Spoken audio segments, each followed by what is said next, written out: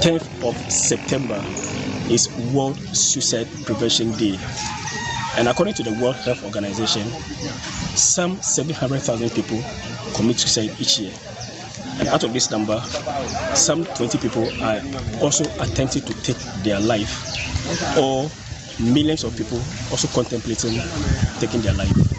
Today, we'll be speaking to some members of the general public to express their views on the issue of suicide and their views about the law that criminalizes the act. We'll also be speaking to some survivors of suicide attempts and find their views regarding the law, their experiences, and their advice to people who may also be going through their situation. Edmond, a 48-year-old businessman and commercial farmer, has attempted taking his own life not once, but 3 times. The reason? Frustrations due to what he describes as life's many failures. The divorcee and father of one attributed his actions to dejection following failures in his life and the many hardships he experienced. You ever attempted suicide in your life? Yes, please. How did it happen? Yeah, it's like out of purpose and then I would say frustration. Simply because what I was expecting in life, I was not getting it. And I thought that if such situation should continue, then the best way is to end up my life. Actually, I sat down and I thought of it for about 3 days. And I took the action. I bought drugs, chemicals that I know that when I take it, I will surely die. So I mix it. To be honest, it was what we call DDT. I mix it with water and then I took it. But I don't know whether it is a miracle or what, it didn't work. And then 3 days later on, I bought another drug that they said is used for killing mouse. And that one, when I was about to take it, I had a call. And the person that spoke with me, I would say it's a God-sent person. After talking to me, I realized that it's like the person preached the word of God to me. So I took inspiration from what she said and I forgo it. And then the third one too, I tried. That one too, I took the drugs. And then the drugs did not work. So I would say all the occasions of attempting, I took the drug, I made the attempt, but they didn't work. So I would say I survived. My surviving is by miracle, or it is the work of God that keeps me still alive. After carefully planning, Edmond acquired DDT, but after taking it on 2 different occasions, it didn't work. After taking the medicine, I went to bed and I was expecting myself to die, but I didn't. There was no reaction like pains, like vomiting, screaming, so that somebody would even rush and then take me to hospital. No. So sometimes people don't believe me when I say I made an attempt of committing suicide. How long ago was this, or were these incidents? The last one was just 2019-2020. And all these were due to hardships? Hardships, economical hardships, and then the level of my life as compared my age and the things that I plan doing that are not being successful. Because I don't like to blow my own horn. I'm a hardworking guy, and I expect myself in terms of social level, I should be at a certain pedigree. Tell us about your family life. Are you married? Do you have children? I have 1 child, and I'm a divorcee. Many people in Ghana try to end their predicaments by ending their lives. While some succeed, others, like Edmond, fail and have to continue living with their problems. Would you say you've gotten over the issues that pushed you to the point of suicide? Yes, please, and I'm ever ready to share my experiences with people, because I've realized that maybe what you are expecting today that you do not have, if you live tomorrow, you may surely get what you were looking for. Auntie Kenny, one of such people, thought ending her life was the best way to escape her many debts. The 51-year-old food vendor, after being abandoned by her husband for giving birth to a deaf child, saw no help coming from any other place and decided to end her life by mixing DDT with salt and drinking it. Misusu. Senior. This second time, please. All right. So she attempted suicide twice. You were watching. Anyway, 51 years. Was his seller, and the age is 51 years of age. All right.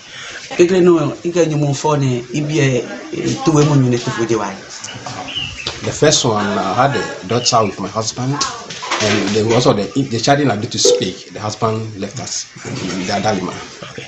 And how long ago was this? That was 10 years ago. All right. So why did that situation force you to attempt taking your life? There was no help from the court express. I can't know about the one boy here.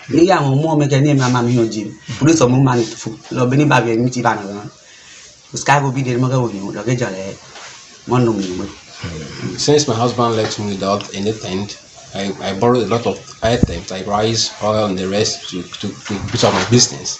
Unfortunately, I wasn't able to pay, so I was harassed by the police and the family that I owned.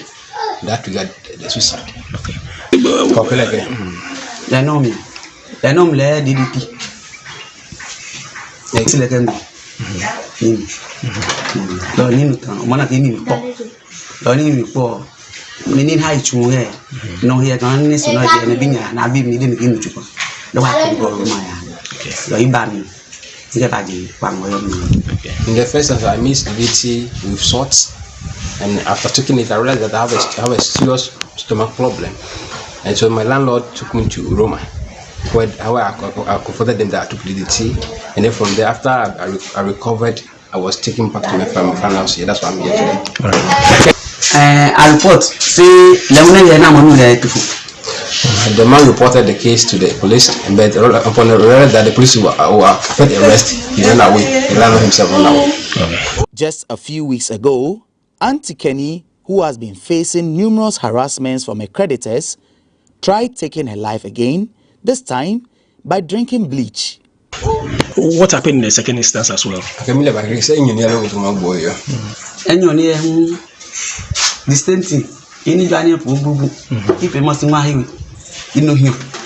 Kogayaki no in no back, you know in no back. That one again, Kanya. I mean, you get too much. Needing a mug. This is Tamu, Bewa, no Gumbe. You need a man like me, the Mepopi. If me make a Janapia, among any free looking back, which him. Kini nega come palm you. If I hear, laugh on the moon, a boom, a free. In the second instance, I own a lot of people. If I'm eating, they are harassing me here and there. My auntie is also critically sick, and I have no help from any quarter. So I decided to take my life to stop all these occurrences. Her brother, 40-year-old Stephen Ode Kwabla, confirmed Auntie Kenny's story. He says he has taken it upon himself to counsel her against repeating the act. When I was caught by one of my auntie, that is my senior sister, that is my sister Kenny, took in some concussions. When I came, the whole family, the whole town was gathered here. So it was in total coma. So we used our local remedy, that is the palm oil, to avert the situation. We worked for almost 30 minutes while it wasn't working. So we called a taxi to come and help us convey her to the hospital. So for reaching the place, we realized that he took in. That was when she regained consciousness. He confronted them. I took that is the name up or the name that is local alkasha and the mix of Parazo. So from that, we realized like, Mr. How do you do this? Before he came up to me that these are the things that triggered her to do that. So from there, we were able to stabilize a little bit. And then the next day we were discharged. Since then, she has been okay. She has been normal now. And on my part, I've been advising her every day on the because I realized that I don't want to keep her isolated. I want to keep her company. So every morning I came to her, advised her, but financially I'm also constrained.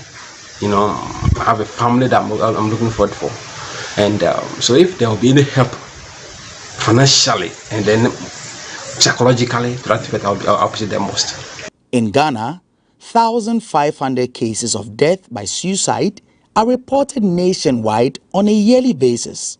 In each reported case of suicide, there is believed to be 4 unreported cases, summing the number of unreported cases to almost 6,000 yearly. The 1960 Criminal Code, Act 29, Section 57 states, "Whoever attempts to commit suicide shall be guilty of a misdemeanor."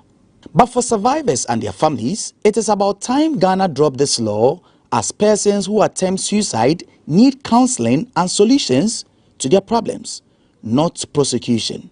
My country opinion is that that law should be in our good books of the land, because we love our lives, we live bad ones, and so if a person considers that kind of thought in his or her mind, that should be catered for and be treated as such, as a sickness, and that needs to be treated. So rather jail the person, you are adding more fire to the issue. So that law should be in our good books at all. Okay. Apple. It's against that law, because since the person in difficulty, you need a support. If the support comes, then this should be criminalized. Law. I don't think that law, excuse my language, is meaningful and sensible enough. I'm saying this that because each and everyone that will have or would attempt committing suicide, per my background, I would say there is a spiritual thing behind it, because it's like something is urging you, something is pushing you to do it, either psychological and whatever. So it's like at the end of the day, the person rather need to be cancelled than rather you persecuting the person and putting the person in jail. I don't think somebody will just wake up, have whatever he wants in life and decide that I'm ending up my life. No, it's definitely something went on wrongly, and the person thinks that because of stigmatization, what people will say in society, maybe somebody might have committed a crime, and thinking that what I have done, what will people say about me if the thing happens and found out in the public domain. And in my situation, for instance, it is not a crime, but I found out that due to economical hardship and things that I was expecting in life, I was not achieving them. So if that be the case, let me kill myself, and at the end of the day I survive, and you decide to put me in jail because of I rather think that they have to give us counseling, and then maybe gather people that have made attempt and survive to come out and talk to people that are thinking or want to do similar thing. That all hope is not lost yet. But what does the general public make of the 1960 Criminal Code, Act 29, Section 57? I think the law is there, but all those who have attempted to commit suicide, now we have not seen anybody who has been jailed. If people have been jailed, we have not seen the number being published. If the law too will be enforced, and also the social welfare people, as far as community organization, the civil societies will also come up and also move around the community, giving much education on suicide. It will also help people not to also go into that area. I think the law will be fully enforced, or it will be beneficial to society if government is doing its part. It's like most people are ignorant, and then you cannot tell somebody that his personal decision shouldn't count, because the person feel like he has tried all possible means, depending on the magnitude of the psychological trauma and the mental torture the person is going through. The person may not be able to withstand it, and therefore you feel like, or she will feel like ending it. Asana be more problem. Konya baloko jika bonya ne jiko ya agbo. Keka abi more problem ka ono ko bina an mecha manaka o.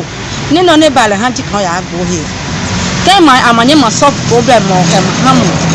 Lasa na mini abanye brought to bo ko lo adane angbo he. Na solve problem mo ka mo ko na si wo ne ba. All right. So she's of the opinion that people who attempt suicide should rather be counseled, and then those whose situations are found to be mild should be punished for not dealing with them, but rather resorting to ending their lives. And those who are found to have genuine cases should be counseled and assisted in one way or the other. So you heard the views of some members of the general public and also some survivors of suicide attempts. To them, people who survived suicide attempts should rather be counseled in the law scrap rather than jailing them. From Odumase Kobo in the Eastern region, Michael Ubete for GhanaWeb TV.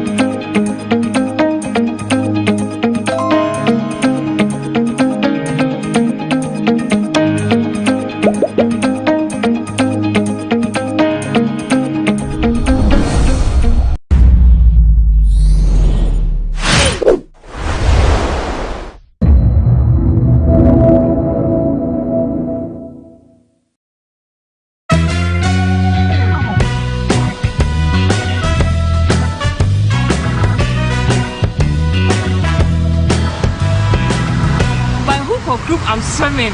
I'm swimming. I'm swimming.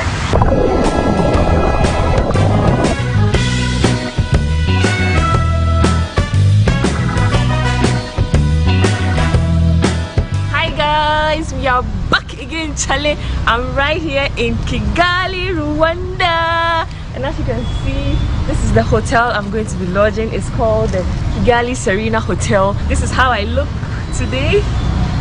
Yay! And yeah, we are going to be exploring this beautiful hotel together with you. My first impression here is Kigali is so neat. The country is so neat. Right from the airport to the hotel, I've been saying this and I'm really impressed. You're coming along with me, so come, let's go, let's explore this place. Let's go, guys.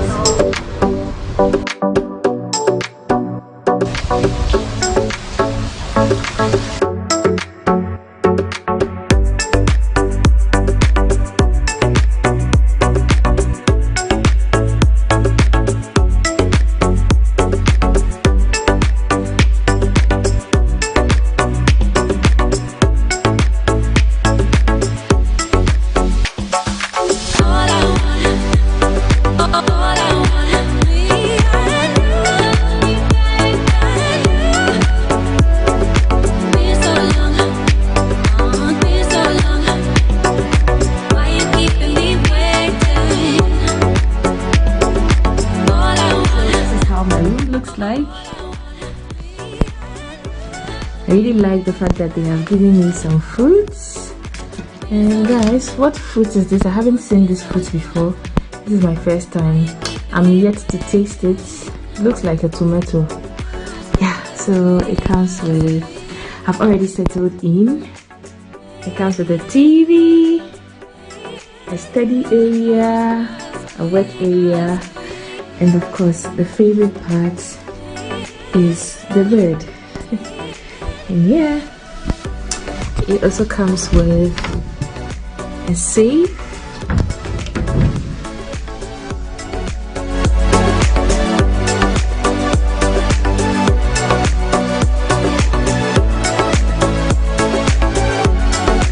so let's go and explore the hotel. I'm really excited about the hotel, so let's go and see how the entire place looks like. Yeah, so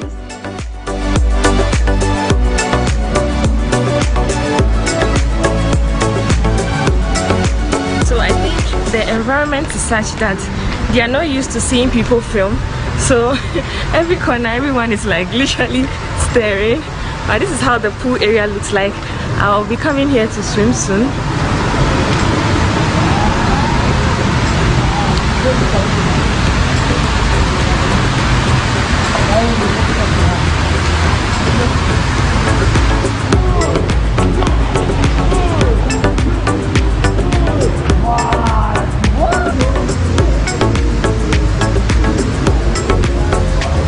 I really like it here. The place is so serene, so beautiful. It's so vintage. Yeah, that's the right word to use. So vintage. The colors are dim and the water is blue. I can't wait to dip myself into the pool. Let me know in the comment section if you like the place, just as I am enjoying my time here already.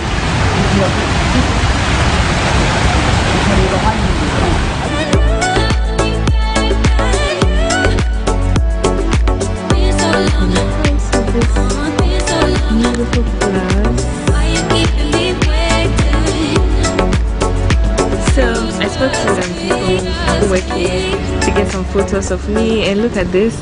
Let me show you my favorite picture so far. I got a nice photo.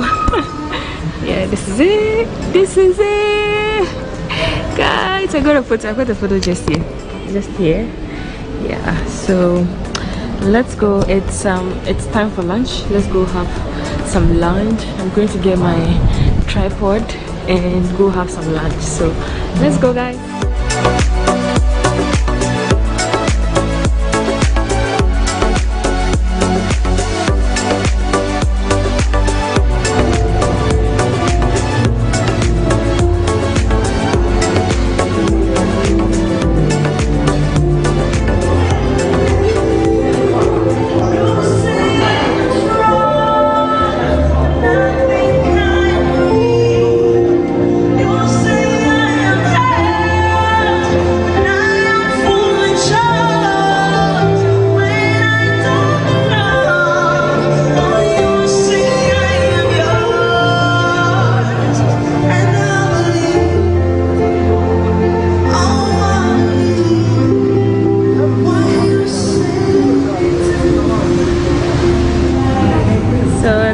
Gonna be my lunch with a beautiful view. Yeah, and there's some beautiful live ceremony in there. So yeah, you're all invited.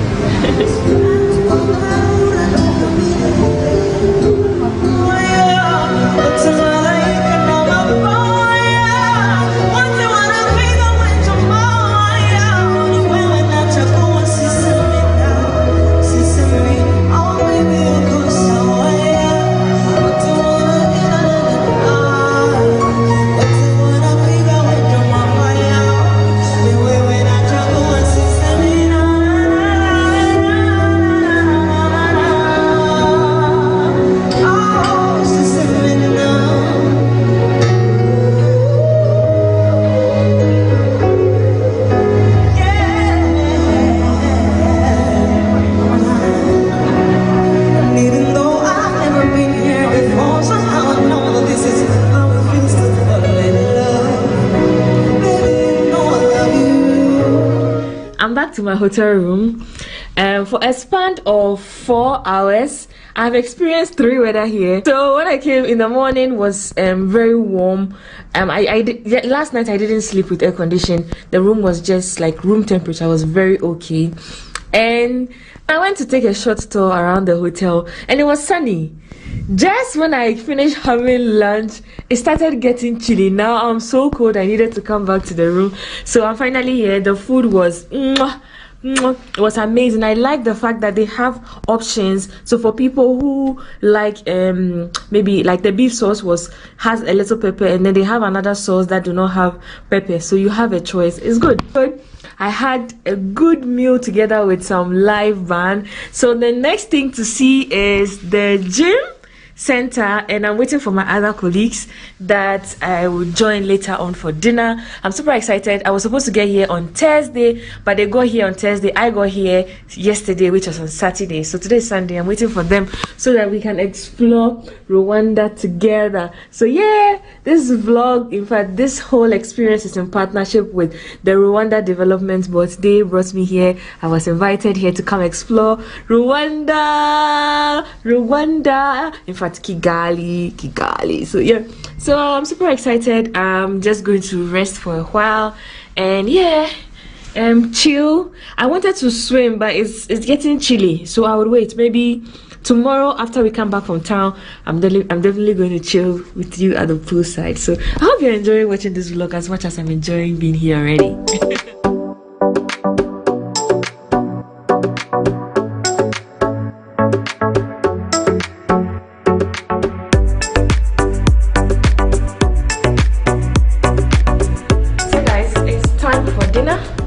I'm going for dinner. I decided to use the stairs this time around, so let's go.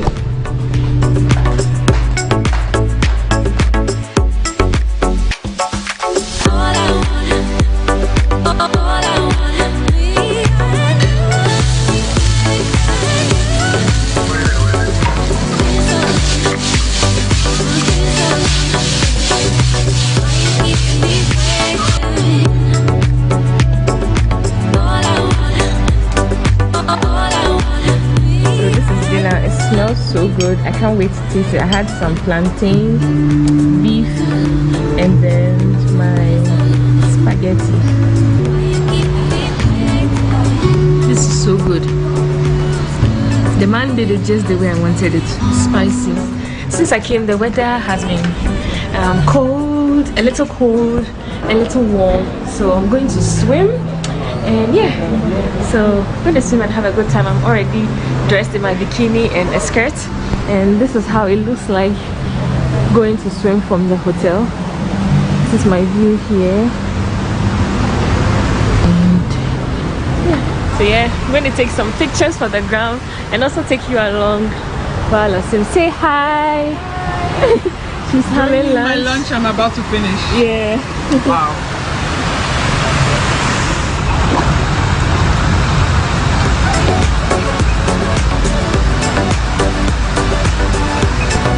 Because it rained about an hour ago, it's so cold, but I mean I'm leaving tomorrow and I have to swim today, so by hook or crook I'm swimming.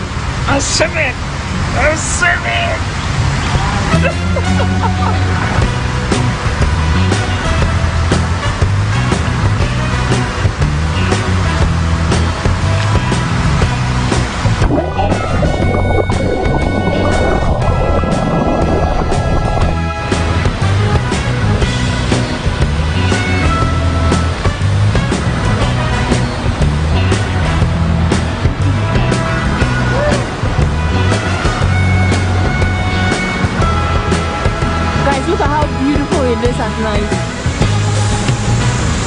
Dude, good to see you. Stella, baby. I've been waiting for you to come and now she's here. Hey, we're gonna turn up times 2. So guys, I was supposed to come here on the Thursday just like them, but I couldn't come because I had other arrangements. And there's one other guy, Kalije from Ghana. And so it's only the 3 of us from Ghana, right? The rest are either from South Africa. You'll meet them soon. So let's go to the gym.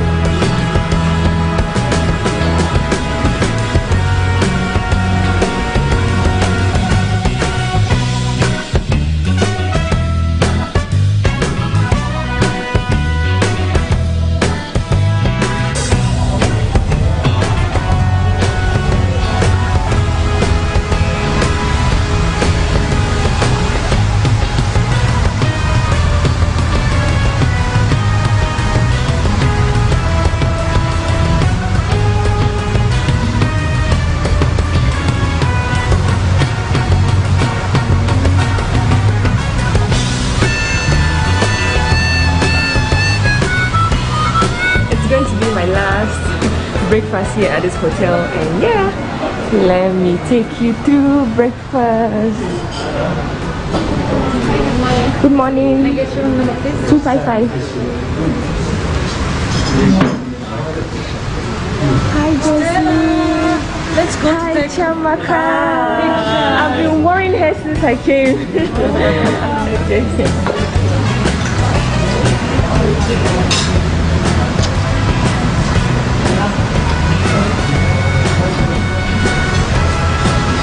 Invited. I really thank God for a perfect weather today. Say hi to Chiamaka. Hi. Funny enough, we've been twinning ever since, and it's so not planned. Yeah, I'm her new sister from Nigeria. That's my sister. Yes. And we're here in Kigali, having an amazing experience thanks to RDB. Yeah. Aww. We're going to leave this hotel soon, and I just wanted to share my breakfast experience. So far we've been having amazing time here. The food has been good.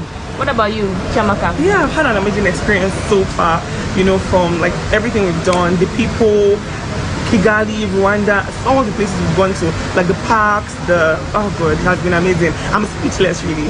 This brings us to the end of this vlog here at the Serena Hotel. It's a very beautiful space, and if you're considering coming here for a week or two a day, I would highly recommend. I had a good experience. The food was amazing, and yeah, the fact that sometimes they had live band, it's pretty cool. So yeah, I'm checking out now, and I hope I hope you enjoyed watching this vlog as much as I enjoyed being here, as much as I enjoyed documenting my entire stay here. Until next time, on my next video, I want to say I love you all. Please subscribe, like and share. Until next time, I love you all. Wow.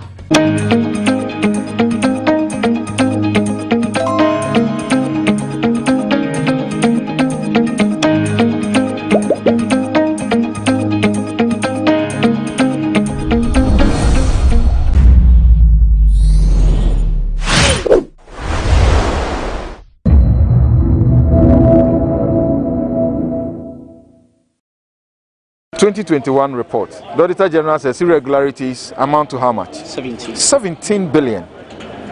Come on. We are going for 16 billion.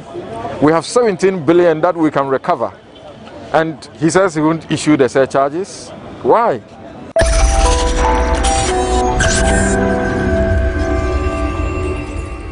Just a little over a week ago, the Auditor General's office released the 2020 Auditor General's report on public accounts. The report revealed over 17 billion financial infractions on public accounts. Today, some civil society organizations have met here at the Efua Sutherland Park to protest against the Auditor General's failure to surcharge and disallow these infractions. This is what we are covering today on Say It Loud on GhanaWeb TV. My name is George AC. We'll be right back after this break. Welcome back to Say It Loud on GhanaWeb TV. We have joined the Coalition for Democratic Accountability and Inclusive Governance here at the Efua Sutherland Park, where they are protesting and asking the Auditor General to surcharge and disallow as part of his audit reports for the year. We will first speak to some of the officials. We understand there is a bit of challenge in accessing the venue for their gathering. So, if you don't mind, we understand you have a challenge with accessing the park. What's the situation? Well, we don't actually understand what the challenge is with whoever is in charge of the park, because we've always known this park to be, a free access kind of area, because a public park. This is the children's park we are talking about. And on any ordinary day, I can walk in here and go and eat. The restaurants are there. I can go and sit under the trees or the sheds and enjoy fresh air without any question, simply because we want to converge here. And we have police permit. The police is actually here to protect us in doing our demonstration. So we are just converging here so that we will march off to go and deliver our petition. But we understand the security man says he has instructions from someone from the Ministry of Gender, Children and Social Protection, that we should not be allowed here. And that's quite funny, because the right for us to converge here is guaranteed not by an individual, but by the supreme law of the land. That's the Constitution. You understand? And this is a public place, for God's sake. It's not like any other place that we need to write permission for. We are not coming to do it. Within 45 minutes to an hour, we'll converge and move. So we don't actually know what the challenge is. But with or without whatever permission that is being said about, we are gathering. The people are still coming, and we are encouraging anyone who is interested, wherever you are, to come and join us. Very soon we'll start marching, and the demonstration will be underway.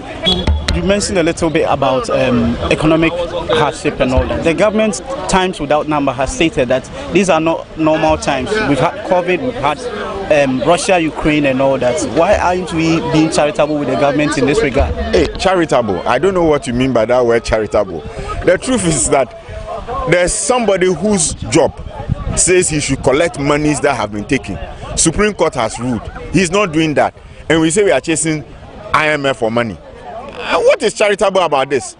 They should bring the money back. And not just that, we should also sanction them. You know how in the port case, they are saying that the rule is that if you don't pay the right amount, you should even be penalized 300%. We should even be penalizing them. Put interest on the monies that they have taken, they shouldn't have taken, and let's make money for this country so that we can run the government and we are not chasing IMF money.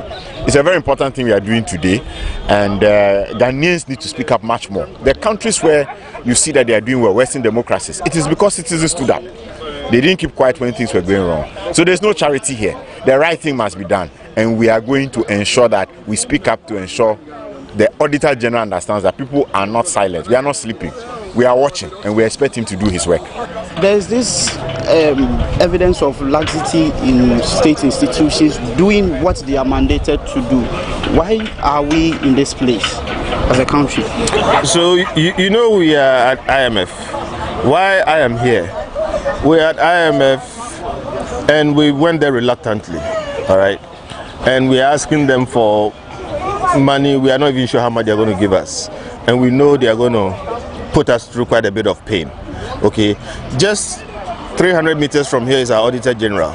He is sitting on over $1 billion of money that he claims he has found to be misappropriated, stolen, mismanaged, and he has authority, power to go and take that money. The people who the money is with, he knows them, and they are walking around in this country. They have addresses, they have jobs, and he's simply not doing the job.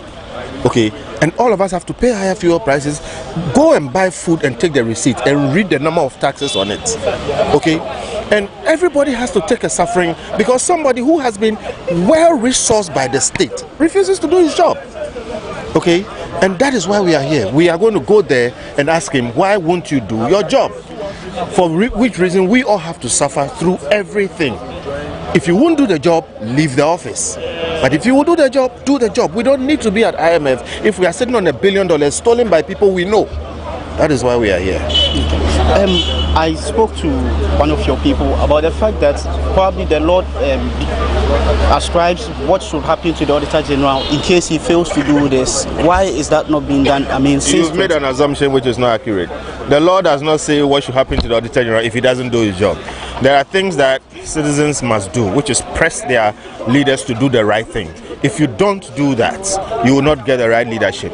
Nobody goes to jail because they are a bad worker. Okay, so the Auditor General is proving himself to be just a bad worker, just an incompetent person, just somebody who does not want to do his job. And we are happy to pay him. He will not be jailed or be imprisoned for that. His bosses who appointed him have to look at his performance and take cognizance of the fact that he's not doing his job and sack him. But if for some reason the bosses are happy with what he's doing, then they'll be happy with, keeping him there. So nobody has legal penalty or criminal culpability for not doing their job. That is why citizens must consistently press them to do their job or leave. If you can't do it, just leave. I've just been informed that what the Auditor General is doing is equal to contempt of court. Do you share in that belief? Oh, certainly, because the Constitution is clear as to the functions and performance of the office of the Auditor General. It's clear what he's supposed to do, and he's not doing that. To add to that, the Supreme Court has ruled that he has the power to surcharge and to disallow, and he's not doing that. And we have precedent where the previous person he took over from did that, initiated that process. So why is he not doing that? All the instruments and the laws that this person had, the former Auditor General had, are available to this same person who has come to power. So why is he not doing that? We don't see the reason for it. And so it leads to speculation and the concern we have that corruption is being legitimized. And that is why we are here, to fight to make sure that we will push the Auditor General to do his job. Mr. Bento mentioned the fact, mentioned citizens advocacy. I believe this is one of them. How far is this group willing to go to ensure that the Auditor General sitting in his office gets to do his job? Well, it's a process. I think what we are doing now is to picket and maybe let the Auditor General sit up and realize that we cannot be taken for granted. But if that fails, we have other options we are considering. There is the option to go to court. We also can petition Parliament to make Parliament realize that it is also not effectively doing its job.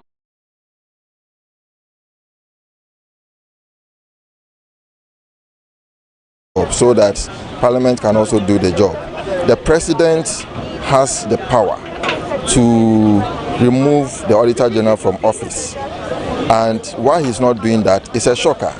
The way he has been protecting his officers and ministers and so on is at variance with what the ordinary people think is happening on the ground. So why is it that the president cannot feel like the way citizens feel? And the president cannot respect the laws as it is enshrined in the constitution and in other existing legislation in the country. So the president should also be seen to be doing, instead of saying that and describing his ministers as outstanding and doing a fantastic job, while the ordinary person sees it otherwise. Why? Why is the variance? It means that something is going wrong, and it confirms the fact that corruption is being supported by the government. And if that is the case, then we are in a very difficult situation, because corruption can lead to a situation where governance is compromised. And when governance is compromised, it can lead to state capture. And these are all issues that can lead to even a failed state. And we don't need to look far to see examples and consequences that are happening in other countries. The coalition, and the protest is in respect of a matter which is of very major national importance. That is to ensure that those who misuse public funds are made accountable. And the Auditor General, as we know, under the Constitution, has a duty to disallow any unlawful expenditure and to surcharge the persons responsible for such unlawful expenditure.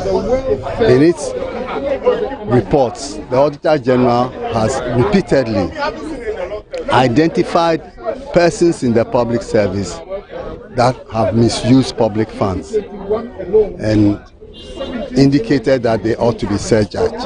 And yet, to date, the Auditor General has not rallied the spine to take that decisive action, which the Constitution imposes on him as a duty.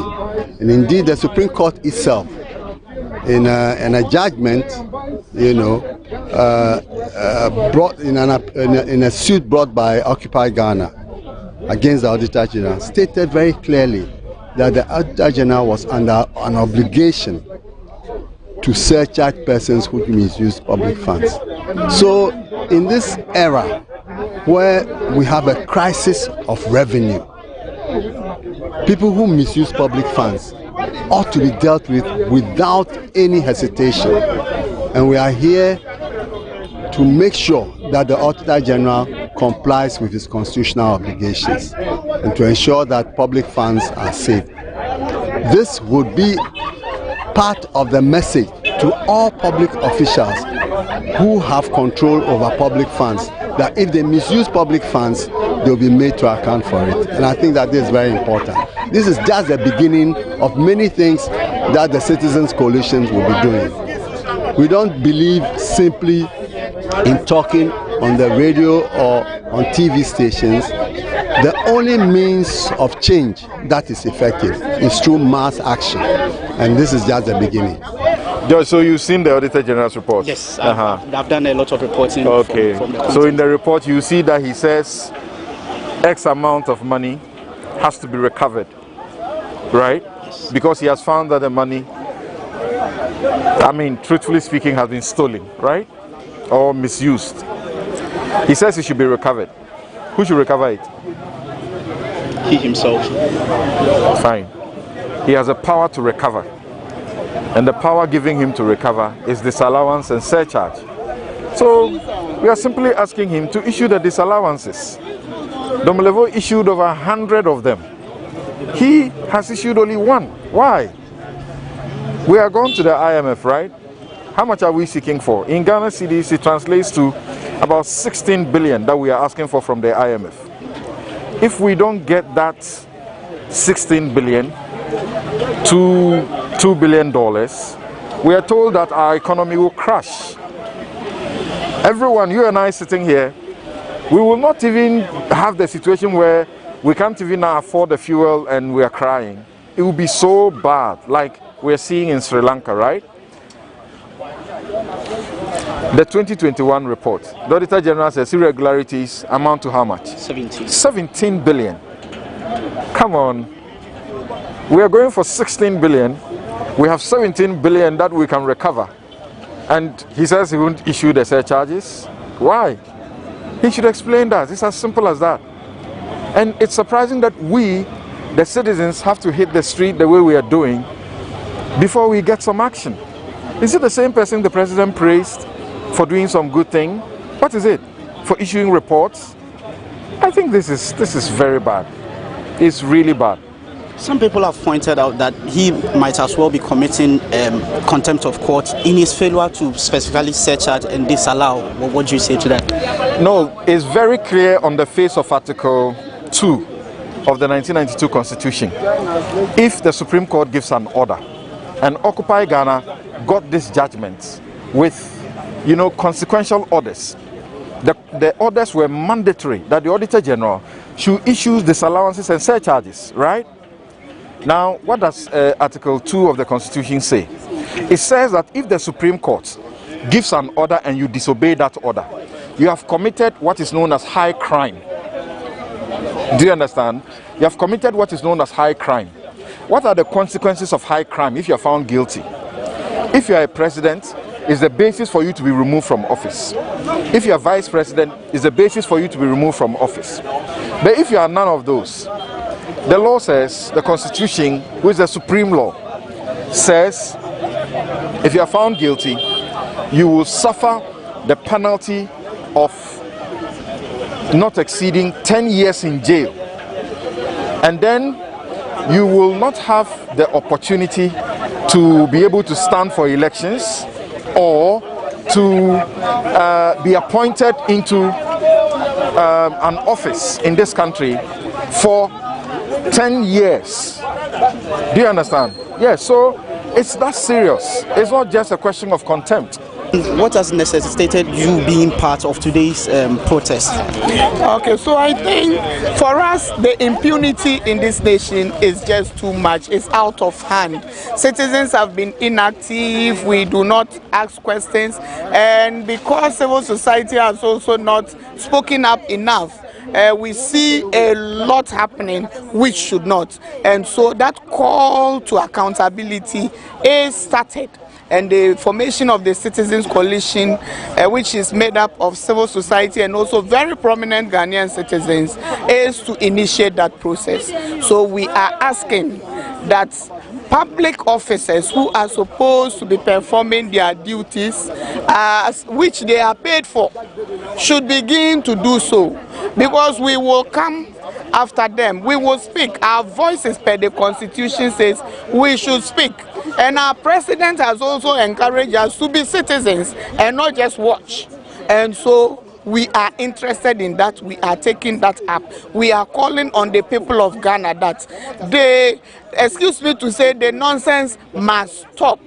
We need to build more schools. We need quality in our education. We need better quality of public services to be delivered to us as a people.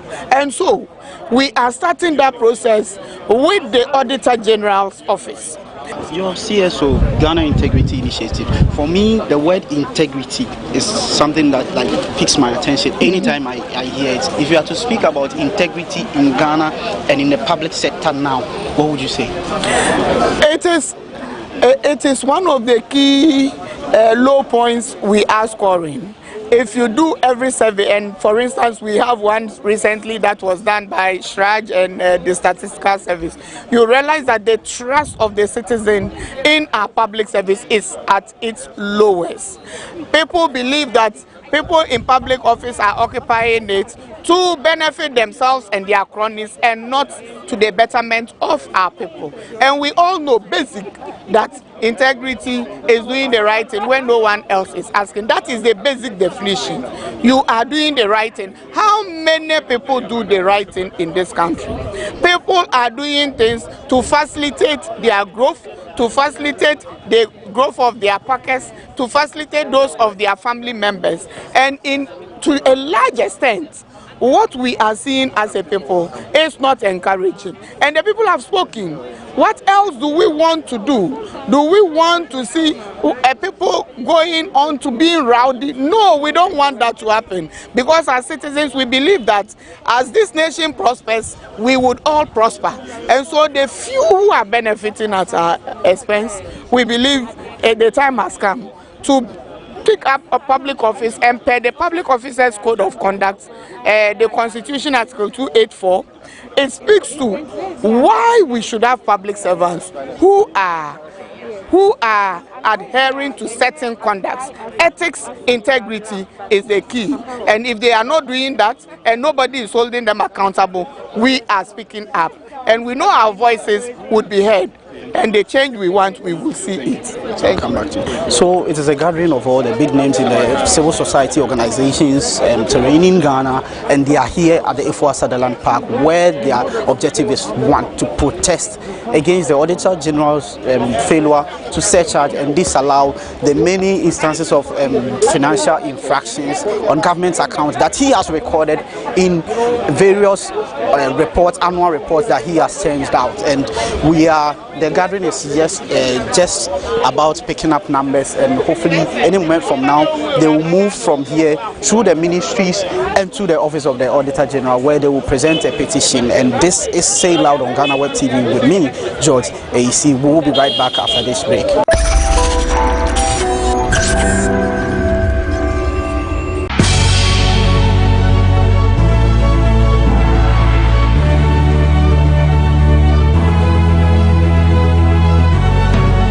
From the dawn of time, people have engaged in several businesses. With the onset of technology and innovation, life has relatively been made easier. By using debit or credit cards, mobile banking. Thank you. And your favorite, mobile money? Tech has indeed married business. On BizTech, we spend time with faces behind known and upcoming businesses in the country. Learn more about the new technologies and innovation, as well as find out about the trending issues in the world of business. Join us as we serve you with a variety of compelling interviews, projects and others right here on GhanaWeb TV.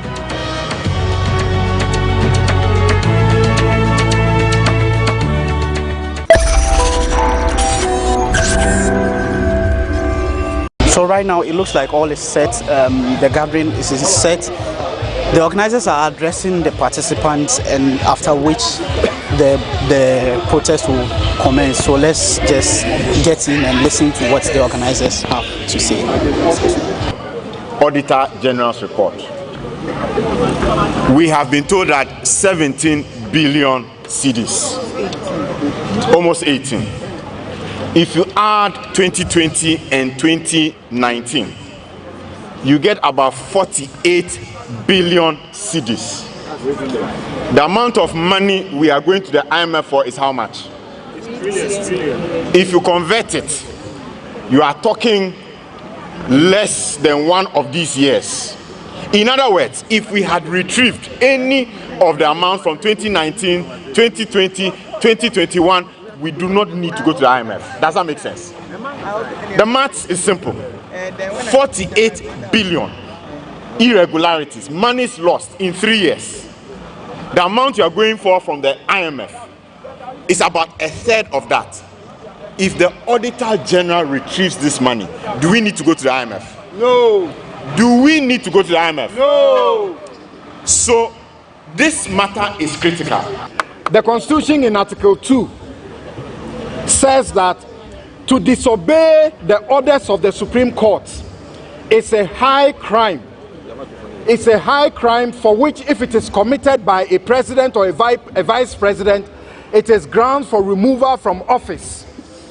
If it is committed by any other person and they are found guilty, they can go to jail for not exceeding 10 years, after which they are not eligible to contest for any public office or to be appointed to any public office for 10 years. We want the Auditor General to know that there are consequences for what he is refusing to do. And no one should continue to ask us that we should go to court. We are citizens. It is our monies that are used to pay you. We cannot use our own private monies to go to court to compel you to do the things that you are supposed to do. Simply issue the said charges. If people disagree with you, they will go to court. When it was issued against Yao Safo Mafo and he disagreed, he went to court and he won. When it was issued against people like Sylvester Mensah, they went to court, they won. Issue it. If they disagree, they will go to court. If the court vindicates them, let it be so. Daniel Domolovo, in a very short period, issued over 100 of the surcharges. You have no reason not to continue to issue surcharges whilst the country is suffering. We are bleeding. We have been told that by December, if we don't get this 16 billion that we are seeking from the IMF, this economy will collapse. Already we are suffering under the weight of this situation. Please issue the surcharges. 17 billion is sitting there. 2021 alone, 48 billion, 2016 to 2020 is sitting there. There must be consequences for wrongdoing in this country, and the right signals must be sent. Exactly. That's all the Citizens Coalition we are saying. Thank you. Thank you. So it is the Citizens Coalition's protest against the Auditor General's office, demanding that he exercises his mandate to surcharge and disallow. And as you can see, there's a lot happening here. And that is Lawyer Martin Kwebu in your short. Council, good afternoon. The weather is not very good, but you're still here. Yes. Why is it necessary that you are defying even the weather? We are here to motivate and encourage the Auditor General to issue more disallowance and surcharge, full throttle. He should go full nyanya. Okay, he should start issuing. Yes, on disallowance and surcharge, because his own report shows that billions of Ghana cedis are with our fellow citizens, both tax, public officers and private citizens. So we want all the 17 billion mentioned in his audit report for 2021 recovered. Then we can go to the previous years. Okay, so 2021 report, the irregularities, okay, amount to 17 billion. 17 billion, that's what we want recovered, and the previous ones. In actual fact, if you put them all together for the past few years, it's about 48 billion. If we get all this money, we don't need the IMF. We don't need the IMF if we get our 48 billion. So we are here, as I said, to make sure to encourage the Auditor General to deploy his powers fully, okay, 200%, so that we can recover the money that is with the people. We are talking about a law that bestows some power on the Auditor General. Now there is the belief, or there is a notion that the Auditor General, by failing to do this work, is in contempt of the Supreme Court, which issued a ruling in the case of Occupy Ghana in 2017. Yeah. What do you say to that? Yes, of course. That's what I believe too. Because the Supreme Court said that the Supreme Court made it compulsory that once he sees that any public officer or private citizen has breached the law in terms of their accounting laws, that's keeping money, failing to pay taxes and all that, he should surcharge. It's compulsory. It's a must. The Supreme Court says he must. So if it's not doing it, obviously, we will say it is contempt. And so, as we speak now, he has issued only one. And we are saying one is too small. It's infinitesimal. You know, them level issued over 100. So we want the Auditor General to ramp up the speed. He has to redouble his efforts. That's it. Okay, so that we can recover all the money. Thank you, sir. We'll come back to you. Yes. So that was Lawyer Martin Kwebu, a legal luminary in Ghana, and he has also shared the belief that the Auditor General is in contempt of the Supreme Court by failing to issue the surcharges as ruled by the Supreme Court in 2017 in the case filed by Occupy Ghana. And so they believe that, well, he calls it a motivation. They are here today to march, to motivate the Auditor General to do his constitutionally mandated job. And the protest, as you can see, is happening. The placards have different messages. Will be citizens, as they call themselves, and they are saying things like, Auditor General, show your powers, obey the Constitution, Mr. Auditor General, surcharge and disallow. Let's not settle for less, and so on and so forth. But then ultimately they are asking for one thing. They are asking the Auditor General to exercise his constitutionally mandated duty, surcharge and disallow for the various financial infractions that has been recorded on government accounts all over the years, which has resulted in a collective of over about 50 or 47 billion Ghana cedis being lost. And they believe that even when this is done and done properly, there would not be any need for government to, as a matter of fact, seek the IMF's bailout, which is currently being sought. Government is looking at raising between 2 to 3 billion, which is actually around 16 billion Ghana cedis. And they say that this falls even short of what the Auditor General has recorded as financial irregularities for just the year 2021 alone, which is about 17 billion Ghana cedis. So that puts into perspective the seriousness of their concerns, that if the Auditor General should recover what has been lost by the state for just 1 year, it should be enough to bring the country out of the current economic challenges. So we are still following the protest. This is still Say Loud on GhanaWeb TV with me, George AC.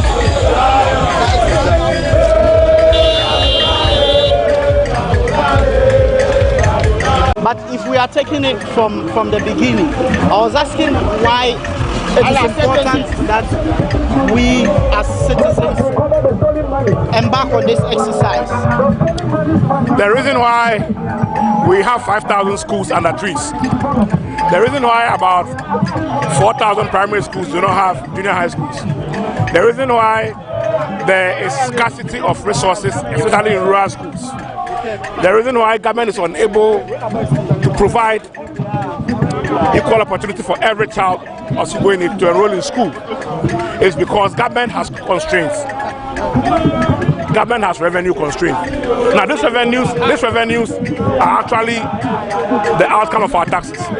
So if we are paying taxes and the taxes are not being used well, we should be concerned that the taxes that we are paying through our sweat and toil are being misapplied, and they are not being used judiciously to deliver quality social services to us citizens. So in that case, citizens must rise up and remind the institutions of state responsible for ensuring that our taxes are used judiciously, responsible for ensuring that anyone that misapplies our taxes face necessary sanctions are working. And the foremost institution in this case is the Office of the Auditor General. That's why today we are engaging the Auditor General that in the past 3 months we have written to him severally to disallow and surcharge. 2019, 2020, 2021, 3 auditor reports, no action. You are just reporting it to us. Okay, 80 million has been lost, so what? Our interest is not about reporting misapplication of funds and corruption to us. Our interest is reporting that as a result of X and Y amount of money being misapplied, we have been able to recover X and Y. That's what we are interested in. And we want to remind the Auditor General that it is his mandate in the Constitution, and it is a mandate as reinforced by the Supreme Court. And we are prepared to support him to pursue this particular agenda of disallowing and surcharging all unlawful expenditure as contained in his own report, not anyone's report, his own report. So the petition is in this envelope. We had an attachment which is in an Excel. We have taken time to even extract some of the potential cases of surcharge which we want to work on. So we would send that by email. These days we are doing technology, so we shouldn't have any problem with that. But now we want to hear from them. Because we have been at least corresponding for a little while, what do they have for us? So that we can be reassured that as citizens, we can protect our city. In these IMF days, we should not leave one city behind. Never. Every city should accounted for. So please, maybe I don't know if PRO will introduce. If you introduce who is receiving the petition, and then the audit service can say something. I acknowledge receipt of this petition on behalf of the Auditor General and the Audit Service. You know, I want to thank you for coming and the peaceful manner in which you have exhibited this demonstration. We want to assure you that we as Ghana Audit Service acknowledge and in fact agree to all what you are doing. We have a common goal that we need to fight to make sure that every city is accounted for. That is why we have actually exposed and publicized our reports. We have agreed with management for another meeting somewhere on Friday where we'll sit down and agree on the way forward. So on behalf of the Auditor General and on behalf of every Ghanaian, I want to thank you for drawing our attention to this and to assure you that all the concerns that you have raised will be addressed. Thank you very much. Thank you. So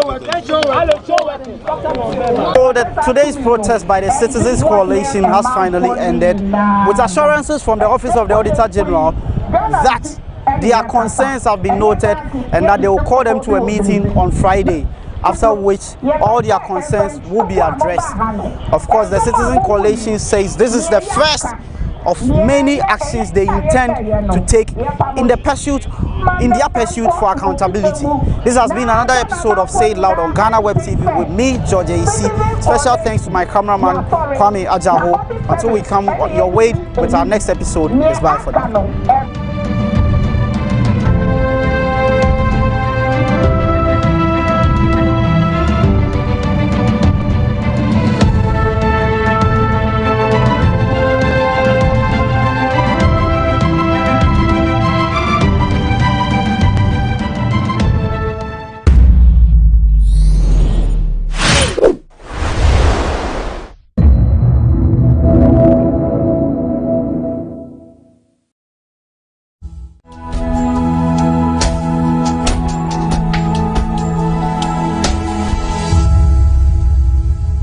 Invited guests, the media, ladies and gentlemen, good afternoon and welcome to the Ministry of Information.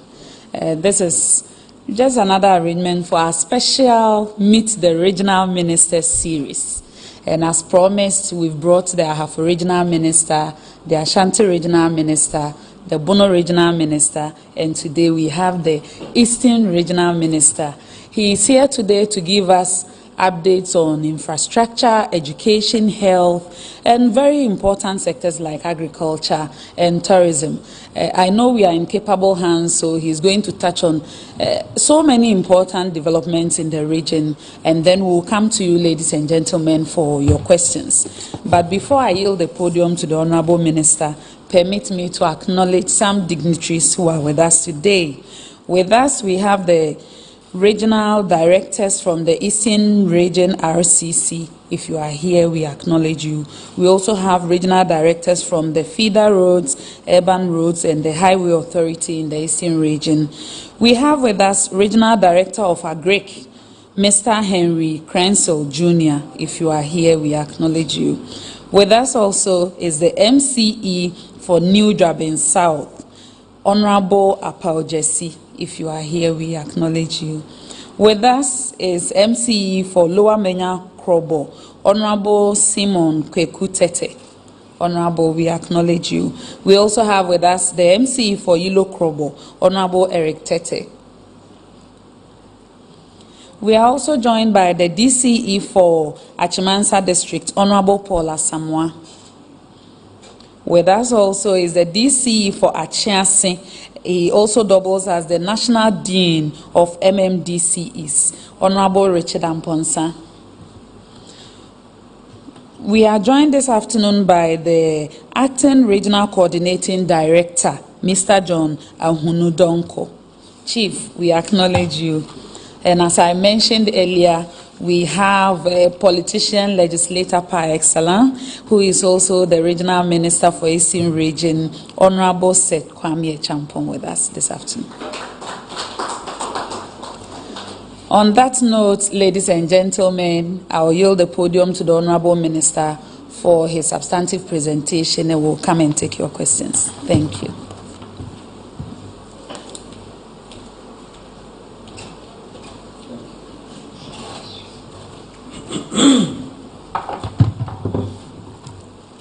Good afternoon, Honorable Deputy Minister of Information, my only sister, Fatima Abubakar, my colleagues, MMDCs who are with us here, our Regional Coordinating Director, directors from the Eastern Regional Coordinating Council,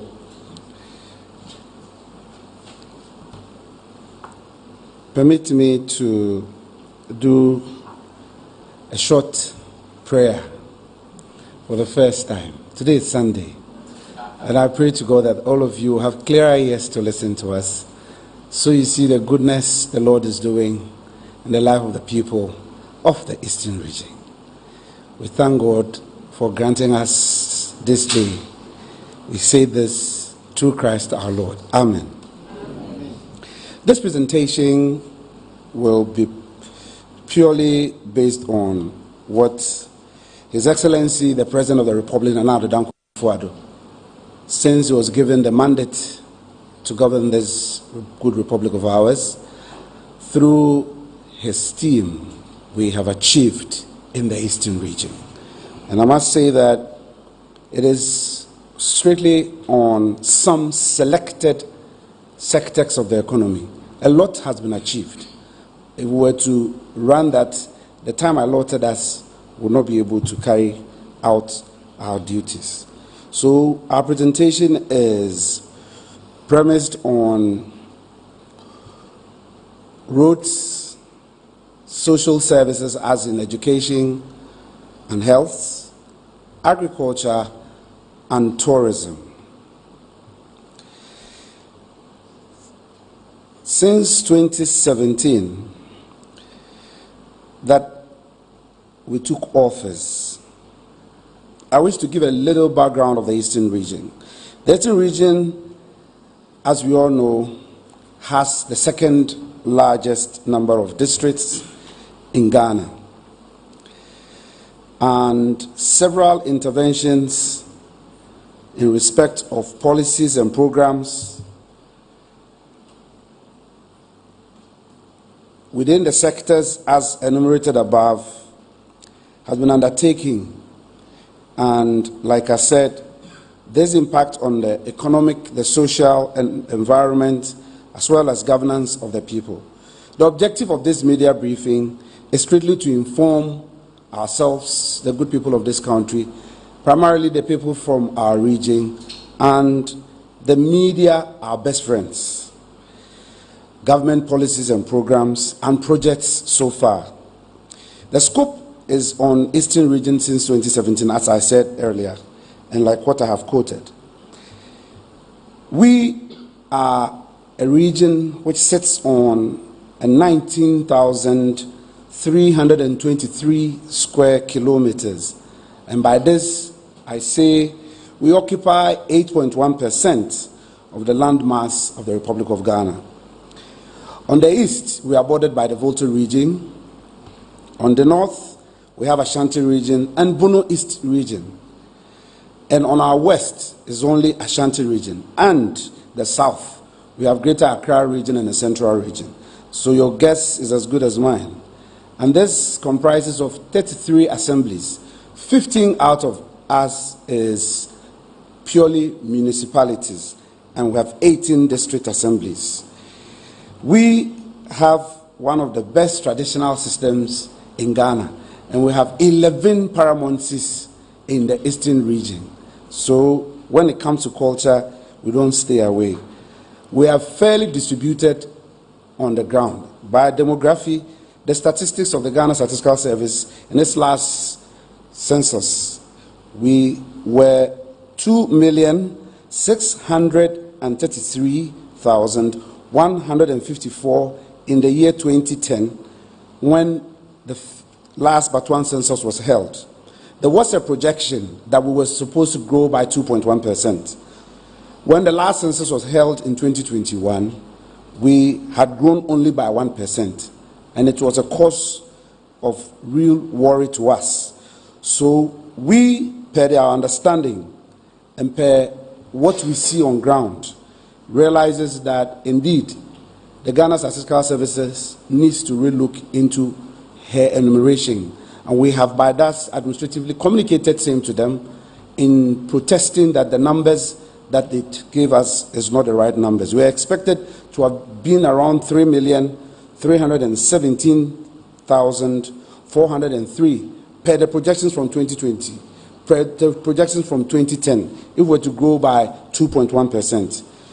As a result of that, the current statistics give us a 49.1% for female in our population and a male of 50.9%. And our urban population is 51.4%, and the rural population is 48.6%.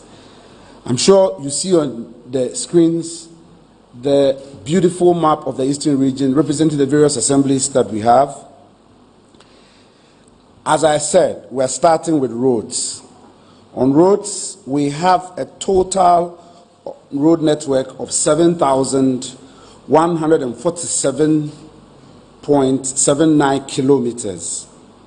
So far, out of this road network, we have awarded for contract a length of 5,404.79 kilometers. And we have fully completed 1,487.62 kilometers.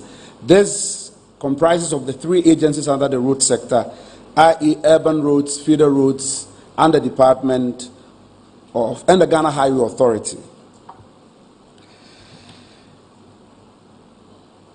Under urban roads, we have seen some rehabilitation works, and we have achieved 101 kilometers of roads under the road fund, an asphaltic overlay of 100 kilometers under the road fund, and we have maintained 5 kilometers under cocoa board, totaling 206 out of a planned length of 941 kilometers.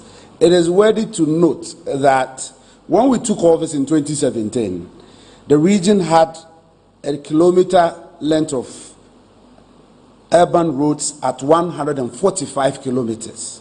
So when we look at what we have added since 2017 at 206 kilometers, we have gained 142% of increment in respect of urban roads infrastructure. A breakdown is as we find on the screen. We've done roads in Ekropon, we've done roads in Nkoko, we've done roads in Etiwa East and West, we've done roads in Brim Central, we've done roads in Efijase, we've done roads in Koforidua, we've done roads in Chebi, all of it. That gives us the 206 kilometers, as I stated in my summary earlier. We have done some asphaltic overlays as well in most of our municipalities. And here, these are Koforidua and Efijase towns, the Buakwa South, Ekropon town roads, Peduase town roads in the Krapim South municipality, and Suhum town roads. We have also done some in Brim Central, which is Achimodan in particular, then Chembo of Akwetia, Asamankese West Achim, and Etiwa West. And here we are glad to report with some pictorials, as you may see. This, as is being rolled, you find town roads in Kade, in Koko, Okre, Suhum, and Yinem Kwabe, and these are all urban roads infrastructure so far. Since 2017, government is able delivered to the people of the Eastern region. I dare say that under urban roads we built some bridges, and that is also there for us to see clearly there. We've done some 2-number check bridge modular steel at the Efijasi, Asokore, and Chebi in the Ebuako South municipalities.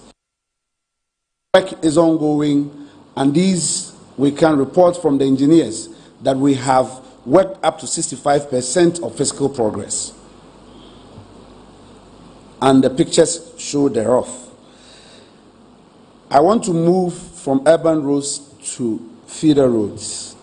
And on the feeder roads, it is worthy to note that we have a planned road network that we have already started work on at 4,034.44 kilometers.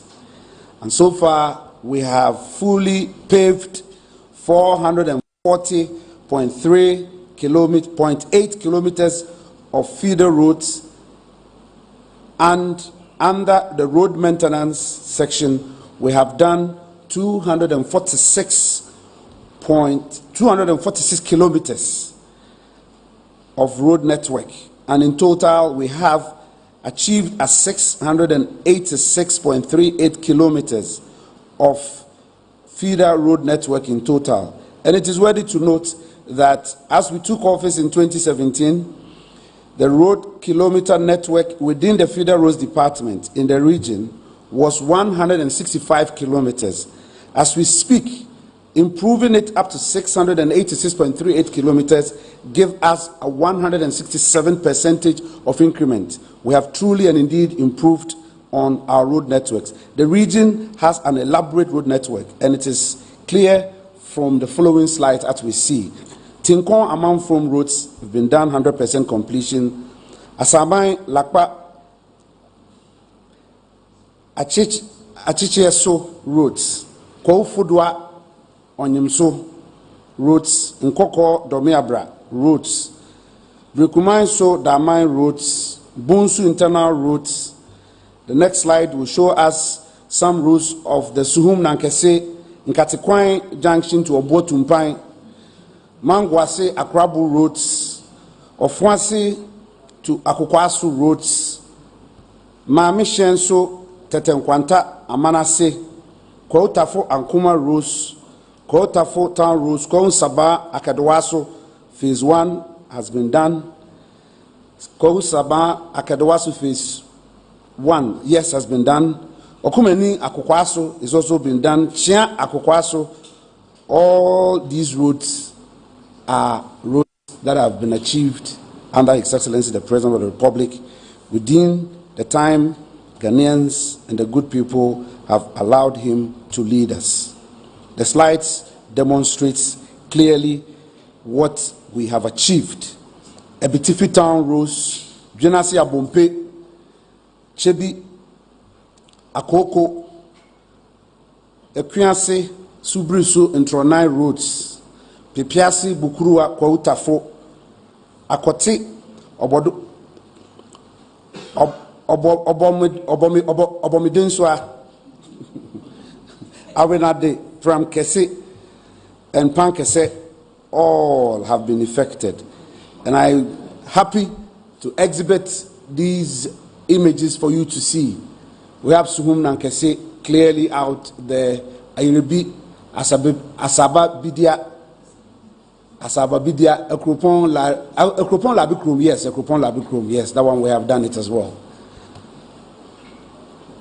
Mangwasi Kukua, Akrabo, Amenshia, we have done all of them.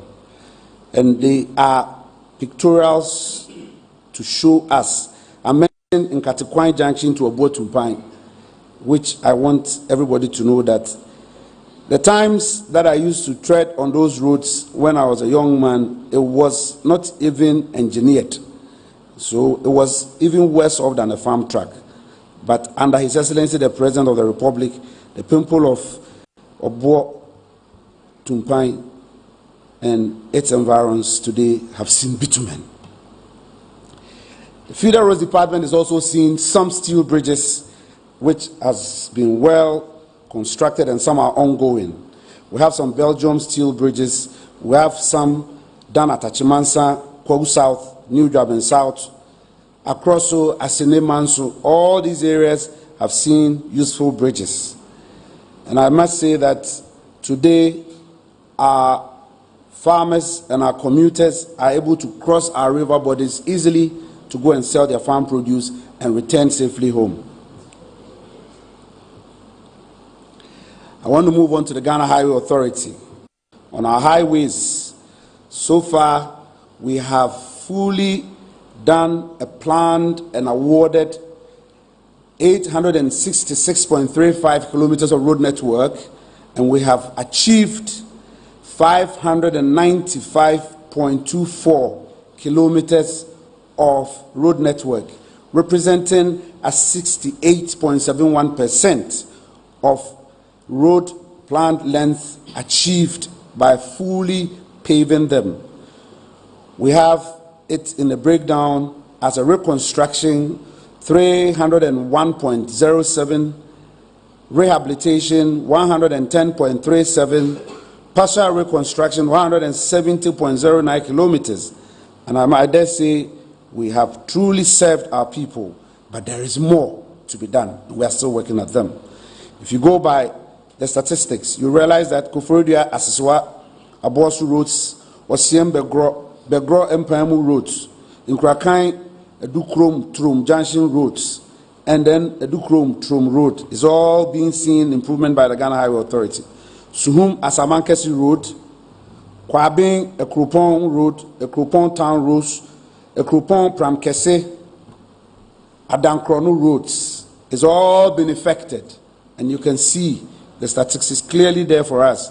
Kwabing Abomusu, Esiom, Subi, Kade, Achim Da, Achiase, Amanfupon, Achim Swedro, Achim Odan of Wasikuma, Etibie Paragliding Road, all of it has been undertaken by His Excellency the President of the Republic.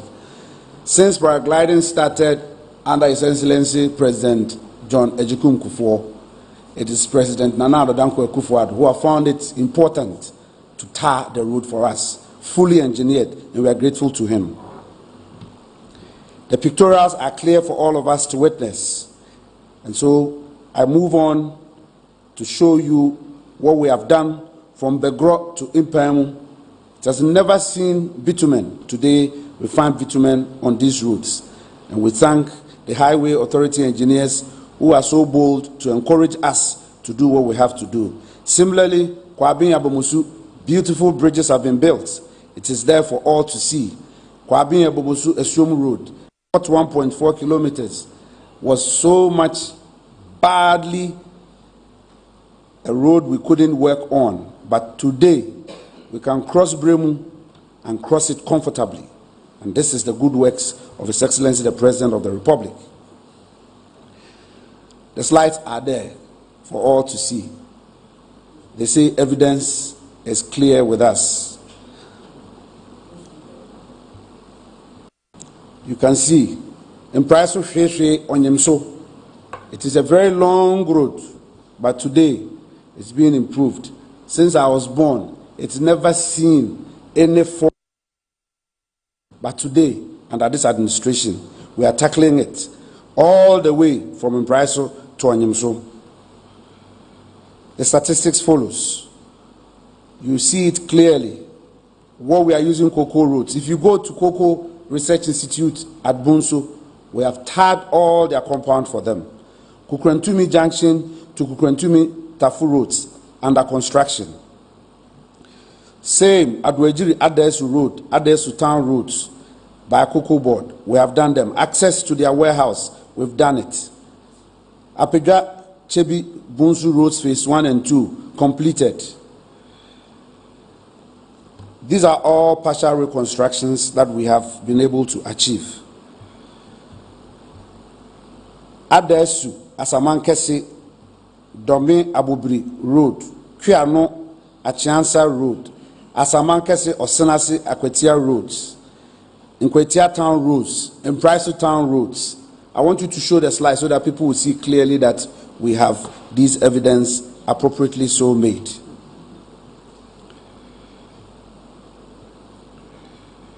Rehabilitation. slide 70. And this is clear. I'm so happy when I saw the Okonya Bridge, beautifully done by the Ghana High Authority under His Excellency the President. This is the road that takes you from Akuse to Somanya. A beautiful bridge, fully constructed, 100% complete. We thank the President and his visionary team, helping Ghana to improve the infrastructure base of the economy.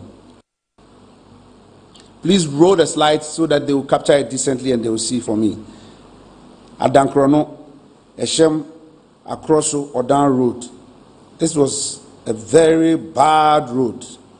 When I was sent into the region, after taking over from my senior brother, Eric Kwachida, for the former regional minister, I couldn't even travel on that road with my vehicle.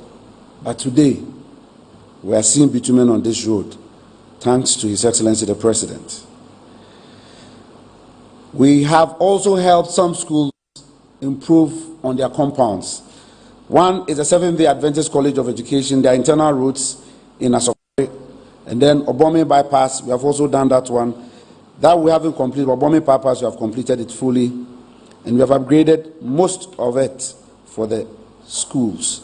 So students are enjoying the training college in Asokore. This road was started by His Excellency President John Ejekun Kufuor. And when NDC took office, he called it the Gang of Four. This is the NSIS. Exiting from Amasamai and entering Sapema into the eastern region. It takes off from Kwafukrum to Apija Junction. This administration has seen to it that it's been dualized. And the evidence is there for all to see. When we walk our talk, we want people to see the evidence. I'll move on to social services. I think I've done enough of the road infrastructure, but we still have a lot of road network because the region, like I said earlier, is very well elaborate in terms of road network because of the nature of our region. If you look at how our boundary is stretched and how we are spread on the south of Ghana, you can tell by yourself. I want to zoom to education and show what we have done in education. So far, through the able leadership of His Excellency the President in introducing the free senior high school, enrollment from basic into senior high school and TVET has moved beyond astronomical numbers in the region. Public schools today have an enrollment total figure of 744,652, and private schools have 206,274. In total, we have 950,926 pupils and students in both private and public schools, almost 1 million from basic, that is kindergarten, to SHS and TVET. And we have improved in the number of schools. We have gone in public schools up at 5,239 and private schools 3,100, and in totality 8,339 schools. The free senior high school increased in enrollment from the 2016-2017 academic year to the 2020-2021 academic year, which we all know of, have seen an increment of 46.12% in the region. The table is clear and the numbers are evident for all to see. In infrastructure, I can say we have equally done the needful for that social sector. This is an evidence of a dormitory for the boys, a 2-story dormitory block at Akroso in the AMA District Assembly. At SEM, we have a 12-unit classroom block from the Manya Krobo Senior High School, which is also exhibited out there on the screens for us to see. If you come to Ibuakwa State College, we have a state-of-the-art 2-story, 12-unit classroom block as well, fully exhibited nicely there. A 15-unit classroom block at Ukrapiman Senior High School in the Krupon on the mountains. We have a 14-unit classroom block at Bipon Senior High School on the Kwao Mountains. 3-story dormitory with an 18-seater WC and bath at Nkwetia Senior High School, still on the mountains. Oforipeni Senior High School is also seeing a 12-unit classroom block. We have completed a girls' dormitory at Achim Swedro. We have equally done same an assembly hall for the same school. We have done a completed science laboratory at Ayrebi Senior High School. We have at St. Martin's a very beautiful 24-unit classroom block as well. And when you come to Achimasafo, equally we have a 12-unit classroom block beautifully built there. We come to Koforidua, our regional capital, at Pentecost SHS, a 15-unit classroom block beautifully constructed there. An 8-unit emergency dormitory at Koforidua Senior Technical School is also been done. Akokwasu Senior High School has seen a 2-story classroom block as well as a girls' dormitory fully completed by this government. If you come to the new Rabies North municipality, Oyuko Methodist SHS, a 16-unit dormitory block fully completed. Same municipality at Efijasi, a 12-unit classroom block for the Ghana Senior High School. A completed assembly hall for the Krupon Blind. And Ebri Girls is also seen a completed teachers' quarters for them as well. I'm here to report to you that STEM education is one of the major programs and policies this government embarked upon under the educational sector. And under that, Eastern Region is proud to report that in 2019 and in 2020, our Manfi girls won the World RoboFest competition, and we say Ayuko to them. They did not just end it there. Manfi girls also came third at the Renewable Energy Challenge organized by the UNDP. And the Brew Girls is currently participating in the first Global Challenge International Robotics Competition this year in Geneva, Switzerland. And we have fully completed a state-of-the-art STEM school at Abomusu in Etiwa West District Assembly. A very beautiful edifice for all to see. A fully completed STEM school. Fully, you see it out there. The pictures are clear for all to see. All in building education for Ghana. We have equally completed a TVET center at Achim Enyinem, and we have completed a technical institute at Kitasi, very close in Ekwapem South Municipality. I'm so happy to announce to this gathering that when the University of Environment and Sustainable Development was named under the SWAL administration of the National Democratic Congress, this new patriotic government led by His Excellency Nana Addo Dankwa Akufo-Addo has come to put life into the enactment we did in Parliament at the time. And the pictures I'm rolling out are the investment this government has rolled out in making sure that the university become a fully fledged university. And recently, we invested the Vice Chancellor and the Registrar by this administration. We thank Nana Addo for his visionary leadership. This is what we call walking the talk.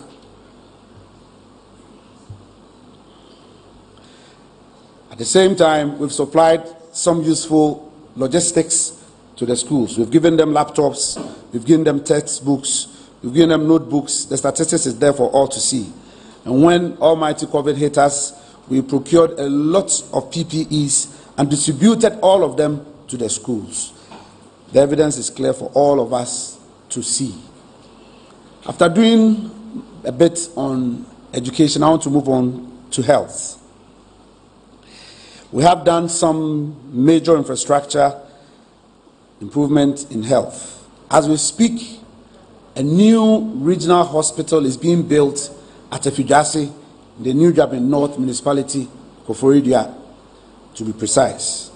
It's modernization.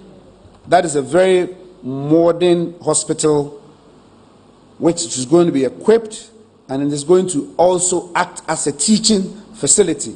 So we are not only going to have a regional hospital, we're going to have a teaching hospital. So very soon, you'll see medical students also school in Koforidua, because that is what the president, a visionary man, wants for the people of the region. At the same time, we've had modernizing and equipping of some selected health facilities. The Tibia Government Hospital, where I was born, have seen a 91% improvement in the facelift by this administration. Kibi District Hospital was not left out. The Tekwasi Memorial Hospital at Mampong was not left out. And Ebri Kum is also not left out. A beautifully constructed, state-of-the-art district hospital has started off and in full 100% swing is at Somanya.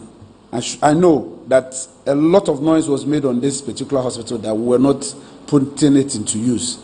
Today, the evidence is clear. I know that my colleague, the chief executive, is here. If you want more information, if I'm the one lying, the pictures will show. You see clearly for yourself. At the same time, we have projects on supply contracts for 5 40-bed hospitals in the region. And these are going to go to Jumapo, Kwabin, Nkwetia, Edukrum, Achiase, Enyinem, Enyerisi. We are doing 5 for Jumapo, Kwabin, Nkwetia, Edukrum, and Achiase. They are all under various stages of progress. Jumapo is 40%, Kwabin is 41%, Nkwetia is under 40%. No, Nkwetia is 40%, it's not under 40%. Edukrum is also 40%. Achiase is 41%. Enyinem, we are doing a trauma hospital at Enyinem and an accident emergency center at Inyerisi. And these are both at 23 and 20% progress, respectively. We have done a couple of CHIFs community-based health planning service centers at Ahankresu, Achimmampong, Tiawia, in Sutem. And these are areas where government have fully completed the CHIFs compound, 100% all. I want to buttress these statistics with some pictorials. So I'll roll to you. This is the still pictures of the Koforidua Regional Hospital that I just spoke of. And that is work in progress. His Excellency, and that is the Ebri one, state-of-the-art, beautiful edifice there.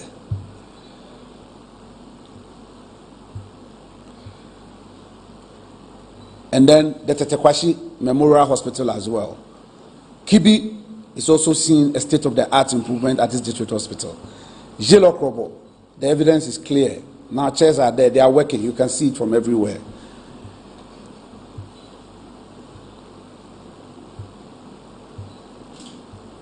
The NRC one is on. The Nyinem Trauma Center is also on. The Tiwa Kwabin one is also ongoing.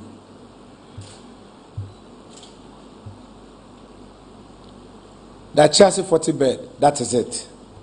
Thank you very much. And then the Dukrum 40-bed hospital. And then in Kwetia, 40-bed hospital. All is clear. Achim Asene, we have it at Manson. We have it there, beautiful hospital there. These are the CHIP compounds. Achim Mampong, in Suta. Achim in Suta. That is in Sutem, yes, thank you very much. And that is Achimda. That's the medical laboratory which we've completed at Achimda Government Hospital. The next slide, please. Thank you very much. When this administration took office and we said we're going to modernize our systems and digitize our systems and make sure that communication went effectively and smooth, our detractors felt we were lying. We said we're going to introduce a drone service. They said we couldn't do it. Today, I am here to report to you that the drone service at Omenako is serving the people, and I'll give you shocking statistics. We are serving 32 districts out of the 33 districts in the region. And we have a total of 535 health facilities that we serve. As we speak, we have delivered a whooping 36,614 services to all these health facilities. And these ranges from medical, blood, vaccines. And so these three products are what we are using the drone service to serve the community. And in total, you'll be surprised that we have done 566,700 product deliveries in the entire space. And this tells you how effective our health system have been improved. I wish to show you signs of the drone takeoff at its station. And this is a very beautiful zipline drone exercise. And this is all happening under the social services sector of His Excellency President Nana Addo Dankwa Akufo-Addo's administration. The next slide, please. As we speak, when COVID came, we all know what happened. We have so far vaccinated 744,882 people. The number of persons who received one dose of vaccination are 1,073,584. And those doses that we received in the region were 3,388,549. This is by the Ghana Health Services statistics. And doses that we used was 2,026,206.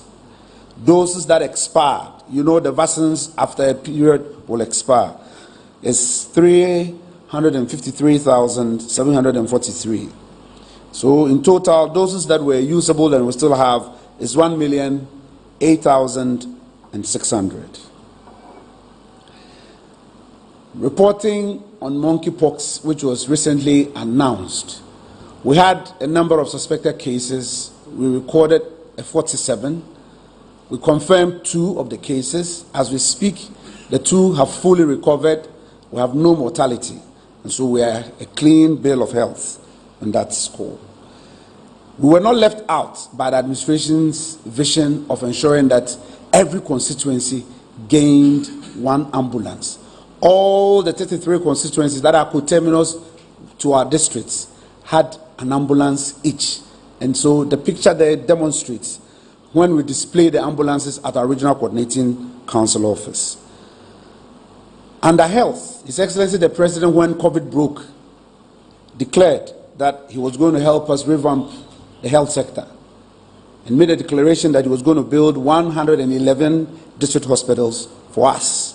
Indeed, in the region, we are favored to have 7 district hospitals under the Agenda 111. They are currently undergoing construction, and they are all at various stages of completion and within construction. We have Abomusu in the Tiwa West District. We have Manso in the Asene Manso Akroso District. We have Achim Swedro in the Brim South District Assembly. We have Ofuase in the Achimansan District. We have Adesu in the Upper West Achim District. And we have Atimpoku in the Sujaman District. That is being built at Akpegesu. And then the almighty Kowa Fram Plain South, Tiase. The pictures that follows shows progress of work on these Agenda 111 facilities. Please, you may roll the slides for me.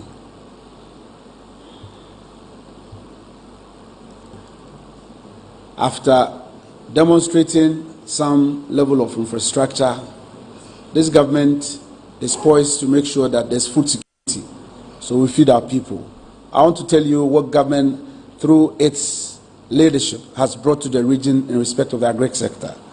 Under the Planting for Food and Jobs, a total of 359,544 farmers have benefited from the Planting for Food and Jobs. And out of this, because we are some gender-sensitive government, a whooping 80,568 women are benefiting and have fully benefited from the program. The quantity of seeds that we have distributed in respect of maize, that's open pollinated variety, we have done at 587.13 metric tons. Maize, the hybrid seedlings, we've done 752.81 metric tons. Rice, we grew a lot of rice in the region as well. We've done 455.96 metric tons. We have distributed, under the Planting for Food and Jobs, some fertilizers. Inorganic fertilizers, we've done 49,770 metric tons. And then organic fertilizers, we've done 1,080.91 metric tons. And these have fully been distributed. And this is helping us improve on our yield. That is why we are ready to report on the Planting for Food and Jobs. We have increased for maize production from 2.41 metric tons per hectare to 4.25 metric tons per hectare, using the Planting for Food and Jobs program.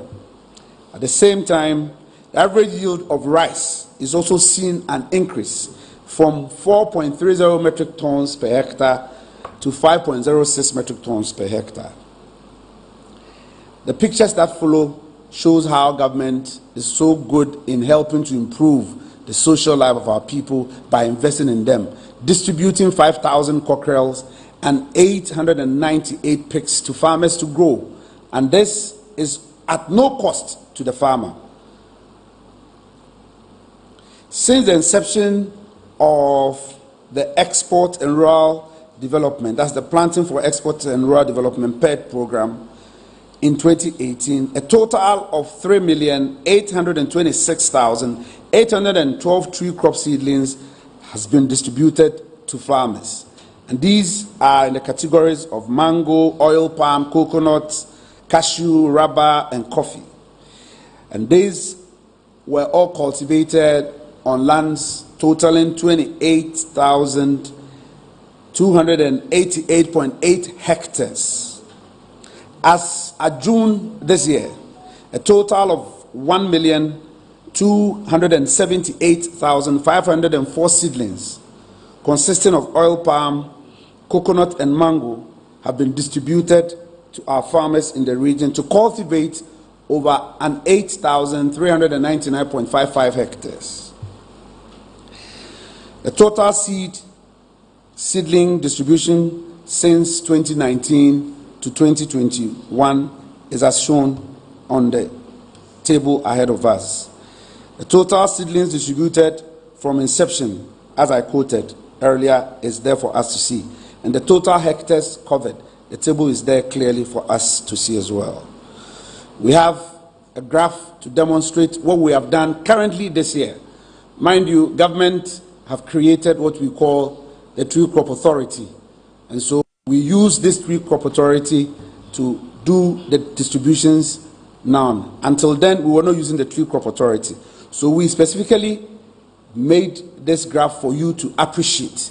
There was a gap in distribution because of the transparency and procurement issues that we have to go through. We needed to make sure that the authority was fully fledged. It wasn't under any department in the Agric Ministry. And so now we are good to go, and we are doing what is needful for the people of the region. The next graph shows the distribution as we have done so far. And the pictures there demonstrate the seedlings that we are distributing to our farmers in the region. This is a government that helps her people to do well. If you come to Kwao East in the Kwao Mountains, Kotuso to be specific, cashew, we have established fields there, and this is all part of government's social programs to ensure that our farmers also enjoy from the vision of His Excellency the President. When you go to Awusuase, watch me. My joy this afternoon is to report to you the vision of the Eastern region, which we call the commodity satellite market. When government introduced the Planting for Food and Jobs and the yields were increasing, our farmers were craving for market to sell their wares. And so by the good advice of the technical people within the region, and here the regional agric department helped to design a program. And in that program, we encouraged all our district assemblies to look into the produce that they all come up with and then add value to one commodity that they produce in each and every district, so that it becomes your competitive product. When you bring it on the market, people will buy. And by so doing, I'm happy to report to this house that last year we had a maiden fair, what we call the commodity satellite market. And the pictures are clear there for you to see. I'll give you some short statistics as we go for you to know the effects that the commodity satellite market has brought. The story I just said is clear there, and I say that consequently, issues of marketing these extra produce became a challenge. And so we have done the needful. And the statistics is there for all to see. Ebuakwa South is good in honey. You see the pictures for yourself. Ikwapim South is good in pineapple. Ikwapim North, mushrooms. Achimansa is noted for rice. Etiwa West is noted for taro. Taro, I'm sure when I say taro, most people will be thinking, what is taro? Brobe, I'm sure you know brobe. That is what we call taro. Good, good, good. Brim Central is noted for yellow crobo, everybody knows is mango. I won't debate that with any person. Then Chembo, palm oil. Fantiakwa South, cassava. In Samoma Dwejiri, maize. Lower Manya crobo, rice. Etiwa East, rice. Kwahu South, jene, onions. Okre, gari. Esujaman, pepper. Suhum, vegetables. Kawa Afram Plains, gari. West Achim, eggplant and rice. The list goes on and on under the commodity satellite market. And you marvel the beautiful value additions that our farmers have been able to do and how they've branded their products. As we speak, we have 11 brands of locally produced rice under this administration, fully developed and are on the market. 18 brands of assorted gari on the market. 3 brands of honey. 14 brands of palm oil from various sectors within the region, from various districts. 6 brands of konkonte flour. Since its inception, 13,655 farmers and small-scale processors have been linked to markets, and a total volume of transactions under the Eastern Commodity Market amounts to a whopping 19,325,400 Ghana cedis. So you can imagine, but for this creative measure, our farmers would have struggled. Our recently held Eastern Regional Commodity Satellite Market is out there for the pictures. And you can see my respected Regional Director of Agric, Mr. Henry Krensel Ibli there. I saw myself there. My big head is there. You can see it in the picture as well. So you roll the pictures for people to see what the region. And we're saying that His Excellency the President in his policies and programs is helping to add value to the local foods that we eat in this country. Look at the honey. They will bring the honeycombs. They will bring the processed honey for you to see. And some have been beautifully made into sachets. The rice packs from Achimansa, the golden rice. The MCDC is here, will tell you. Very delicious, very nutritious. This is not imported from our local market. Very healthy for you to consume. We're having all this in the Eastern region. And this is what we expect our people to consume, not to consume the imported ones. Thank you. So you can see the pictures. It's clear for you to see. The onions from Kwahu South, the zumi from Etiwa, it is there for everybody to see. We are not lying. You see, I'm drinking some beautiful coconut from there. You can see. When you come, I'll save you some. You can see what we have done. At the last held National Farmers Day, we exhibited some of our produce at our Salah market stand, and all the regions came to shop from us. This is creativity and walking the talk so that the people on the farm would also know that there can be value and there is hope for them in the future. That is leadership, and that can be found under the administration of His Excellency the President of the Republic, Nana Addo Dankwa Akufo-Addo. We have revamped the taro industry. If you realize, Brobe, which we know as taro, for a while was getting extinct. But the creativity of the Agri Directorate and the Regional Coordinating Council, today I can report to you that it is seen a notch, driving up higher, and the yields are increasing. We are going from 9.5 to 11.7 metric tons per hectare, and I know it will improve. It's not going to go back at all. The statistics is there for all to see. The pictorials are there for you to see. That is life, Brobe, there for you. You can see. The women are selling, people are consuming. We even produce smoothie out of Brobe. Come to the Eastern region, you see what we have there. The best is always emanating out of the East. We were also not left out by the vision of the President in establishing, under the IPREP program, the One District, One Warehouse. We have some infrastructure under the One District, One Warehouse at Apamanya Krobo. We have one at Ayensuano. We have Fantiakwa North, Kwahu South, and Akwa Front Plains, all at various stages of construction. But the yield and the total capacity of these warehouses is going to be 1,000 metric tons when completed. We have some pictures demonstrating the various completion at various sites.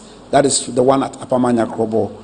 And please, you can roll the slides for me. I'm sure the way I'm being watched, my time is fast spent, so that I double up. We have built up, using, under the Ghana Secondary Cities Program, built beautiful markets at Achimda in the Brim Central District Municipal Assembly. And then we have also done some beautiful market sheds for them. And Lower Manya Krobo is also building a beautiful market as well. It's under construction.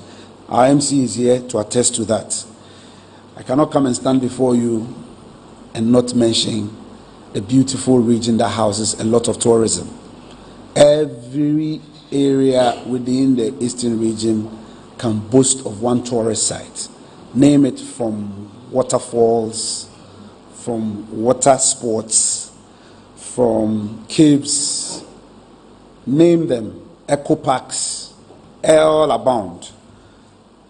It is only in Ghana and in Kwahu, in the Eastern region, where we paraglide. So you can imagine. Government, and you see the entrance to the Bree Botanical Gardens, which is in the Kwapim South Municipality. We have decorated the entrance and we are improving the park so that visitors will be encouraged to come. This is a government that is ready to listen and to help their people. So we will serve and serve the good people of this country with all our hearts, with all our might, with all our strength. You can see the pictures for yourself. Beautiful Booty Falls, Asanema Falls.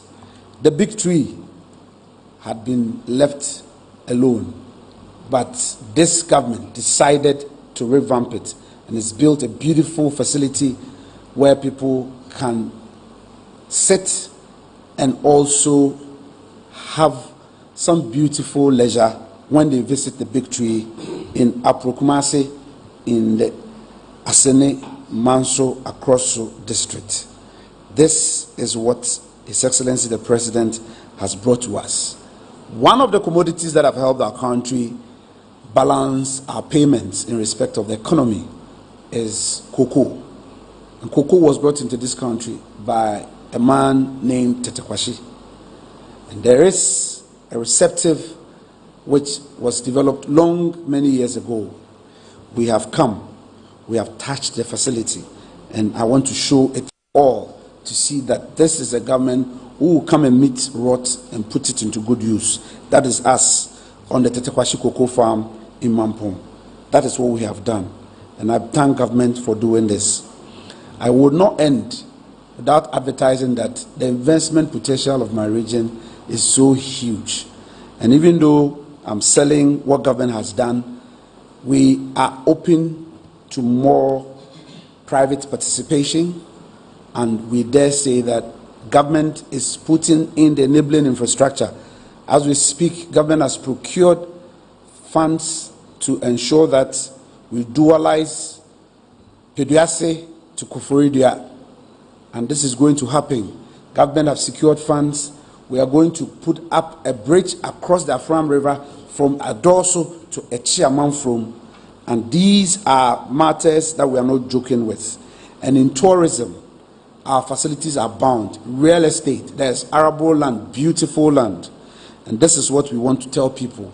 We have land for shopping malls, and you can see it's clear. If you are exiting out of Accra, I don't need to tell you, most people are living in the eastern region and working in the greater Accra region today. Opportunity abound in real estate. And then we have demonstrated to you the agro-processing, clearly from our commodity side market views that we showed a while ago. I want to thank you.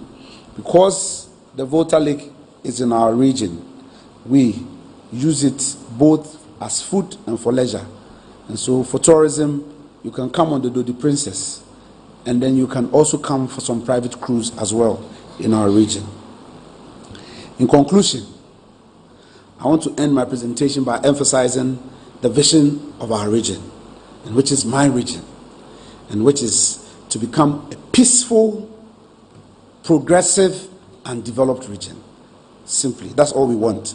We want to believe in peace, but we want to be very progressive and aggressive in developing ourselves and ensure that we're a developed region.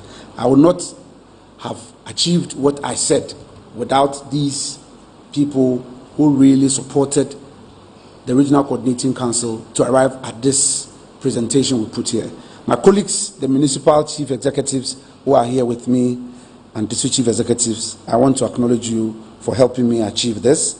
I want to do the same with the Regional Agriculture Department, the Ghana Highways Authority, the Department of Urban Roads, the Department of Feeder Roads, the Ghana Tourism Authority, the Regional Directorate of Ghana Education Service, and the Regional Directorate of Ghana Health Service. I wish to thank all of you. This is the end of my presentation. I thank you for your attention.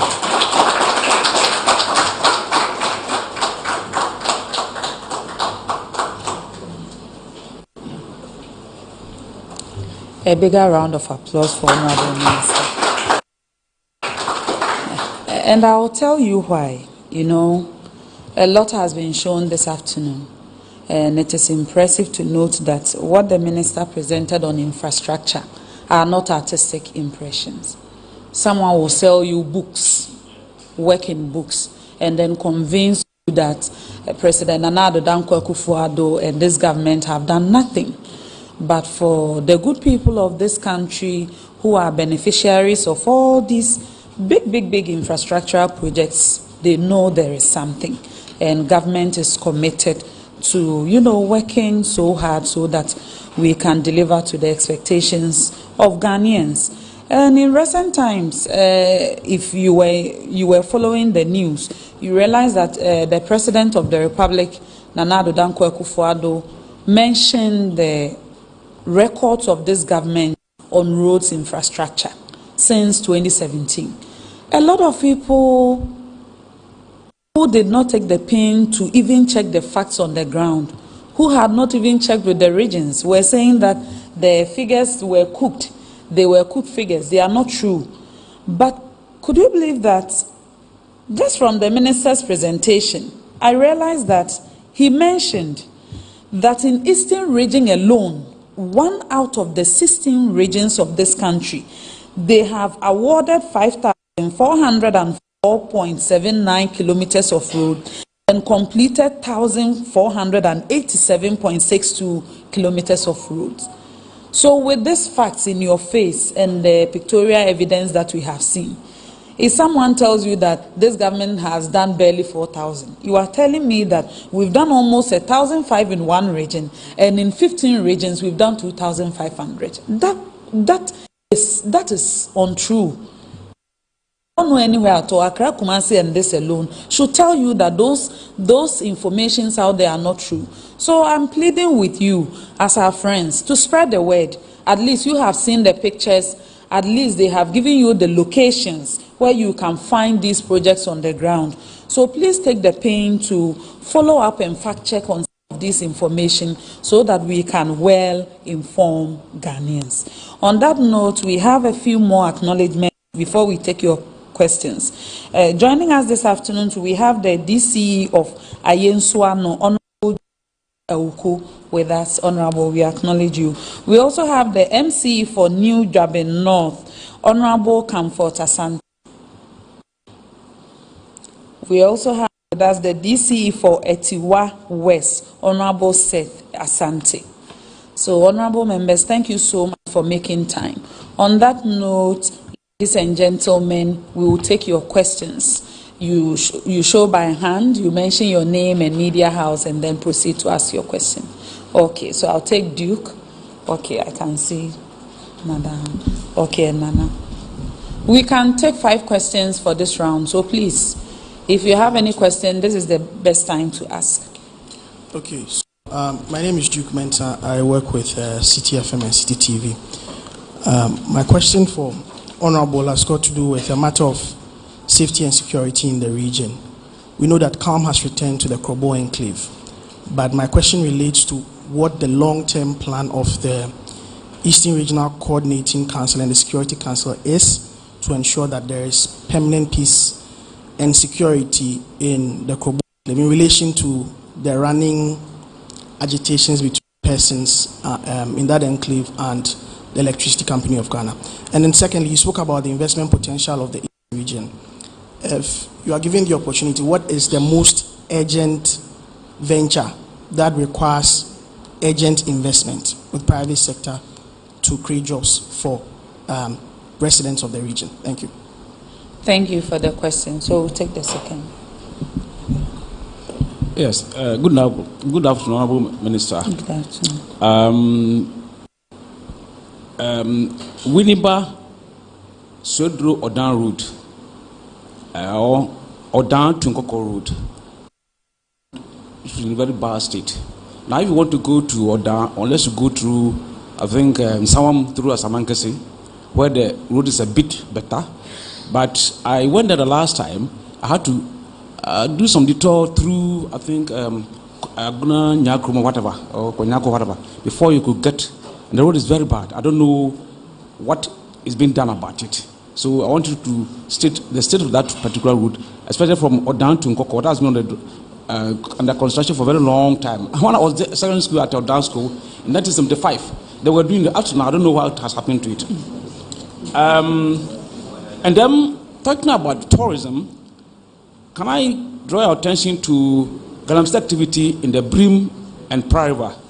I come from where the practice is so I know what I'm talking about. I went to, I think, Achim Banka, yes. And the state of the river is very, very, very bad. Very, very bad. I don't know what the RSC is doing about it because water is life, as they say. Then, Honorable Minister, we have TV Hospital, that is serving the SCAP. Whatever you call the towns on the mountain, but we have Holy Family Hospital at Nkoko, which is a private hospital. Is there any plan, as it were, to set up a district hospital at Nkoko? Because Nkoko has now become a municipality, and the towns are growing, and people are doubling up every now and then. So, do we have a plan for this hospital for Nkoko? Thank you very much. Thank you for the question. Honorable, good afternoon. Good afternoon. Yefemi Opoku, Kingdom FM. Pastor, my question here to Bakoye in relation to the first my colleague Bakono in connection to security. You say adoso the call chairman from a farm plains on more. A traders net I complain upon say because of say a quine no a comfort more that stretch of road. And say honorable no a former MP on price so. In region area to calm this issue and I say help you say security in Boku. The next question is so far. You say Eastern region, one of the regions are challenges with Fulani herdsmen. Most of the time, farmers and any herdsmen they tie any confrontations kakra. Honorable area to region A to help calm this issue with the Fulani herdsmen and farmers. Please, if you have any question, kindly show by hand so that we'll call you. Otherwise, we take that to be the last question and the last round if there are no questions. Okay, thank you.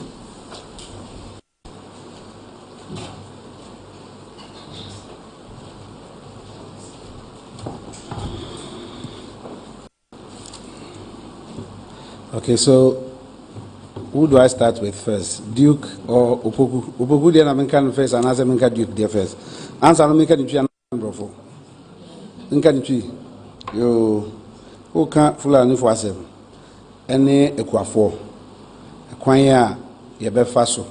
Ama eye won kita hodie asomduaba. Ena efi eche amam from ebados de yensuo. Nti ene de enye kwan ene na meka asese aban be ye etwene atoso aman no na mum se wo kan se bi efiri kwawutafo e de atwam nkyene e de kofa odotum kwanta de kokoduru adoso e bia ofamu amane e de kosi eye esubone etwam ekọ nketepa e de kọ akosi ko amanfrom empamu a eho no na ekwan no nye se ye kese nyina Ghana highway for edi won fidie e be twaso na adwadifo na ekwantufo etimi afaso nti ho no na ya na ekwan mu ekafo I from arm robbers no wo mo eta be ha adwadifo e wo sa kwan no so nanso stansen abambo aprosifo no eboaye Emma udi ekwan so atrefie pa enunti emma saa aboneyefo wonya saa emrena no wonya edidi edwadifo bone no obehwa ekobe afi ntemunie obehu se esreso eye echiam mfromoja eho nyina adwofom nyina agina nhihye ya yene prosifo eye prosisahene kunini akufo dampare George ene ne mpani edi ehunsa woso ene opani a yenene wo eye mantem no mu eye opani DCOP Anderson aka fosu yen hihye yemu no ya de aprosifo no ekọ ewen ewo akwan ne so sebe ya adwadifo ho behinhan wo mu nti yenni edi anu akire Nemum eba mfro ani ni eye nantwisem ne ekuafo no aban ba he no mampani kufo mreso ba bekọ no osisi de efre no enwum nantwibuo e waframaja ya ntine ho anhwe ne ye nanso nanado benya banwa ne bio no oyire no ho edi dwetire hyemu amewo nantwibuo kese e wo wawase e wo aframaja ya kana ntwe gumo ha wom wo ho a ye bo won ho ban ye mas da ho a ye dua nsensan e de hwe won e na bra no so no ye ni ekuafo hia e ye menuanom mansini asoafo e ni ekuafo hia se be ya ye bednya ye nyina ye ho ntiase eni won a wo nantwie no ye nkase obi nya nantwie yen de eye adwuma nanso untimi ma wo nantwie nkosai obi ade enti eno hu kita ho ne kasa ne yeyo nso bu ha brachi enti no ye wasojafo a edo mo esie e wo epom ho a wo eti kwa east ebi susu wo ye nchen wo koforidua ya operation cow leg wa antia waboa no betinkense no okona so kosi obi ade na onamu a ombetimi akire nti ni nyina ne nsa woso a yedi a yede hwe aboa amma asundwi aba epom ho yenwie eye adwuma ekoso sese ya esusu atue die nsensan wo ho bebiri nkofomfu die susu wo ho nti ubehu ane osese abobi akwakowe ya ayire ho ahyehye mra ene ekwan ye fa so a yebetumi ahwe amma wa wanhwe wabo yie no se okodi abansem a ebeboka nti eya futu a yensusu yenam so enifura ni mpanifo nso wom susu womo etete a biara no a wɔn ka wɔn ho bom nti wɔn mpanyinfoɔ no yɛne wɔn di nsawosoɔ wɔba yaso yɛ original coordinating council a yɛne wɔn di nsawosoɔ ɛkyerɛ wɔn nso wɔn adwuma no sɛbi omi yɛ kɔ mini kɔfoɔ nam yɛ amisom yɛ kɔ ni a meti kɔ yi woba abɛso kan a sɛ yɛ ani papers wɔ amfra ne fɔ nso wɔn deɛ ne nantwi yɛn nti no untumi nsan untumi nyi wɔn firi nantwi ne ho nti yɛ bɔ yɛ ho mɔde sɛ yɛne wɔn bɛdi nsawosoɔ sɛdeɛ yɛ no mmea bi a yɛnim no kwan a wɔn fa so sɛ bi a eduru sɛ nyantwitɔ ɛbɛkɔ soro sɛ ebi a yɛn nuanom a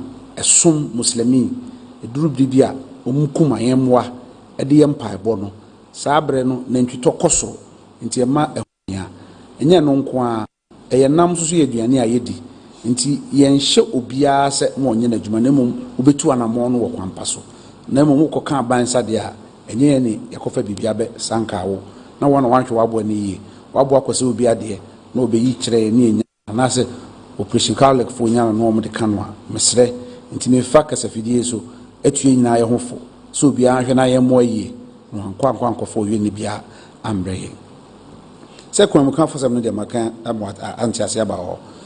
In summary, we the herders, the nomadic farmers who are owning and some are just rearing the cattle on behalf of the owners of the cattle.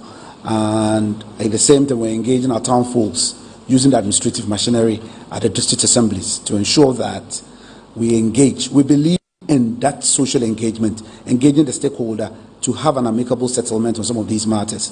We are learning best practices elsewhere. And so our concern is not necessarily to go and use with our military might to kill the cattle, but to engage to get people to appreciate that in as much as it is an economic activity, we ought to be responsible when we are with our cattle. That aside, the crime which was in that enclave of Afram Plain South and the Coast South areas, by the assistance of the Ghana Police Service, we have had some increase in men.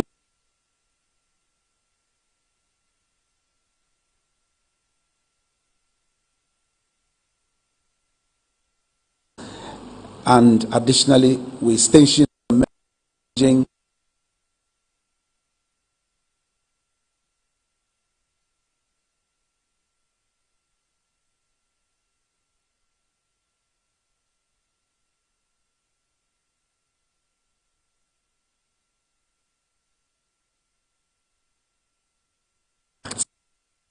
some corporates were arrested, some lost their lives. Unfortunately, this is how we have to for the majority population and citizens to have their peace. And so when it happens this way, it is the state acting and working to ensure there's public safety. And that is all that we do. We don't do anything other in addition. So I'm sure that settles the Mr. Puku, your question on the Adoso, a chairman from security matter. I'll come back to Oda and Koko Kwan. Okwan you said I'm kind. Mantem Yakwan Dosu. Yen Yen your Kwan here pa. Free a year Abrim Edibisi Achmansa Editrum Eko Odanwa. Saa kwan no sisi ye yo nti enye se oba befa so humu nko de abekofa asamankese de akosi akroso nko ana se odbe mane akofa kade de akọ nko ye hwe sisi kura odi free kade de kọ abremu no ye ye adankro no kwan no mfoni am de kire kura obehunu se eno susu yo kwan a ye ya se bia wo free nkokọ na besi abremu obetimi afa ho so de aba besi akọ ne akọ ya kwan doso ewo premantem nti eto da ya kase zo ba kase ne mikrum kwan nye na so nsi yetwa mfoni no wo hwe adwuma ya dwo e kire se ya wa kwan ahodo dodo ewo mantem ne mu. We have an elaborate road network in the eastern region, and that one we cannot run away from. I know of the Nkoko Odan road. It was a major road for us in the northern part of the region in Kwo to travel to the western part of the region in Oda. And I know that it is a road that has been captured by the Ghana Highway Authority. It is yet to put it on advertisement for construction to be effected on that. But it isn't that we've just left it. We need it. But you know, the economy, as much as we have, is what we use and deploy and work on it. So these are the things that we've done. There are contractors on that road. Then there are contractors. No. He's talking of the Odan road. The Odan to Nkoko road. No, Odan school. No. You see, wait a minute. The one from Odan school all the way comes to Ofuansi. That one, there are contractors on it working on it. But the one that leads to Nkoko is what you are talking about. Nkoko, New Abrim, has been done, fully completed.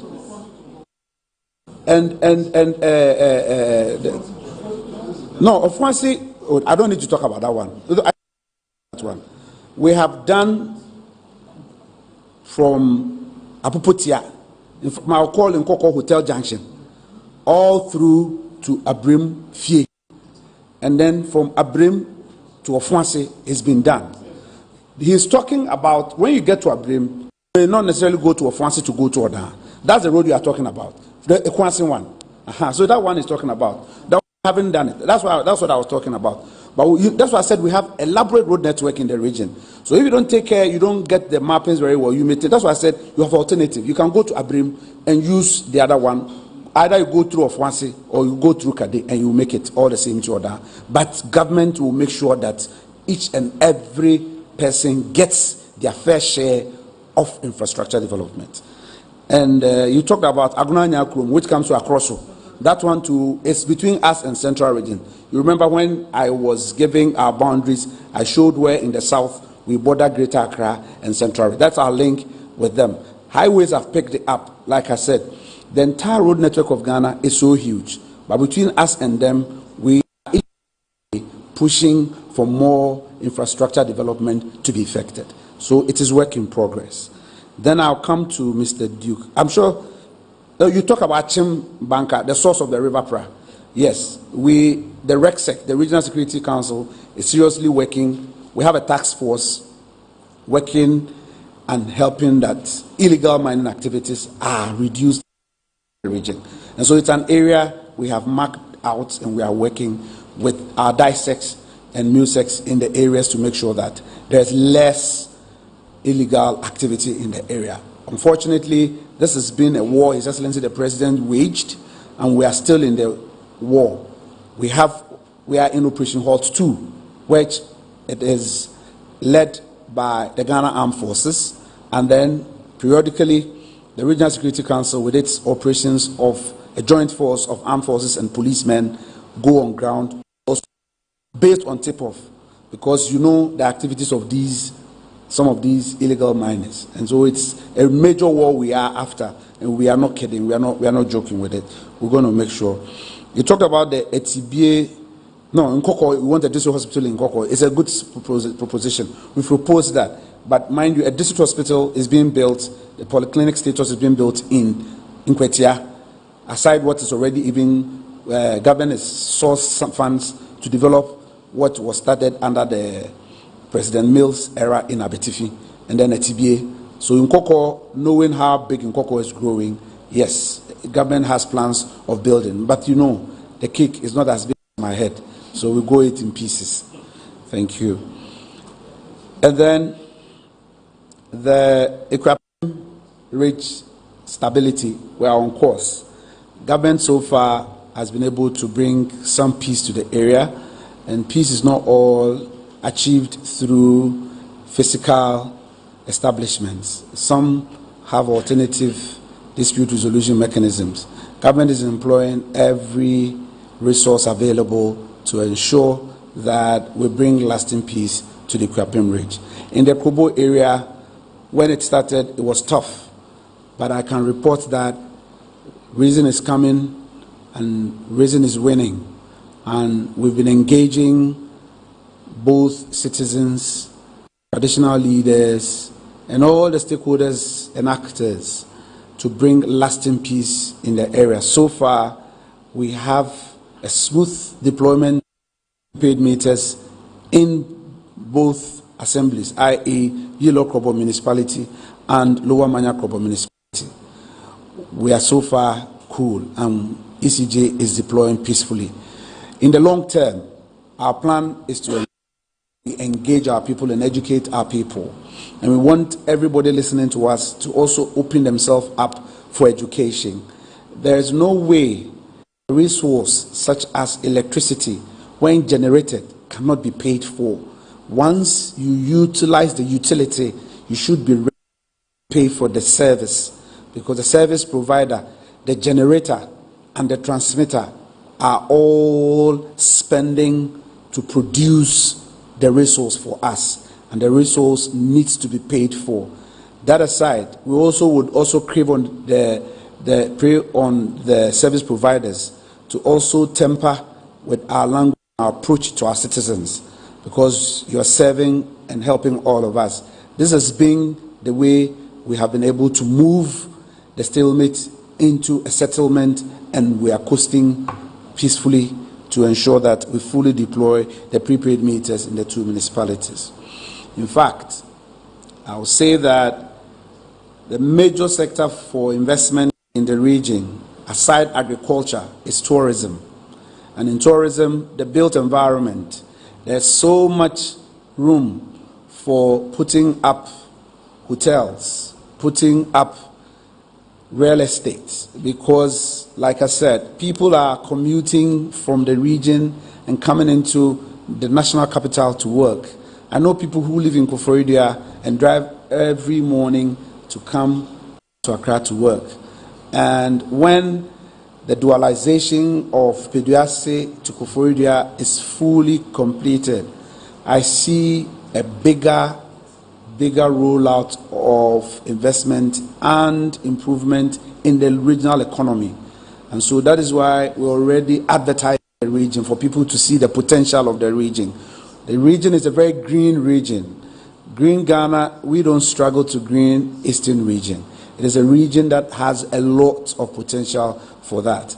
So aside agric, and in agric, we are open. I demonstrated our commodity satellite market, the various produce that we are doing. Value chain is there. Anything in the region. We have mineral resources where if you want to do extractive industry investment, there are concepts that are available that you can go to be a responsible miner in the extractive industry. And that is what we're doing. So I would state these first three as areas that we welcome. Tourism abound, water sports, the Volta Lake is there, the Afram River is there, and if you go to the Sujaman and Kwa South districts, this is where you have a lot of water bodies there, and we walk to anybody. There are several opportunities. Just walk in. People are running zip lines in private areas in Kwa South, and like you may. This week, the Ghana Tourism Authority is going to hold a second paragliding festival. This is not only for the Easter festivities. They are trying to do a biannual paragliding festival. And so it is known to all of us, and this is what the region stands for. There's a lot of potential in our region, and I think this satisfies Mensa's question. Please, are we satisfied with my answer? And go and sit quietly without trouble.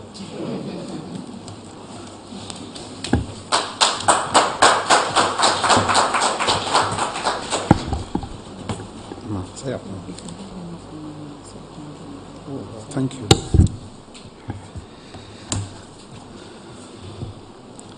Since my good friends, the journalists, have allowed me to speak freely and market my region, the platform for marketing my region was ably provided by the Honourable Minister and Member of Parliament for Fonsia Yerebi, ably supported by the Honourable Lawyer Fatima Abubakar, my sister. And we couldn't have done this interface with the entire country without the support of the Ministry of Information and her personnel. We are grateful to you, We are grateful to the media for carrying us out. I wouldn't have come this far without the able support of my core administrative personnel at the Regional Coordinating Council.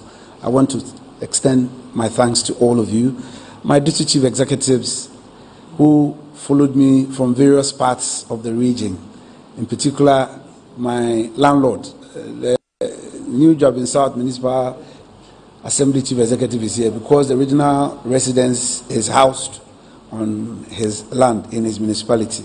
He followed me. Cool, you know. So, Minister, thank you so much. It's been a wonderful afternoon, and we hope to do this some other time, hopefully in the region where we can do town hall and get more engagement. And our friends from the media, I would like to thank you for sacrificing your Sunday afternoon. I know we can go back to the fufu and all that. Thank you so much for your time. Good afternoon.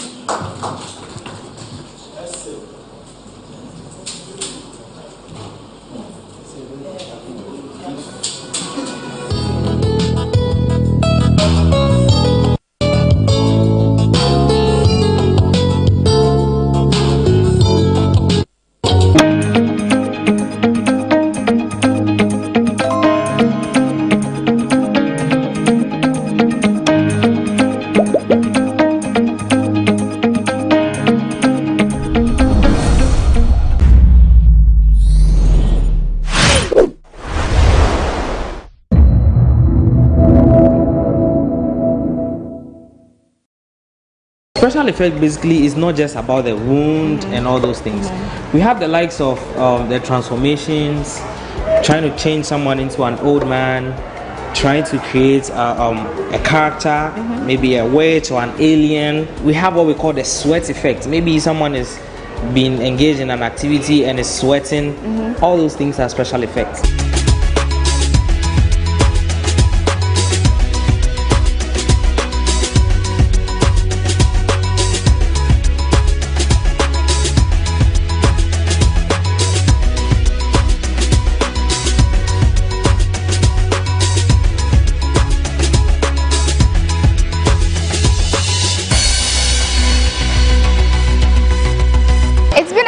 And I'm happy you could join us for another beautiful episode of People and Places here on your favorite channel, GhanaWeb TV. Before I go any further, let's take a look at these.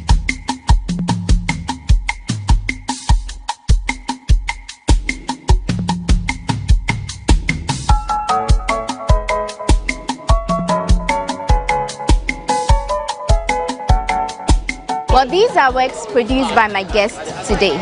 He is an award-winning special effects artist and a prop director. We'll be meeting him right after this break. My name is Wanda Mihagan. Welcome aboard.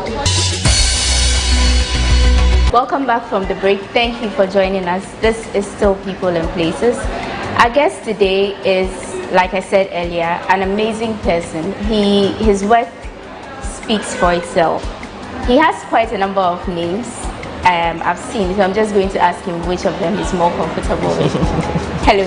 Hi. And welcome to the show. Thank you. Thank you for making time to speak to us. Welcome. You're a big man. That's what people say, but yeah. And you have a lot of names: Nathaniel Cruz, Nathaniel Amewuga, and then there's Cruz K. Yes. Which of them do you usually prefer them? So Cruz K is actually the brand name. The most popular. Yes, okay. That's my brand name. But then on Facebook, that's when it's Nathaniel Cruz. Okay. Yes, but then Cruz K, my real name is Nathaniel Amewuga. Yes. Okay. F1. Do you speak good away? Oh yeah, I speak good Solid away. Yes, I'm 100%. Just that most people don't know. Yes. Okay, so what you do is called special effects makeup. Yeah. How long have you been doing this for? I'll say this is my 6th year. Yeah, Okay, this is my 6 6th year. Wow. And why this kind of art? You know, I don't know how to say, but it just came. I realized I had the art talent around 2015, 2016. Yes, that was when I realized it. So I decided to actually put that art talent into special effects. 2015, 2016, what were you by then? Were you in school? Yes, so 2016, that was when I actually went into my tertiary. I came to GH Media. I was actually a student from here. And currently so you're teaching in your own alma mater. Exactly. Yeah, I didn't mention that he's actually a tutor here. He's a lecturer here. So he came back to, help students get to the point where he is now. And he's doing amazing at that as well. Yeah. So basically that was how it started. Yeah. I mean, I want to know why this kind of art, because there's a lot of art out there. There's pencil sketching, there's painting, there's sculpture, there's so many other things. What in particular made you choose this? Okay, so I just feel you need to actually find yourself in your comfort zone. Initially, special effects wasn't really a plan for me. I wanted to be an actor. Anything entertainment, I'm there. So I realized, okay, if I have this art talent, what area in the film space can it actually be useful for? Yes, so that was when I actually started drawing my hypothesis and realized special effects in Ghana was really, let me say, down. People didn't really pay attention to it. So I was like, okay, and I also believe in making change. So why don't I actually take the mantle and actually make that change?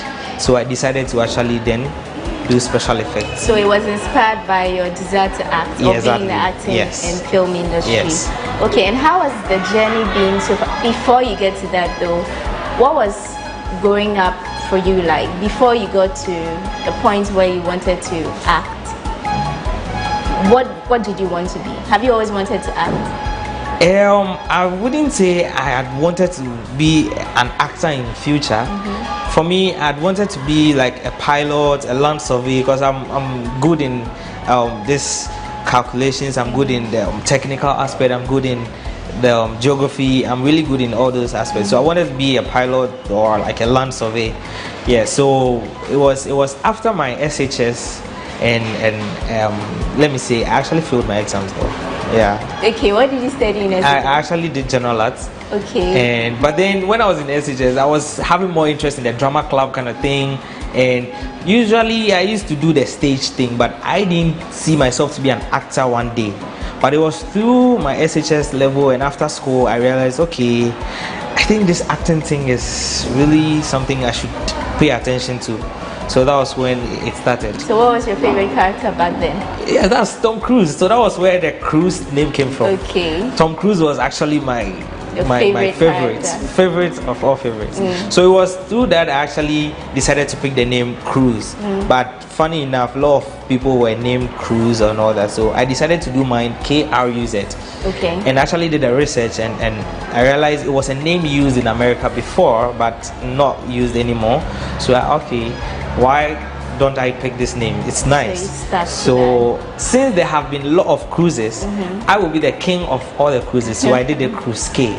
Okay. So it is actually King Cruise, but I just want to make it a little artistic. So Cruise K. Okay. Yeah. Nice. And when you decided to go into acting, what was the reaction from people around you, your family, your partner? Do you have a girlfriend? No, assistant. I'm single. Okay. Yeah. But people around you generally, what was the reaction from them like? Did they support what you wanted to do? It has been tough, really tough, because nobody actually thought of that. So it was difficult for people to actually buy into the idea, especially my family. When it even comes to the support aspect, no one was really willing to actually give her that support, because among, let me say, 78 grandchildren, I was actually the very first to 78 grandchildren? Yeah, we are lots. Yeah, those. Hey, sir, out of how many children? I'm curious. Okay, that's like 16 children from my family. What, from the same? No, two. Okay. Yeah, so that's up. Yeah, so I decided I was actually the first to actually venture into the entertainment industry, and they were not all willing to, because I'm very brilliant, and I actually, the only thing that happened was me failing my SHS exam. But then in JHS, I actually topped almost the Nungwa district. That was 2011. I had the highest grade there. So what happened in SHS? You know, it happens. That's destiny. That's nature. You cannot actually cheat nature. You cannot decide for nature. So it was true that if I hadn't failed, I wouldn't find myself in this position.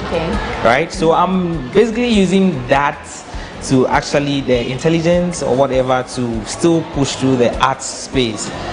So now I'm actually a facilitator, so it doesn't mean I failed my life. No, I only failed an exams, not my life. It probably was just a means to another. Exactly. End. So it was difficult for my family to really accept that decision. It was not easy, but I had people who were actually discouraging me from church. One lady was like, the acting industry is dead, and you not get paid, you don't have to even try it. And I was like, no worries, no problem, I'm going to push through, I'll try it. Let me go and make it first. Let me give it a try. If it doesn't work, I'll come back. And you have proved the world. Proved everyone wrong. So take us through the process. You had the idea in 2016. What was the journey like? Did you just wake up one day and decided to get your products? Who was your first model? Take us through the whole journey. Everything came when I was in school in GH Media, and I went to acting class one day, and our directing lecturer, Major Vine, he was actually the one who taught us a little of Halloween makeup. He was just doing a sketch of Halloween makeup because he's a director. He studied in German film school, so he has the knowledge of makeup and all that. So he just did a little of that, and I was like, this is so nice. I was loving the whole thing. So I came to the hostel that night and actually borrowed a friend's laptop, and I was using the school Wi-Fi, and I went online watching more videos on YouTube and all that, and I realized, okay, this looks pretty interesting. So I decided to take, and funny enough, there were no materials by then in Ghana, and as it stands, there are still no materials. So watching the videos and trying to create the thing was so difficult because you don't have the materials available. So how then do you create? So I decided to start doing more research and finding ways to improvise and still do good special effects. So yes, that was actually my agenda from the very beginning, trying to improvise, talking to people who were there before me. I wasn't the one who brought special effects. I only drove people's interest into special effects. But then there were pioneers who were already doing. Mr. Johnson, who did Chewa, the makeup we used to watch when we were kids. He was the one who did that, the Chewa movie. So I spoke to them, and Mr. Kojo Hilton, the art ambassador for West Africa, he's actually in Ghana. And so I actually do my hypothesis, trying to find information, get more information. So they were doing it before, so I was looking at ways to improvise. So that was when everything started. Before I even started getting my products from Nigeria, which is actually our neighboring country. So that's where there's a shop. That's where you get your That's where I get my products. From. Yes, but then when I started, I was still using the normal food color, the glue, the tissue, the cotton. It's all about your creativity. So it's been progress. It's been progress, yes. And the products you get from Nigeria, are they very expensive? Yes, special effect products generally are expensive. Yes, and also getting from Nigeria, because they also get from UK. The owner is in UK, so she gets the things to Nigeria, and getting from there, it's now more expensive than getting it straight from that side. Now I've seen a lot of your works, and I'm thinking you must really love horror movies, or you watch a lot of, gory graphic videos to be able to do the kind of things you do. Is that where you get your ideas from? But funny enough, growing up, I never loved such movies. Even the Chewa thing, I'm saying that because that particular movie, Chewa, Jantutu, and all those movies, when my mom is watching them, I actually put my hand in my ears or probably use a pillow to cover my head, because if I watch that, I have bad nightmare. Like I can't even eat if the thing is bloody.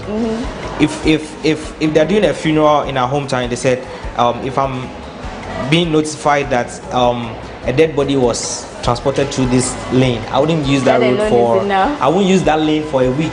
Okay. So like I grew up scared of such things. So now, until my mom saw me do this thing the first day, she was saying if she never saw me do it, she would never believe it. Okay. Because she knows I'm scared of blood. I don't see stuff like that. So how did the vim come? I don't know. It just came. It just came because I put myself to task. I wanted to make a change. So I have to fight the phobia. So yes. And even till now, if I see real incidents, I sometimes can't stand. Okay. So if I watch it, I don't watch it from that perspective anymore. I rather watch it from the creating perspective, so I can actually do more creating like they do. Okay. Yeah. So now I think I love horror films. So if you come to my house, my movies are all horror. Big films. transformation. Yeah. Exactly. Okay. Do you also do normal makeup? I mean, normal makeup, which is not special effects. Yeah. So basically, yes. Makeup is makeup. If you want to do special effects, obviously you need basics of the normal beauty makeup. You know, I keep trying to make this thing clear to people that special effects, it's actually, let's say, the motherboard of makeup. All right, it's actually the motherboard of makeup. So even the beauty makeup still is called special effects. Because under special effect, we have what we call special effect makeup cosmetic. Okay. That's when you use the normal foundations and everything. So the beauty makeup people do, we still call it special effect. The reason why we add special to is maybe we do a little of 3D attachments and enhancements and all that. So we call it special. It is very special. Yeah. I have some more interesting questions for you, but we want to take a break at this point and join Enam while she gives us some facts about Ghana. We'll return and continue the conversation. Stay with us.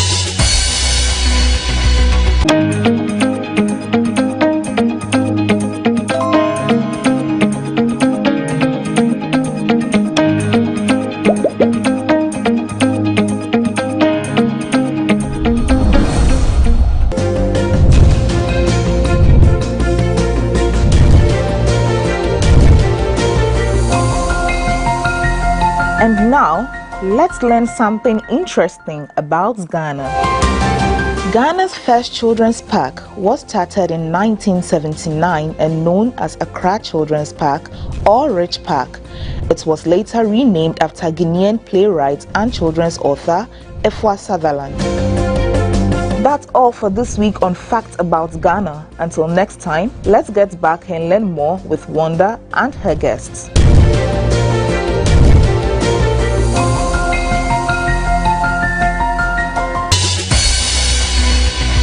Welcome back from that quick break. Thank you, Enam, for giving us some tidbits about Ghana. And so, in this part of the interview, we are going to be more interactive. It's going to be more practical. We are going to see what Nathaniel does on a normal day. He's going to demonstrate something interesting to us. And that is why you see his trolley here with all his tools. Nat, can I call you that, by the way, or you just prefer Queen's K? Okay. So, what's your favorite tool among all of these? I would go for my tiny brush. Why? This brush is actually the magic tool because it does almost all the detailed works. Okay. You know, the reason people see my work online and they're like scared and all that is because I pay attention to details, and that is why I teach my people. Okay. Detail is everything. So once your details are clear, it looks so real. It looks like the real incident. So this is the little magic. That's the that's the magic tool for exactly, you, man. Okay.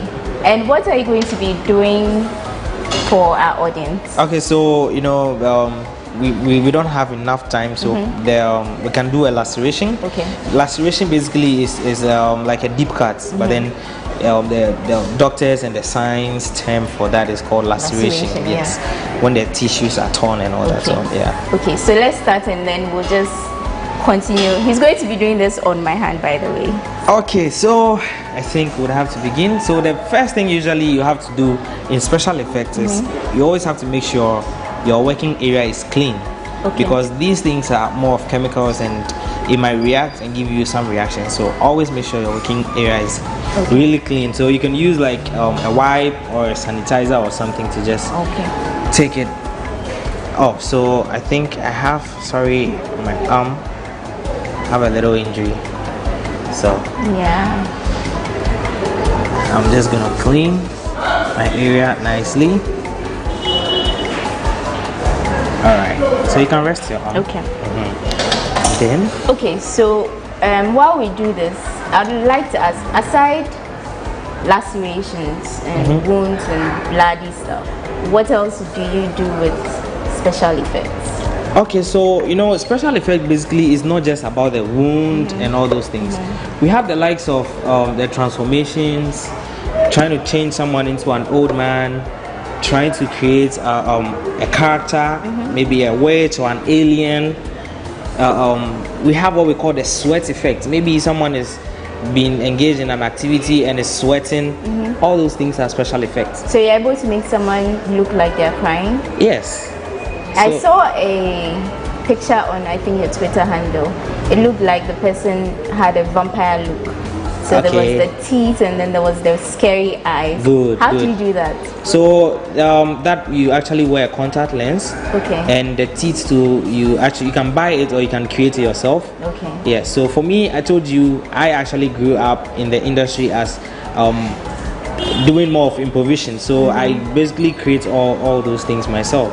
What were some of the things you used to use before you actually started getting your products? Yeah. So the likes of flour and Vaseline to actually create your wax. So that's how we create our wax here. Yes. And then food color and probably honey could actually give you a blood. Yes, effect. So then aside the transformation, you can make a lady look like a man. Exactly. And a man look like a lady. Yes. Magic.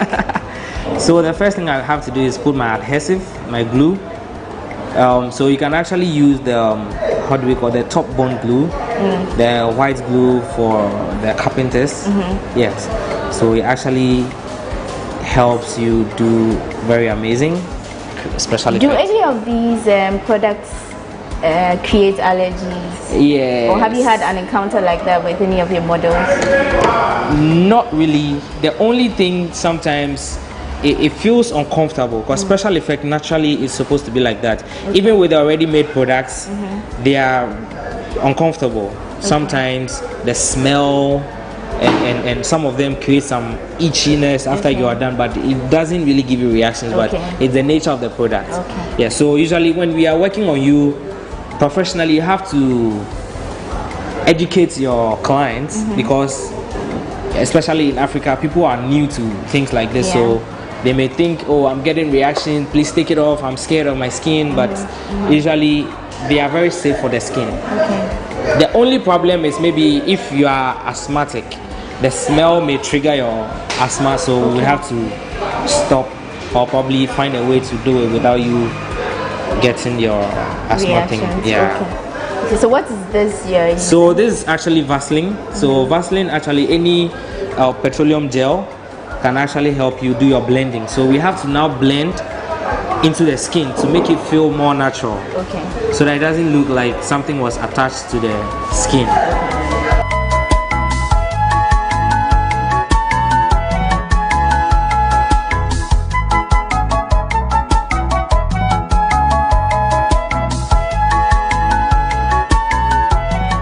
What's the most difficult makeup you've had to do so far in your 6 years of profession? Okay, I think when I was actually trying out my first bowed cap, trying to improvise how to create bowedness. Yes, I was trying to improvise, but it was not working out, and I had to use let me say the hospital latex gloves. Yes, to improvise. But then how did you do that? You actually tie the fingers and get like a knot. So you wear the open space, so you have to wear it on the head, but usually it's very tight, so it gives you that mark around the head, and it doesn't really work. So That was my first time. So I realized there was no other means to actually improvise to get it perfect, unless you have to buy the bout cap itself. There's a bout cap sold, already made. So yeah. And what kind of people do you work with? For me, I work with anyone. Yes. So far as you need my service, you are my client. So.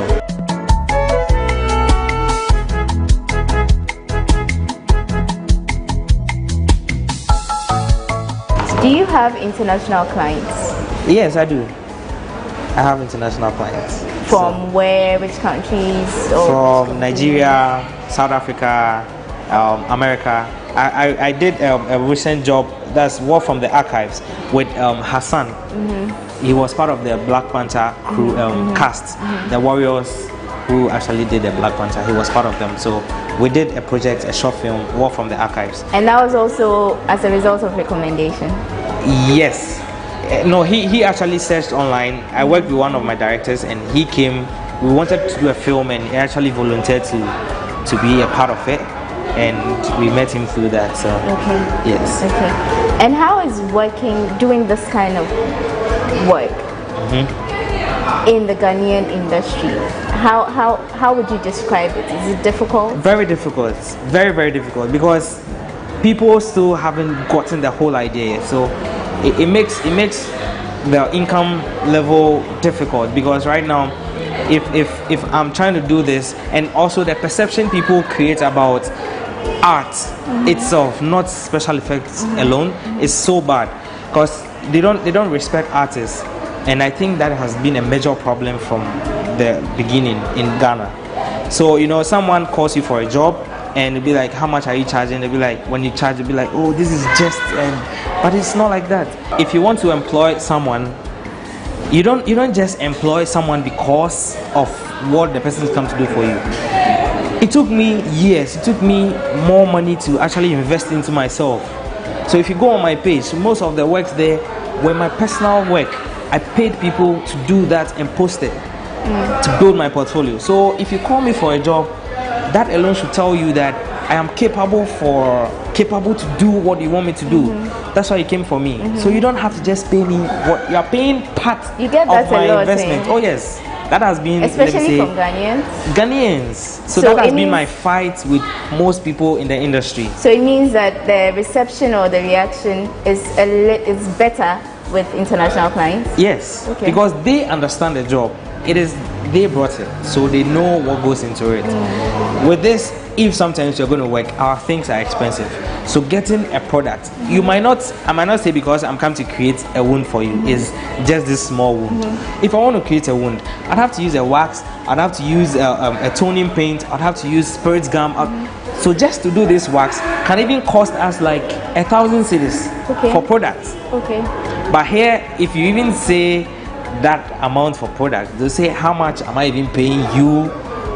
It's not seen like that. Yes. So it's really a major problem I think we should address. But is there improvements? Like, was it like that since you started, or people are getting to appreciate it? Obviously, people are getting to appreciate it. When I started, it was not like that, but I think it is getting better, and I know it will get better. I'm actually done with my toning. So, another thing in special effects is you get your blending right and your toning right. So once you get that right, everything works perfect. So what did you use to get these colors? So basically, we have the toning paints. It comes in different shades. We have the dark brown, we have the normal brown, and then we have the light brown. So depending on the shade of the person, you actually mix. So you have to mix to get the right tone. Right. So what's next? So now I would have to do my cutting, but before that, I would want to kill the shine by using a normal baby powder. We call it translucent powder. So I'm just going to use a little of that to kill the shine.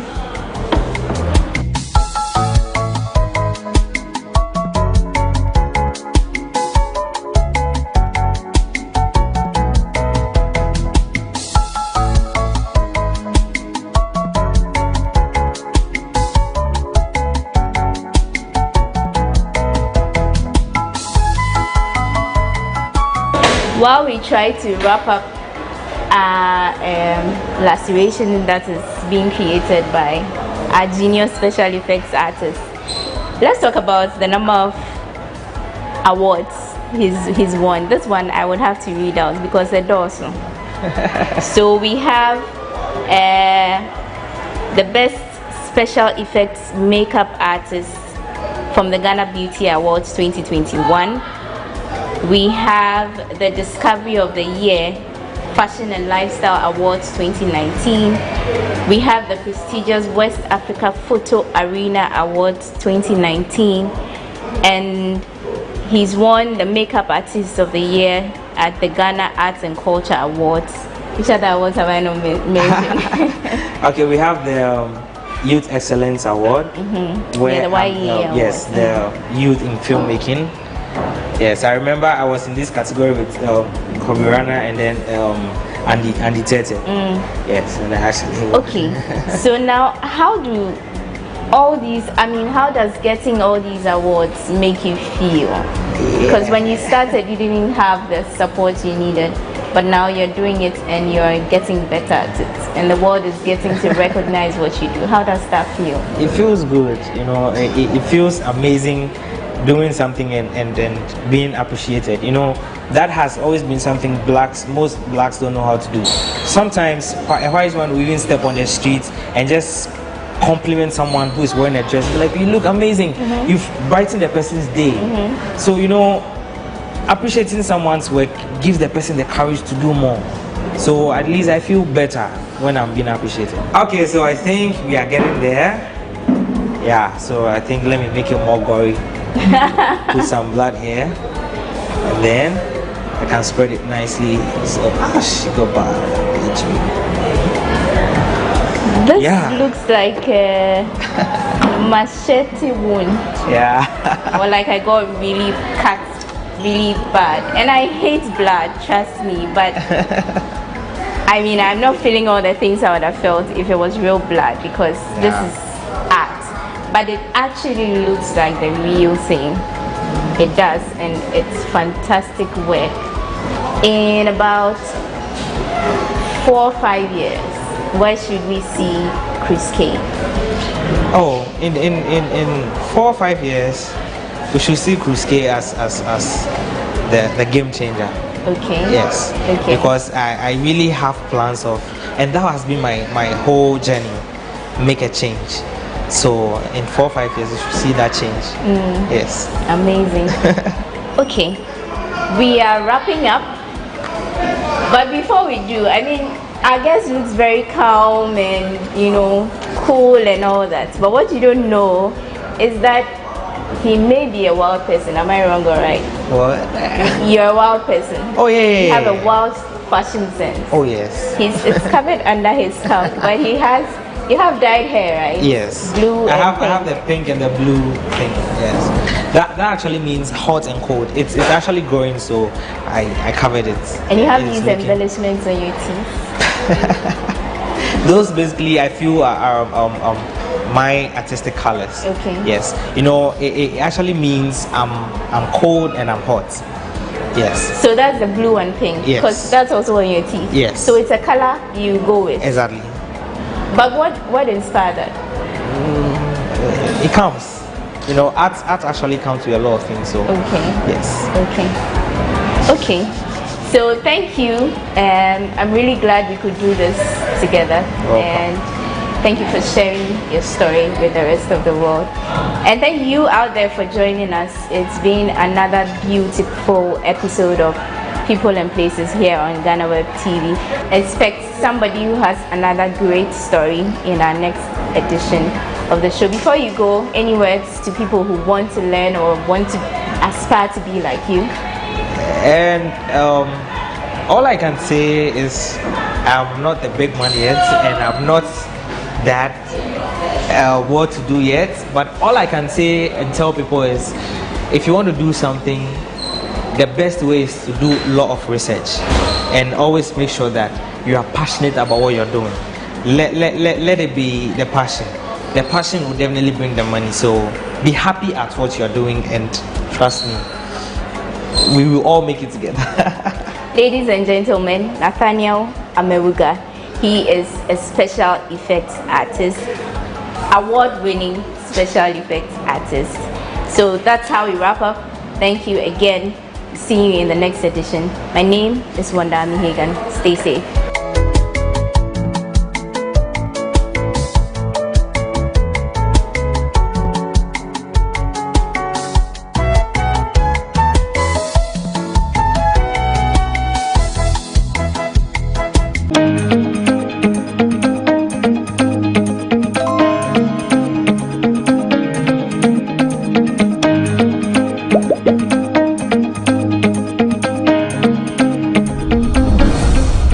Out of the seal of the Director General, but I assure you it is nothing to worry about. A lot of good news on the way. So I will yield the podium to the Director General shortly, but before I do so, permit me to acknowledge some dignitaries who have joined us this afternoon for this all important exercise. We have the head of disease surveillance at the Ghana Health Service, Dr. Dennis Laye, with us this morning. We acknowledge you, Doc. We also have the Director of Public Health, Dr. Franklin Asiedu Bekwin, with us this morning. With us also is the Global Health Security Program Director of U.S. Government CDC, Dr. Danielle Baradas. If you are here, we acknowledge you. We also have with us the Health Advisor to FCDO. FCDO is the Foreign Commonwealth and Development Office of the UK, Ms. Uzuamaka Gilpin. Thanks for coming. We also have with us the Country Director of the U.S. Government Center for Disease Control, Dr. Tony Au. Thanks for coming. With us is also the World Health Organization representative to Ghana, Dr. Francis Kasolo. And as I mentioned already, we have a very special guest, the Presidential Coordinator of COVID-19, Dr. Asamoah Ban, with us. And also our speaker for today, Dr. Patrick Kuma Abuaje, the Director General of the Ghana Health Service. So without wasting my time, I will invite Dr. Patrick Kuma Abuaje for his substantive presentation.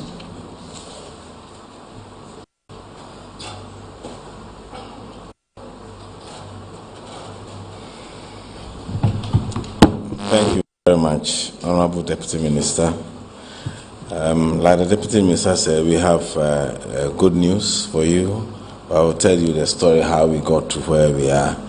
And I want to stand on existing protocol and acknowledge all our partners who are here, the media, for joining us this afternoon.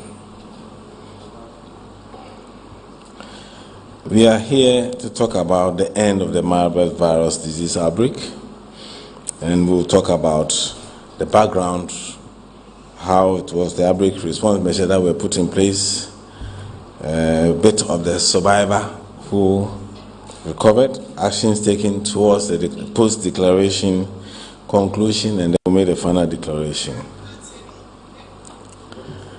Ladies and gentlemen, on the 28th of June 2022, suspected viral hemorrhagic fever cases were notified to health authorities at the Ashanti Regional Health Directorate. That's in Kumasi. The first case presented to a health facility in Adansi North with symptoms onset on the 24th of June. He arrived from the Western region to Ashanti region, where he came to seek care. He sought care at the hospital on the 26th of June and died on the 27th of June, like the day after reporting. A second case also sought care at the same hospital. He came from the Bekwai municipality as a first case, 28th of June, but also died on the same day. Blood samples were collected for both cases and sent to Noguchi Memorial Institute for Medical Research for testing. On the 1st of July, both cases tested positive for Marburg virus, PCR. Both samples were sent to the labs for additional labs in Dakar, Institute Pasteur, for quality assurance purposes, because that was the very first time we had actually gotten Marburg in Ghana. The second case was not confirmed. Subsequent tests showed that it was negative, so that left us with one case at a time. The first case was a 26-year-old male resident in Adansi Kusa in the North region who presented to the health facility with a 3-day history of illness. He was vomiting, he had bloody diarrhea, a history of fever, he was feeling cold, with general body aches, he was having pains on urination, bleeding from the nose and mouth, and had reddish swollen eyes. These are all very clear signs of a hemorrhagic fever. 2 more cases were confirmed after that, a 14-month-old boy and a 24-year-old woman. Both cases are related to the first case. The 14-month-old was a son, and the 24-year-old lady was the wife of the very first case who died.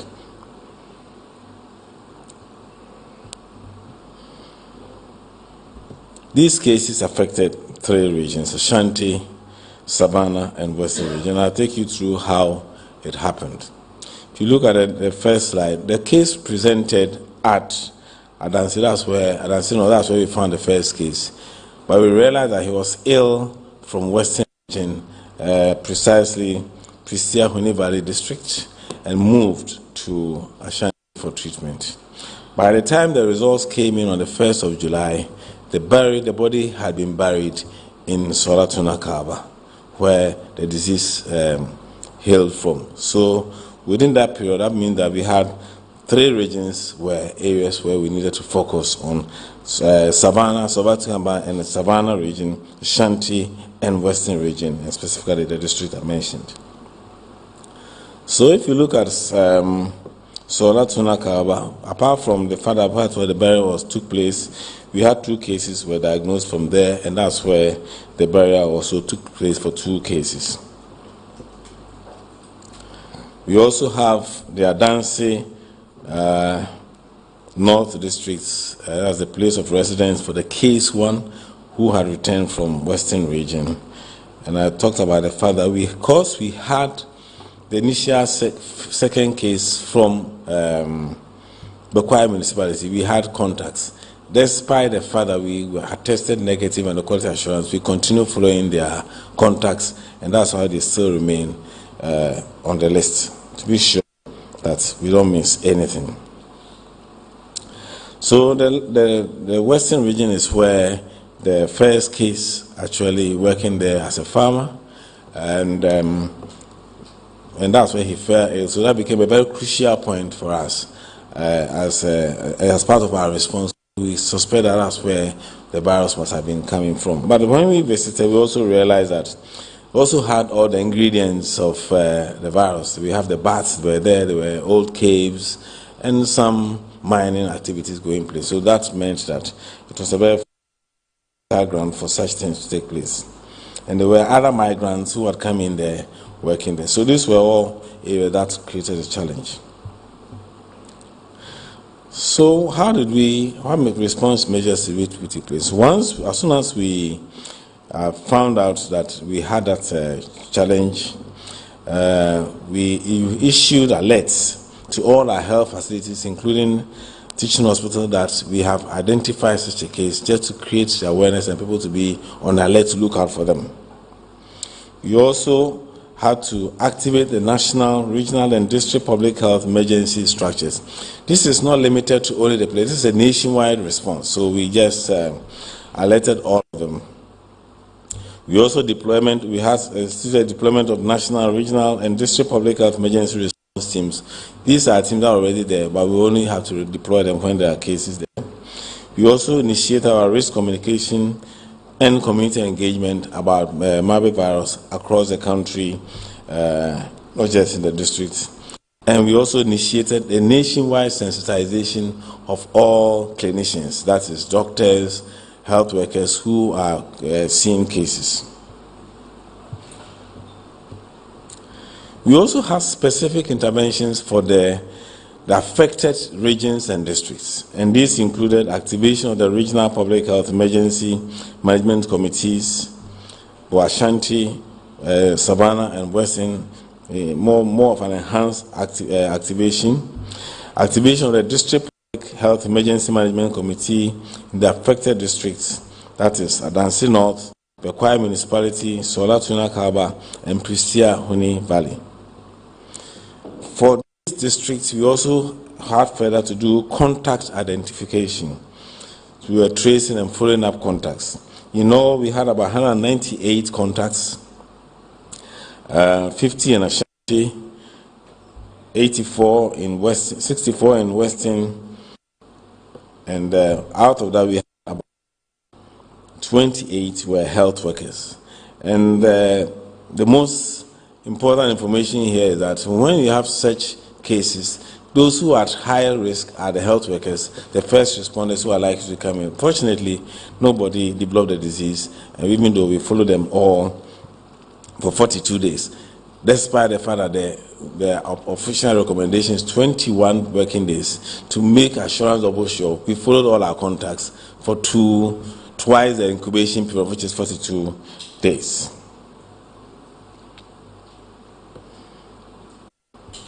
We also had training and deployment of community-based surveillance volunteers to go into the communities and look for what is happening, provide education, and also report anything unusual that they see in the communities. We also had the area of case management. That is those who manage the cases. First was the clinical. They went on to review clinical records, review of the clinical or the facilities in the locality that we are working in. So, for example, in case someone may have missed something, you go into the records and see all the cases, see what were the symptoms, in case someone missed it, so that we can follow up. We also had provision of psychosocial support for the affected individuals, their families, and their health workers. I mean, if you just even hear that you've been a contact of a case of Marburg viral disease, is something that requires some psychological support. We did it for the health workers, the families, everybody was done, but including those who were positive. We activated existing treatment centers, specifically in the regions where we had cases, Sola, Savannah, Ashanti, and Western region, and mobilized logistics in terms of PPE, etc., if they were need to use.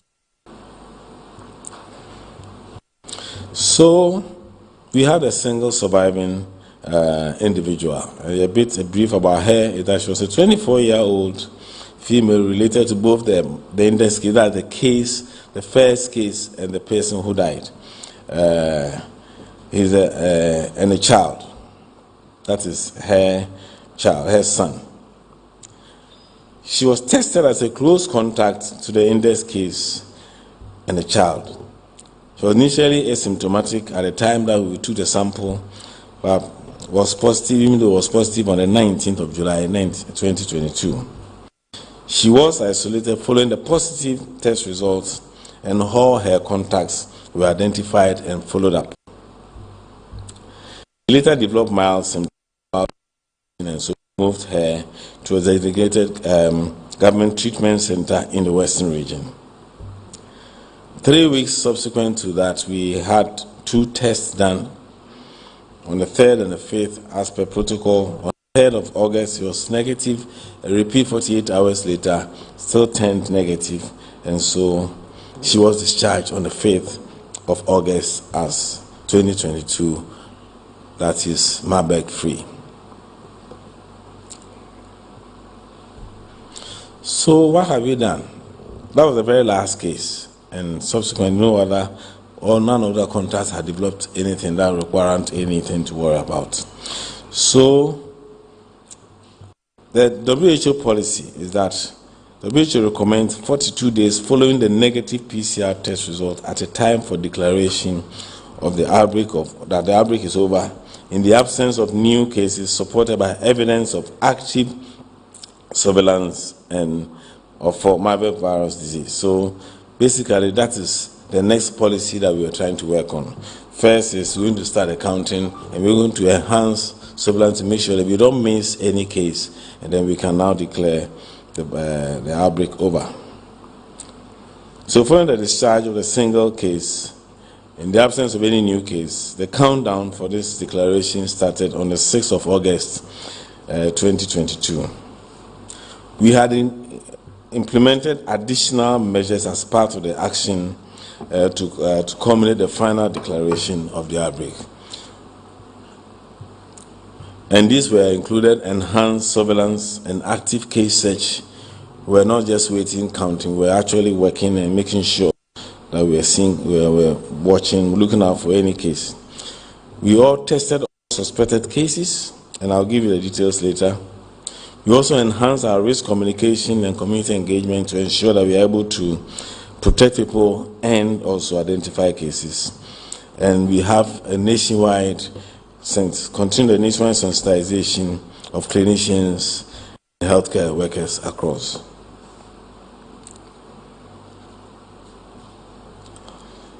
From the 6th of August 2022, as a way of confirming that they were active stage, we had actually 20 suspected cases who all tested negative for the virus. So that was a real indication that countrywide they were being tested. We also had some suspected cases reported in 15 regions out of 16 regions, showing that the activation of the surveillance system was working, and everybody were actually looking out for these cases, but they all tested negative out of the 91, and post 5th of August we still found about 20 more cases that we had to test, and they all tested negative.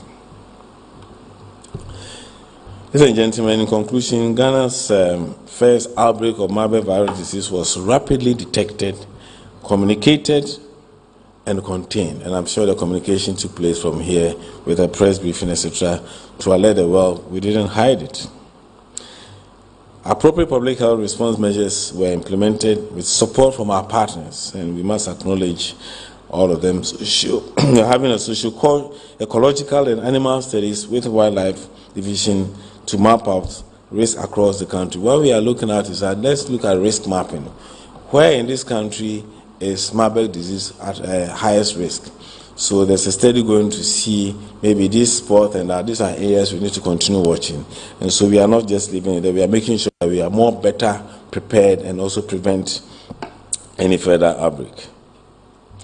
Our resilience disease surveillance system has once again demonstrated the existing capacity to detect and engender appropriate response actions despite the fact that we are dealing with other outbreaks, yellow fever, monkeypox, measles, and still with COVID. So Ghana Health Service, together with our partners under the leadership of the Ministry of Health and all stakeholders, will continue to work towards achieving the public health security in Ghana.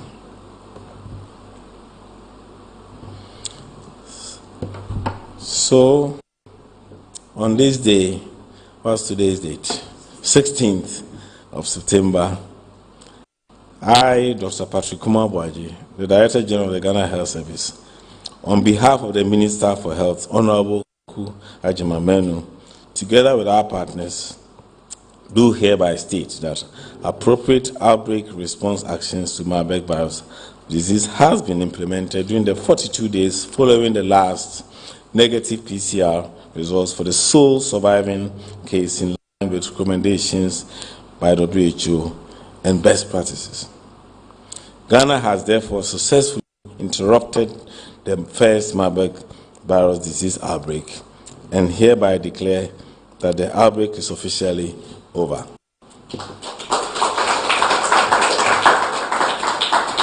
And I must say that Ghana is safe for all, both Ghanaians and everybody. We want to use the opportunity once again to acknowledge WHO, both technical and financial support, the US government through CDC, the UK government through the FCDO, all other partners, CSOs who supported us, the Wildlife Division played a key role, Minister of Information as usual, you, the media, and local communities and chiefs who were helping us, and the general public. So I want to thank you. Thank you very much. So Ghana is Marburg viral disease free.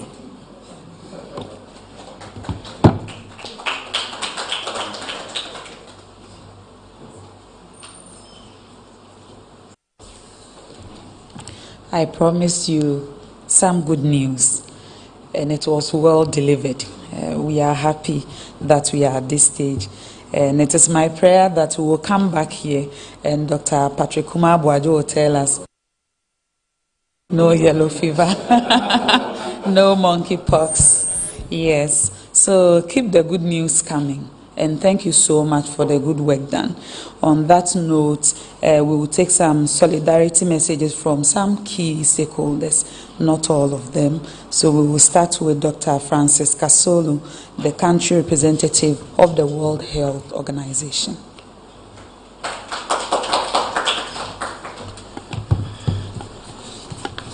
Thank you very much, Deputy Minister. The Deputy Minister of Information, Director General of Ghana Health Service, Dr. Boaji, Presidential Advisor on COVID, Dr. Samawaba, officials from the Ministry of Information, Health, and the Ghana Health Service, representatives from partner organizations, recognized colleagues from the US government and the UK government, the media. I would like, on behalf of the World Health Organization, to congratulate the Ministry of Health and the Ghana Health Service for their timely response and rapid containment of the Marburg virus disease outbreak here in Ghana. As you all know, the Ministry of Health promptly notified the World Health Organization about the Marburg virus disease outbreak, and I think this is commendable. They did not hide the outbreak, and this is what the World Health Organization indeed recommends to all countries, that do not hide outbreaks, and we are thankful for that action. Ghana has ensured that this particular disease does not spread beyond its borders. I'm also happy to report that since the time the response to the outbreak from the Ministry of Health and Ghana and partners started, it has been swift, consistent, and very focused. It is heartening that within 6 weeks after the detection of Ghana's first Marburg virus disease, this outbreak has been officially declared over. This has been achieved, as we've heard, through a coordinated response across all pillars of the response, that is the surveillance, strengthened laboratory support, contact tracing, infection prevention and control, case management, and indeed community mobilization. Distinguished ladies and gentlemen, let me take this opportunity to thank all the health workers at the national, regional, and district, and indeed the community levels, who through their efforts significantly contributed to the quick containment of this outbreak. Ghana, as we've heard, has recently been battling, and again, the surveillance system, as we've heard, has demonstrated that it is up to the task. And I think we need to condemn all contributors to this work, our partners, and indeed the health workers that continue to toil on a daily basis, looking out for the different pathogens that may emerge in this beautiful country. It is also important, ladies and gentlemen, that partnership that has been demonstrated through this response continues to flourish. I'm aware that my colleagues will speak, but WHO, working with the UK government, for instance, will continue supporting the strengthening of the integrated disease surveillance and response, the outbreak investigation, and as we've also heard, we are also both going to contribute to the socio-ecological and the animal study that is proposed to take place here in Ghana. I would like to conclude by stating that WHO is committed to supporting the Ghana Health Service, attain its vision of universal health coverage, making Ghana a safer country against all potential outbreaks. I thank you.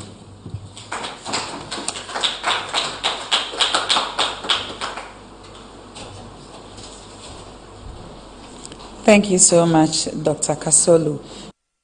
A message from the US CDC presented by the country director.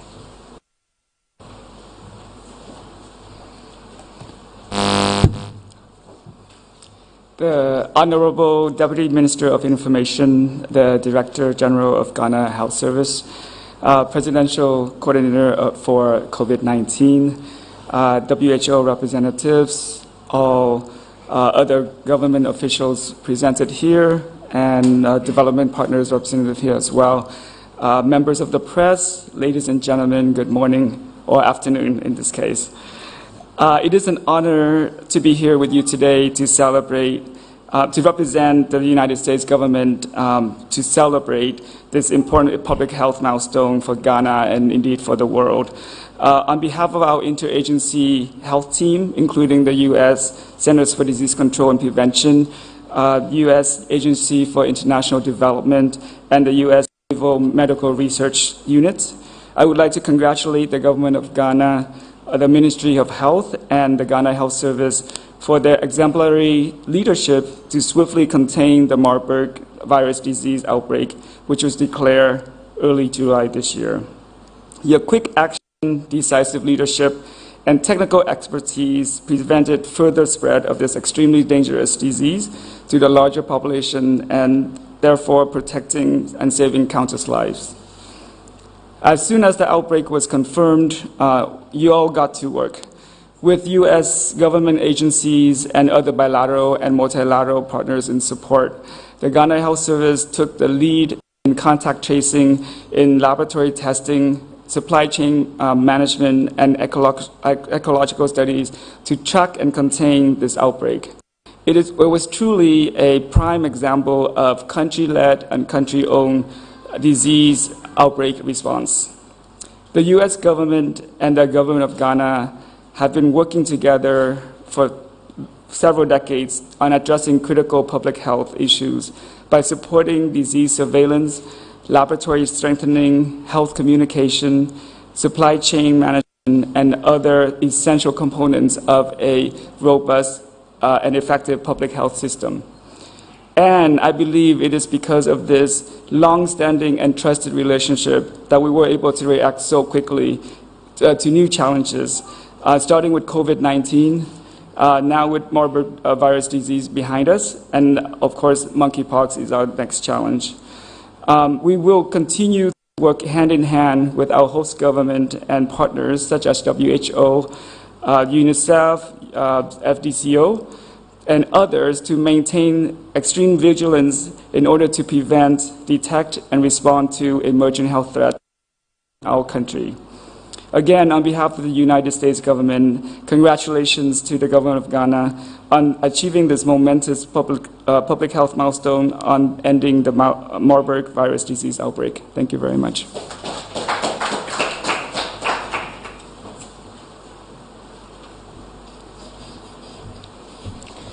Thank you so much for that beautiful message.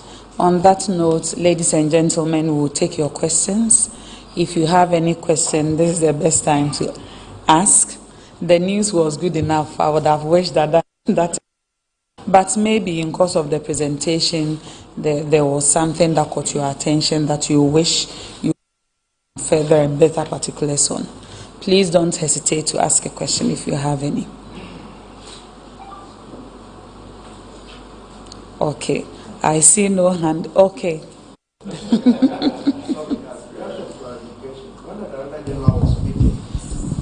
Initially, he said the first two please, cases. Your name and media house and right. The name is Justice Lee Adoboy. I report for the Xinhua News Agency. Yeah, he first said there were two initial cases, but one tested negative later. Then he mentioned a child who also had it. What happened to the child? I didn't hear that from. I want to hear it from you, please. Okay, Agnes.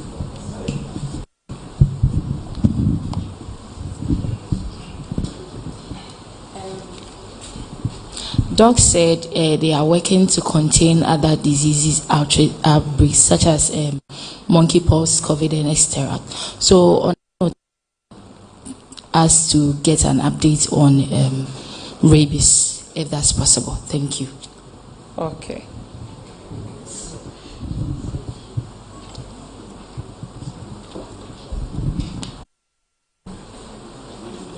Yeah. Yeah, Doc, good afternoon. What must we do as a nation to avoid its recurrence in future?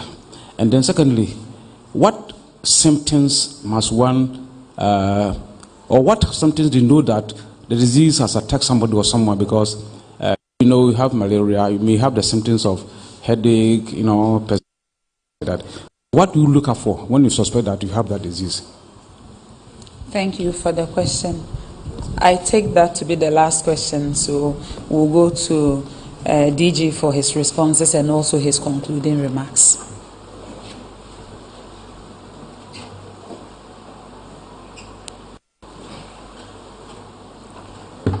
Thank you very much, Honorable Minister. I will answer two of the questions, and I'll get the Director of Public Health to give us a brief of the diseases that is currently ongoing. I believe that the first question was answered by the public, that the 14-month-old baby died. In actual fact, that's the son of the man who died. So they were very close contact.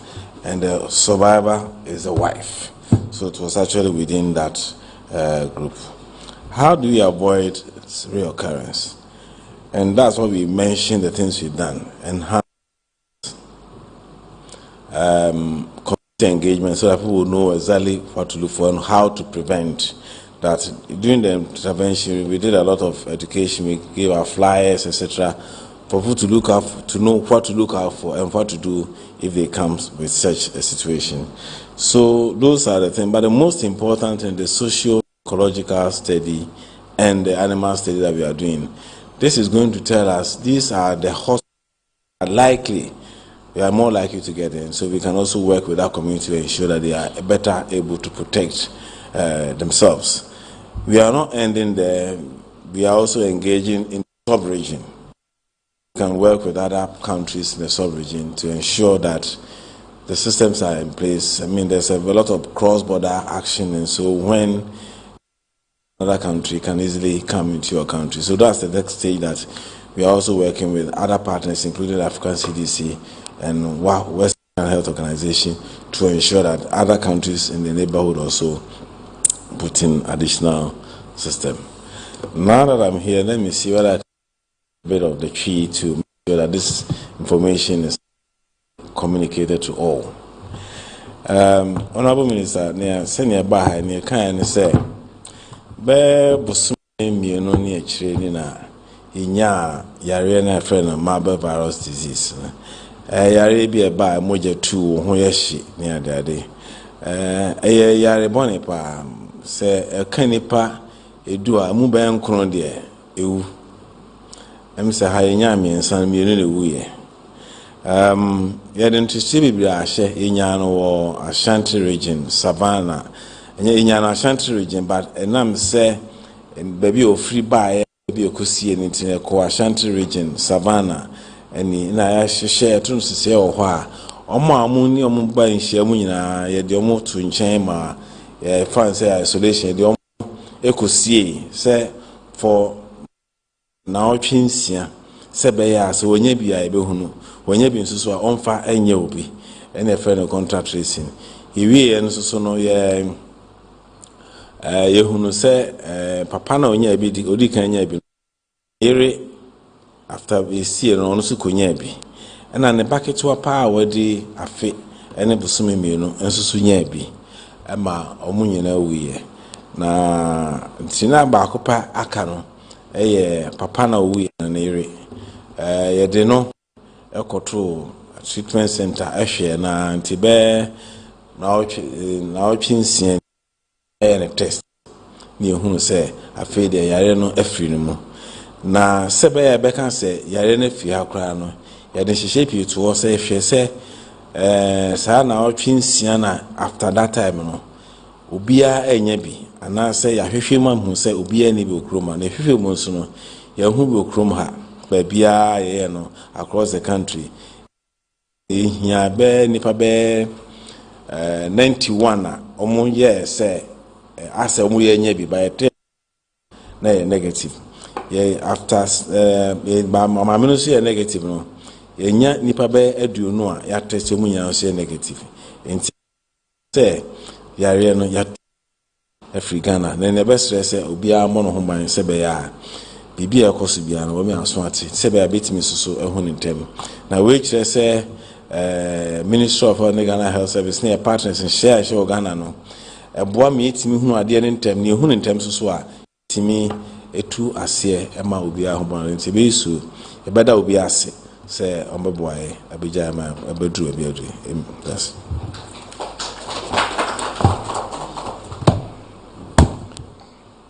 Okay.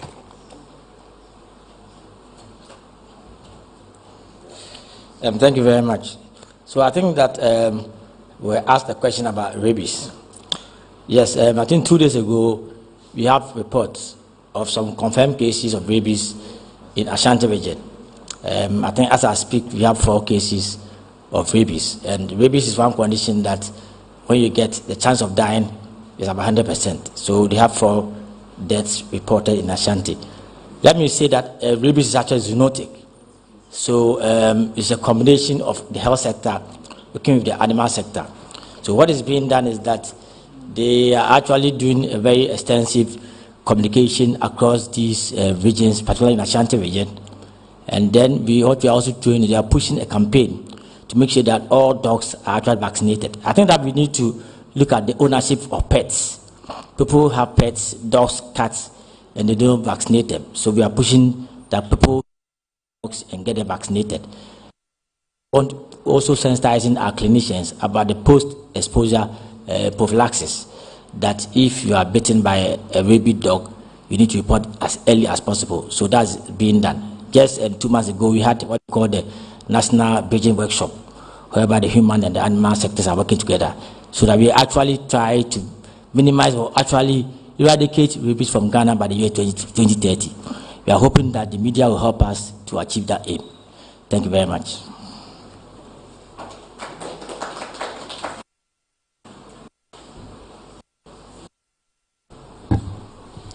Thank you so much for that insightful presentation. I believe there will be an opportunity for us to have a deeper conversation about that subject matter. But at this point, I think that was very sufficient information moving forward. So, ladies and gentlemen, you heard from the Ghana Health Service and their partners. On behalf of all of us, I would like to thank you for making time to join us this afternoon. We can only plead with you that the information that you have received today, you use your platforms, your media houses to spread it so that we can sensitize our population and make sure all of us in this country are safe. On that note, DG, distinguished invited guests, ladies and gentlemen, thank you so much. Good afternoon.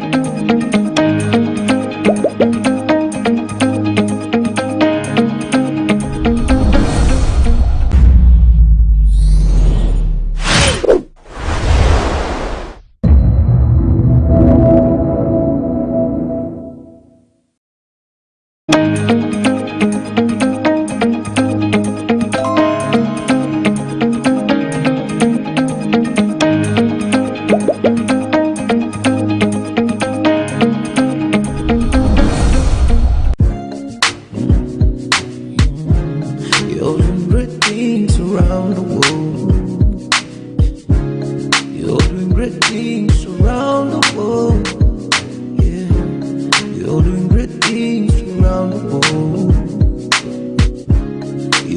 great things around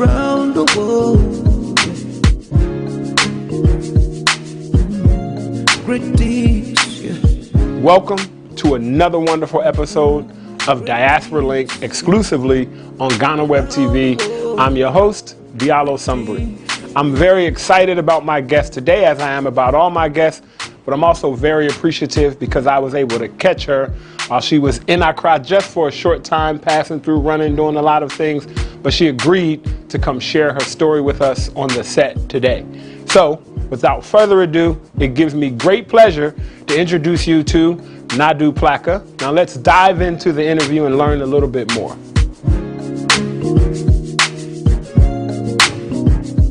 Welcome to Diaspora Link with our guest Nadu Plaka. As we do every episode, before we get into our interview, let's find out a little bit more about our guests with choices. Nadu, this is what we call choices. It's really simple. I'm going to give you two choices, and then you choose one and tell us why. Okay? Okay. Pretty simple, right? Supposedly. Okay. You ready? I'm ready. Okay. Lagos versus Accra. Ooh. Oh! Very different. Accra. Accra. Why yeah. Accra? I guess maybe why not Lagos? Lagos is too much. Okay. So you were talking about like, before we've had to say Accra lifestyle. Lagos is too much. I got you. Okay, just there's no right or wrong here. It's just your is your choices. Okay, so Accra. Yes. Okay. Next, London versus Accra. Accra. Oh, well, you are London is cold and people are miserable. Too many bronies. No, we'll stay here. We stay here in Africa, in your hometown. Yes. Okay. All right. Jollof versus Wache. Oh, Jollof. Jollof all day. I'm not a big Wache fan. Okay.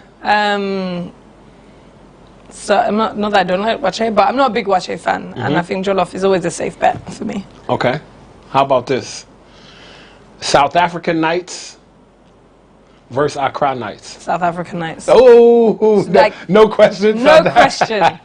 No question. That will be, South Africa will have their own year of return because, you know, after Ghana, it has to be somewhere. It has to move around. And I do feel like all eyes are on South Africa now. But from growing up there, from being younger, it's always been a vibe. Like the music, it just touches your soul in a very different way.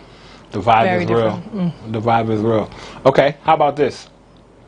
Hip-hop versus Afrobeats. Ooh, Afrobeats. Afrobeats over hip-hop. Yeah, I mean... Okay.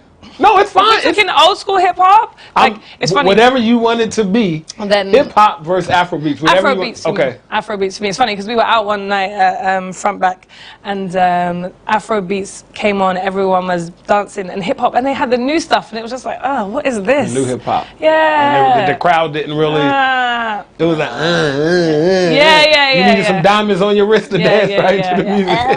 Yeah, no, Afrobeats. Okay. Fufu versus Banku. Banku. Banku. I don't actually like fufu. This is the thing. Kenke not They so might not much. let you back into the country, you realize that. I like Banku. Banku's good. No, Banku, it just has a different taste. For me, I never really enjoyed fufu. But Is it the cassava plantain versus the maize? Is it like the base? Is it the fact that it's maize you like that better? Yeah, it tastes a bit better for me. It tastes a bit better for you? All right, one more, and I know you're going to hate me for this one. You're going to hate me for this one, but I got to try. Afro-punk versus Afro-cella. Oh, Afro-cella. Oh, that was easy. I thought it was going to be different. Cella. It's a different vibe. Okay. All right, to be fair, it's difficult, and that's not fair to do that. No, it's not now fair. Maybe I'm backtracking. Don't backtrack. They both have different assets that they bring to the experience. I know. So the choices is if you had to choose one, and you chose Afro-cella, there's nothing wrong with that. There's no right or wrong. Thank you for playing this game with us. As you always know, why do we play choices? Every day we wake up, we all make different choices in life.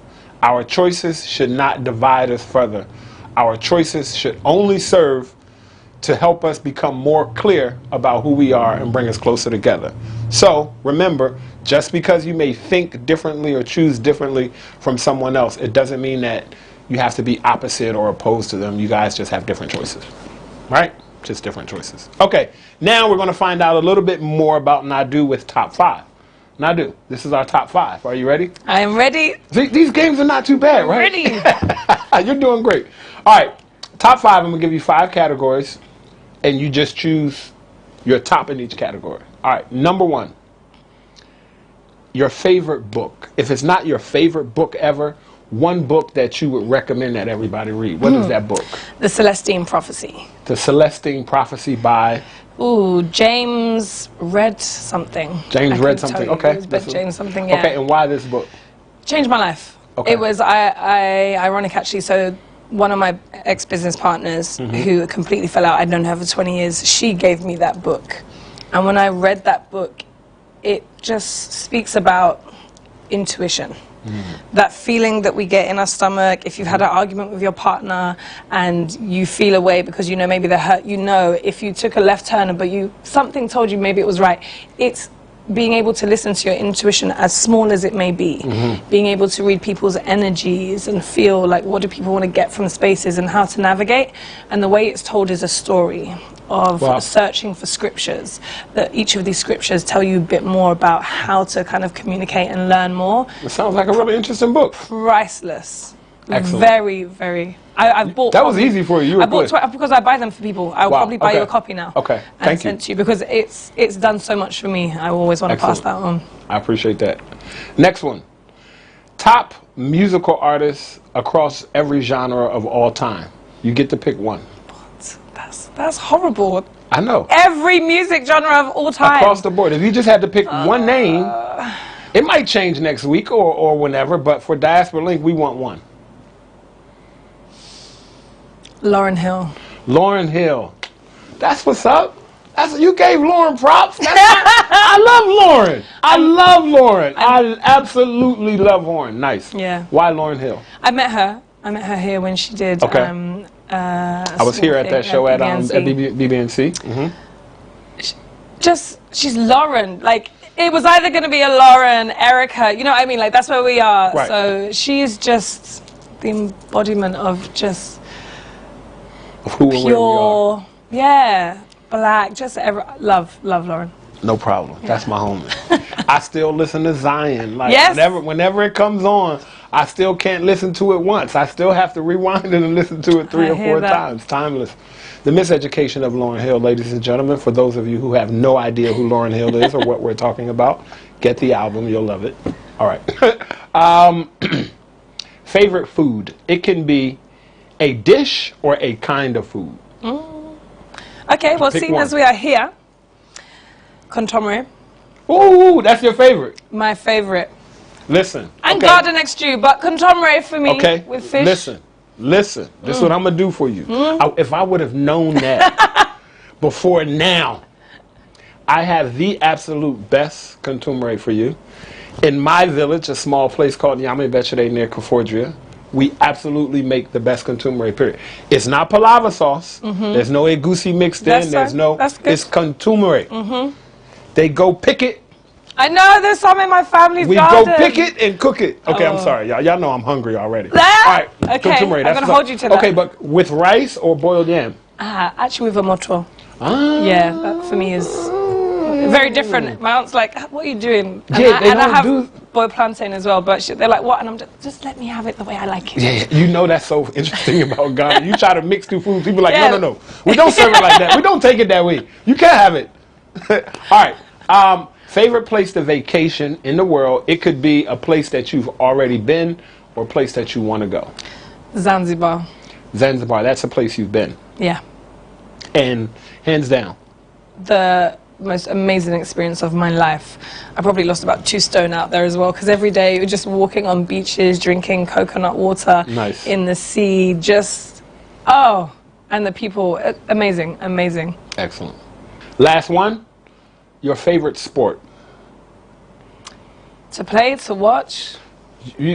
Favorite sport, whether it could be a combination of playing and watching. It could be just, if you had to pick one sport, what would that sport be? Netball to play. You said? Netball. Do you know what netball is? No. Okay, it's a British thing. What is netball? It's like basketball, but you can't travel with the ball. And it's predominantly for women to play. You can't travel with the ball? No, you can't travel with the ball. What do you mean?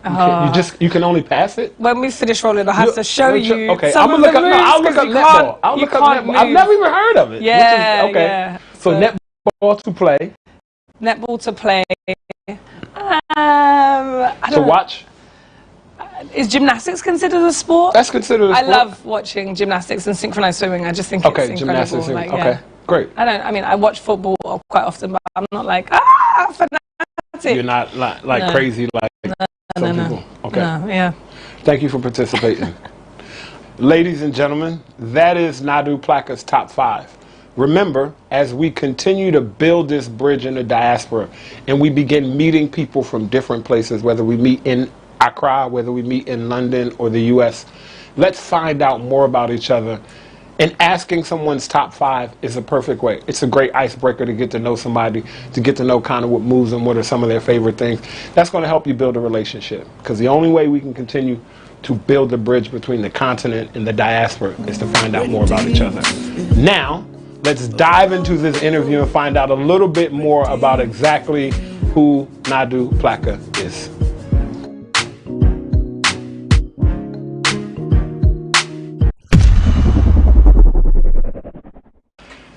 We are back with another wonderful episode of Diaspora Link, and I am here with my guest who you've gotten to meet a little bit, Miss Nadu Plaka. Nadu, how are you? I'm good, Diallo. You?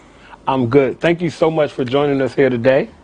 I'm glad that I was able to track you down and catch you in between this visit while you're here in Ghana before you fly off to your next destination. So thank you for your time. Anytime for you. Oh, really? Of course. Y'all hear that? Anytime for me.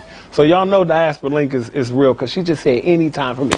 All right, here we go. Nadu, so you are from Ghana, right? Even though I thought you were from somewhere else. Yes. You are from Ghana. I am. I am half Ghanaian, half British. Okay, half Ghanaian, half British. So your father? Ghanaian. Ghanaian. My mother, British. Your mother is British? Yes. Okay. What part of Ghana is your dad from? So we're talking pre-colonization, post. Give us a history lesson. Do you know what? It's been very interesting, because on this trip and every trip I come, I always try to learn a little bit more about my history. Okay. So my grandfather was the first assistant to President Nkrumah. Wow. Benjamin Plaka. Okay. And as I've been coming back, I've been meeting with my grandma and learning more stories. Okay. So she is from the line of Savages, Savage family name, whose family home is in Cape Coast. But at the moment they live in Latibiokoshi. So yes, my father was born in Accra, but as a diplomat's son, he traveled the world. They were in Russia. They were posted all over. Okay. So I've been able to track my lineage and find out exactly who I am. Exactly who you are and where you're from. So have you been able to visit your family's hometown and your family house here in Ghana? Yep. So I visited Latibiokoshi this week. We have some renovations to do, of course. Right. But I think the next trip I want to go to the Savage House in Cape Coast and do a bit more, learn more. All the stories I hear, just we come from the Lawson family, so we were Akplaka Lawson. Okay. But Akplaka, back then they said it meant fat Lawsons. So my great-great-great-grandfather was like, forget this, we are not fat Lawsons. I'm going to go down here, I'm going to start my own village. And he dropped the Ak Lawson, and so we became Plaka. Oh, okay. So very small. We're airways, so Togolese mixed as well. Yo, how does that feel? Like, how does that feel as you know your dad is Ghanaian, you're a Ghanaian, but you're tracing your family history and you're finding out more things. How does that feel? It's really exciting. I've started making notes, like stories from my elders, because the stories my grandma's been telling me, you put it in context to like this day age, like my generation, you're just like, this is what you went through? Or, you know, your grandfather was pissed off with the rest of the family, so he was just like, yeah, forget you guys, I'm out. I'm going to start my own village. Like, it's really interesting and it's fun to learn. I think it's really important. Right. Really important. Were you born in Ghana or were you born in... I was born in London. You were born in London? Yeah. Okay. So how often have you been traveling back and forth? Is it like every year? Was it, you schooled in London and didn't come back to you as a teen or adult? Tell us a little bit about your story. So I schooled in London up until the age of 13. And then I went to school in Lesotho, which is landlocked by South Africa. Okay. I was there for a year, then went back to London, and I'd only been to Ghana when I was 4 years old, and I came for my grandfather's funeral. So that was my only real interaction. My dad having been posted all over the world with his father before, he decided to settle in the UK. And he, I guess, lost touch with some of his, Ghanaian roots. And as the eldest son, he still had responsibilities, but obviously a lot harder to implement when you're not here. So I had been working across the continent, more so in Nigeria, and my family were like, "You're so close, why are you not going back home?" I'm like, "Where the money reside, I am following the money right now. So if I have an opportunity to go to Ghana, then I 100% will." And I put it out to the universe, and within, I think, 3 to 6 months, I got a phone call that invited me to come to Ghana to work with Fuse ODG and work on Tina Festival. Okay. So yeah, that was the start, and since then I think probably been back 2 to 3 times a year.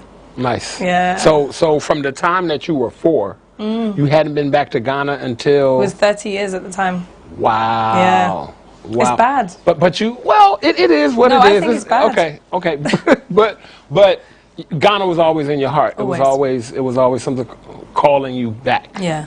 You mentioned traveling the continent, right? You mentioned schooling in Lesotho, and you were in Nigeria doing business. So that means that you're familiar with the continent. 100%. 100%. Yeah. And you've traveled to different African countries, right? Yeah. What are some of the African countries you've traveled to? Senegal, so my father lived there for a while.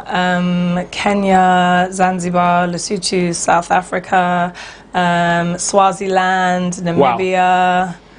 You've been around. And not enough. There's still, I want to try and go to at least all 54. There's so many to do. Right. Yeah, it's just interesting. And it's funny because when I read your book, the first I opened the first chapter, and as soon as it opened up, I was like, oh, this is hard hitting. This is exactly what it is. Depending how the country's been colonized, you're literally going to be setting the stepping stones of how you need to navigate. Yes. And I tell my team when we come over, the way we work is we have to learn from each culture, and each culture is different, from greetings, from handling money, from, bartering. It's all part of it, but it's really interesting to learn how to navigate, and I love it all.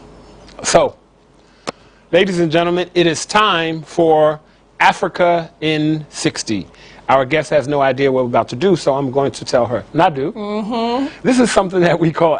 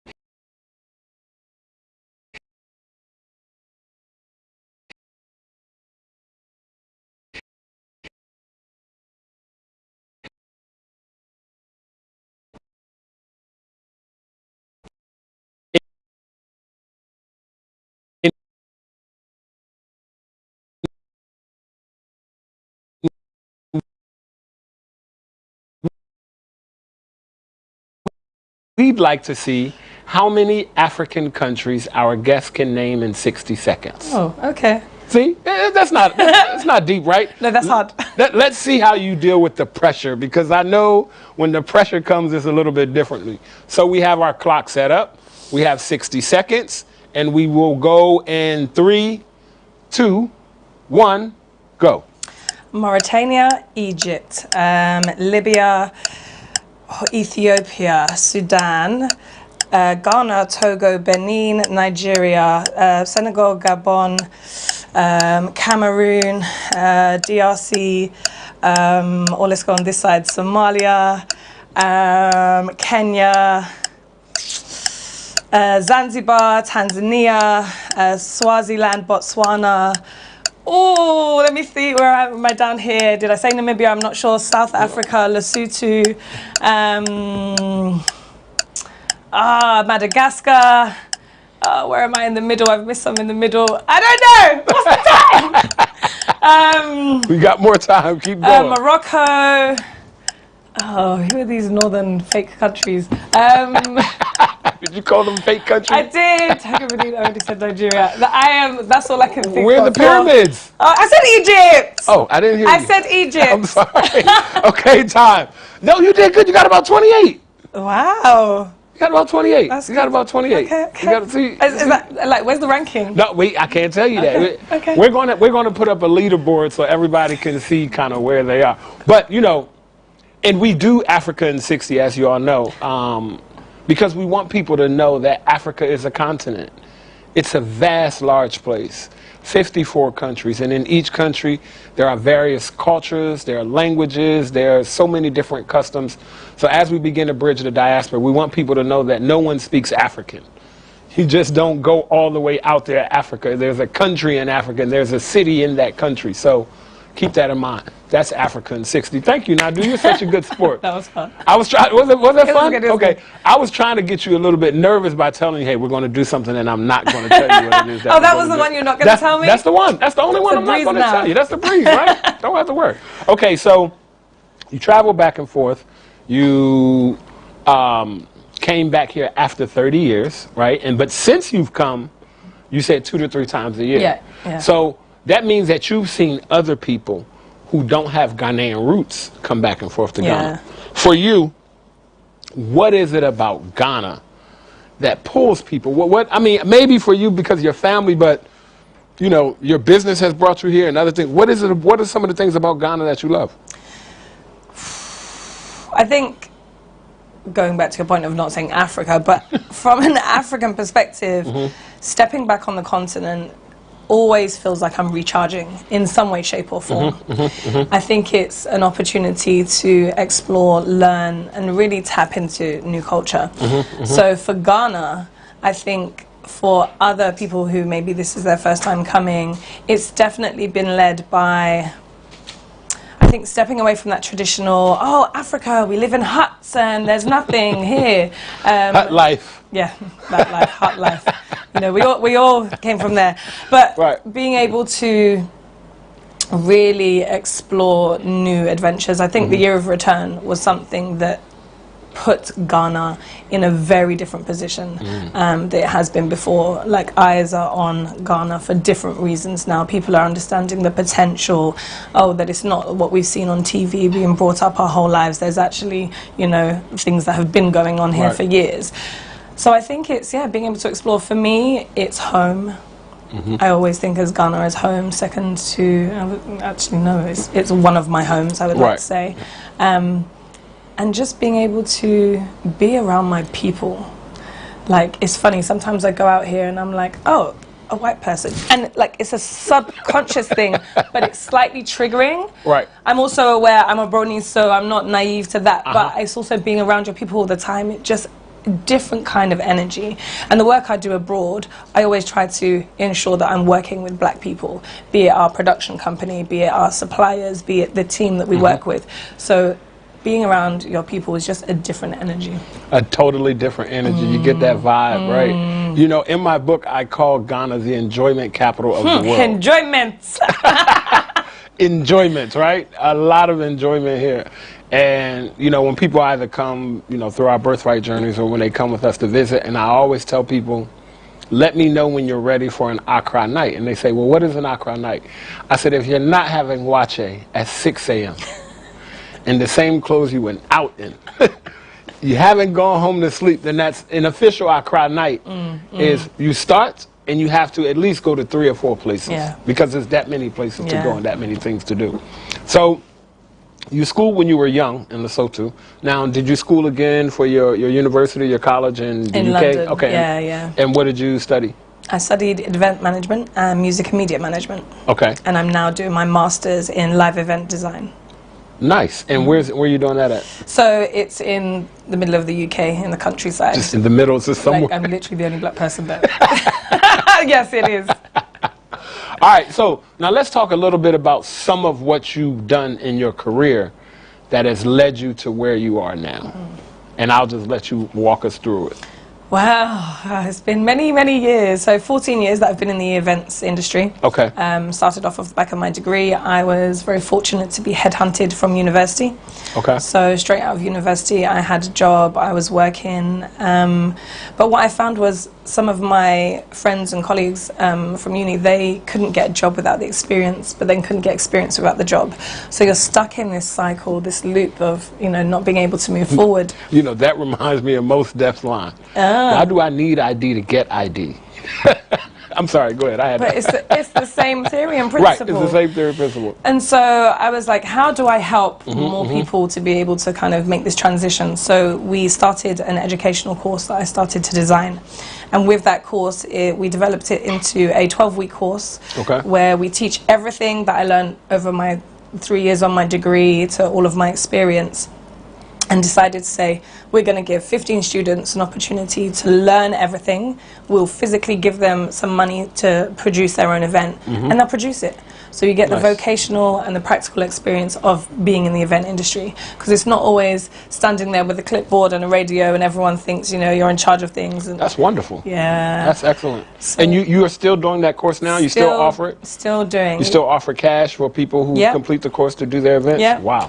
Wow, that's excellent. Yeah, so we come to Ghana, South Africa. We've got an exchange program where we have an opportunity for students to learn about events and travel the world to deliver them. Because I don't think anyone should be restricted to just working in one country. I think everyone should learn. Like, I'm trying to get some of my white counterparts at university to come and work in Accra, because you want to know how we feel when we're on site as the only black people. Let's see how you'll feel in the middle of Africa, to be specific, Ghana, and see how you get on. Right. Because culturally, it will, wake you up. Wow, that's a great idea. Yeah. That's a great idea. So, from the time that you started your company, that's what you've been doing for 14 years? So for 14 years, I've probably had about 3 or 4 companies. Okay. Companies that I didn't necessarily put the energy into, companies that had crazy business partners. We go through the ebbs and flows of running a business. But in the last 2 years, we had a rebrand with the Zoo XYZ, which is my current company. Okay. And with them, we have been doing stuff with some amazing clients, from Afropunk in New York, South Africa, to Pan Afro Link, NBA player Luol Deng, working with him across London and Ghana. SoundCloud, Amazon Music, a lot of UK artists, the festivals here, Tina Fest, Afrochella.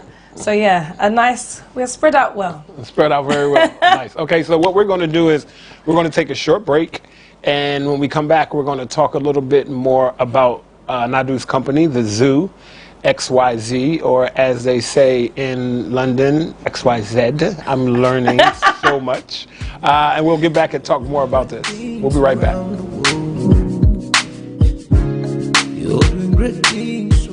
Peace, global African family. My name is Diallo Usambi. I'm a co-architect of Ghana's Year of Return 2019. And I'm the president and CEO of the Adinkra Group. For the past 5 years, we've been bringing loads and loads of people to Ghana. Many of them, their first time on the African continent. Their first time putting their toes in the African sand, in the African soil. And so many people have had their life changed. Our birthright journeys are curated cultural immersion journeys centered around reclaiming cultural identity, exploring your ancestral heritage, and celebrating African resilience. It gives me great pleasure to introduce our Birthright Journey Partner Program. It's really simple, and you really don't have to do much, other than email us at info@theadinkragroup.com. Now, what makes a great Birthright Journey partner for our program? Are you a leader? Are you an influencer? Are you that person that your family calls on to organize, or do you automatically know that that's your job? Are you somebody of status in your community? Are you a community leader? Are you that person in your church or in the school? If you are the ideal Birthright Journey partner. Do you believe that every person of African descent should have an opportunity to touch ground on the continent of Africa? If you are, then you are the ideal Birthright Journey partner. It's simple. We're going to show you how you can travel to Ghana for free. Not only can you travel to Ghana for free, but you can actually get paid to travel to Ghana. Really simple. Just contact us at info@theadinkagroup.com and set up a discovery call. You'll get to travel. You'll get to travel with your family and friends. You'll get to travel with your community. And the best part of it is that it'll be free for you. Or you'll even earn money doing it. So again, info@theadinkagroup.com. We look forward to seeing you in Ghana. We look forward to dancing with you in Ghana. We look forward to eating fufu, eating jollof, eating wache. Make sure you contact us now, and we would love for you to become a Birthright Journey partner. Madasi.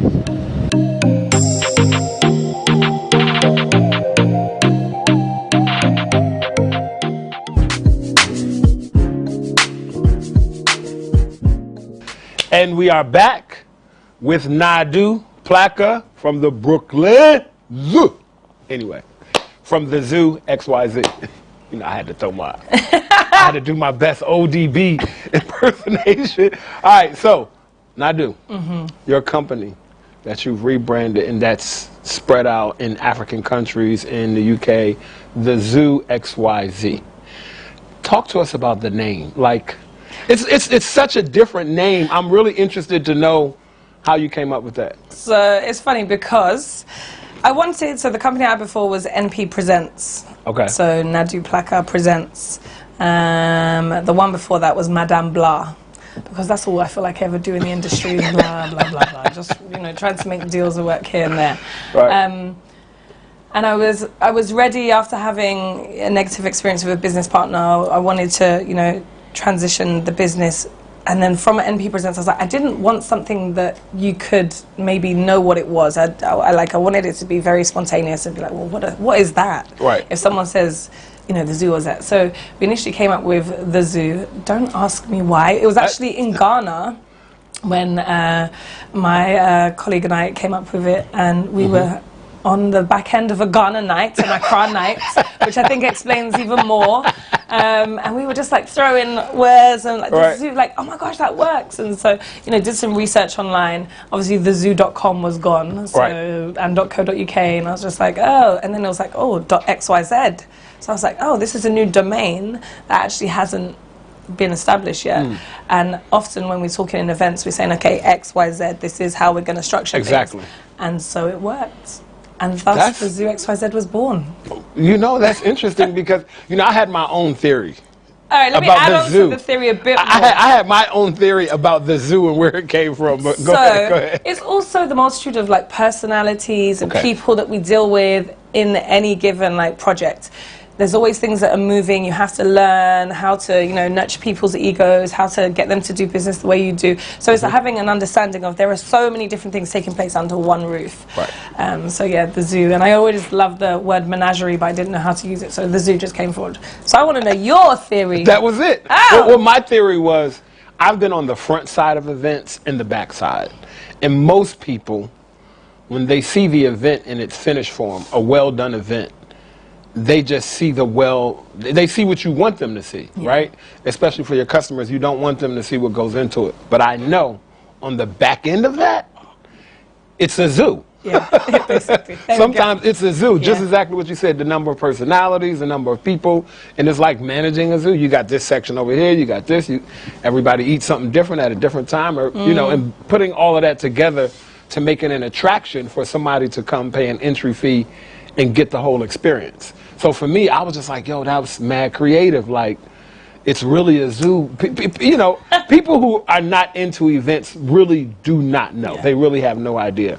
I'm sure we both all have a lot of stories about things that have happened at the 9th hour before an artist goes on stage or before the gates open. So many stories, so many. So let me ask you this, because this is Diaspora Link, and a lot of what we want this show to do is to share personal stories about why people have chosen to do business in Africa, right? Because it's a choice a lot of times. You don't have to look for business in Africa. You can turn business offers in Africa down. And you could focus on the UK, you could focus on other parts of Europe and the US. So why is doing business in Africa important to you? It wasn't a choice, it was my calling. I think I've always been very much about people. Okay. Anyone will tell you, working with me, I'm always for the people, the team, like how are we establishing that kind of network and growing the community.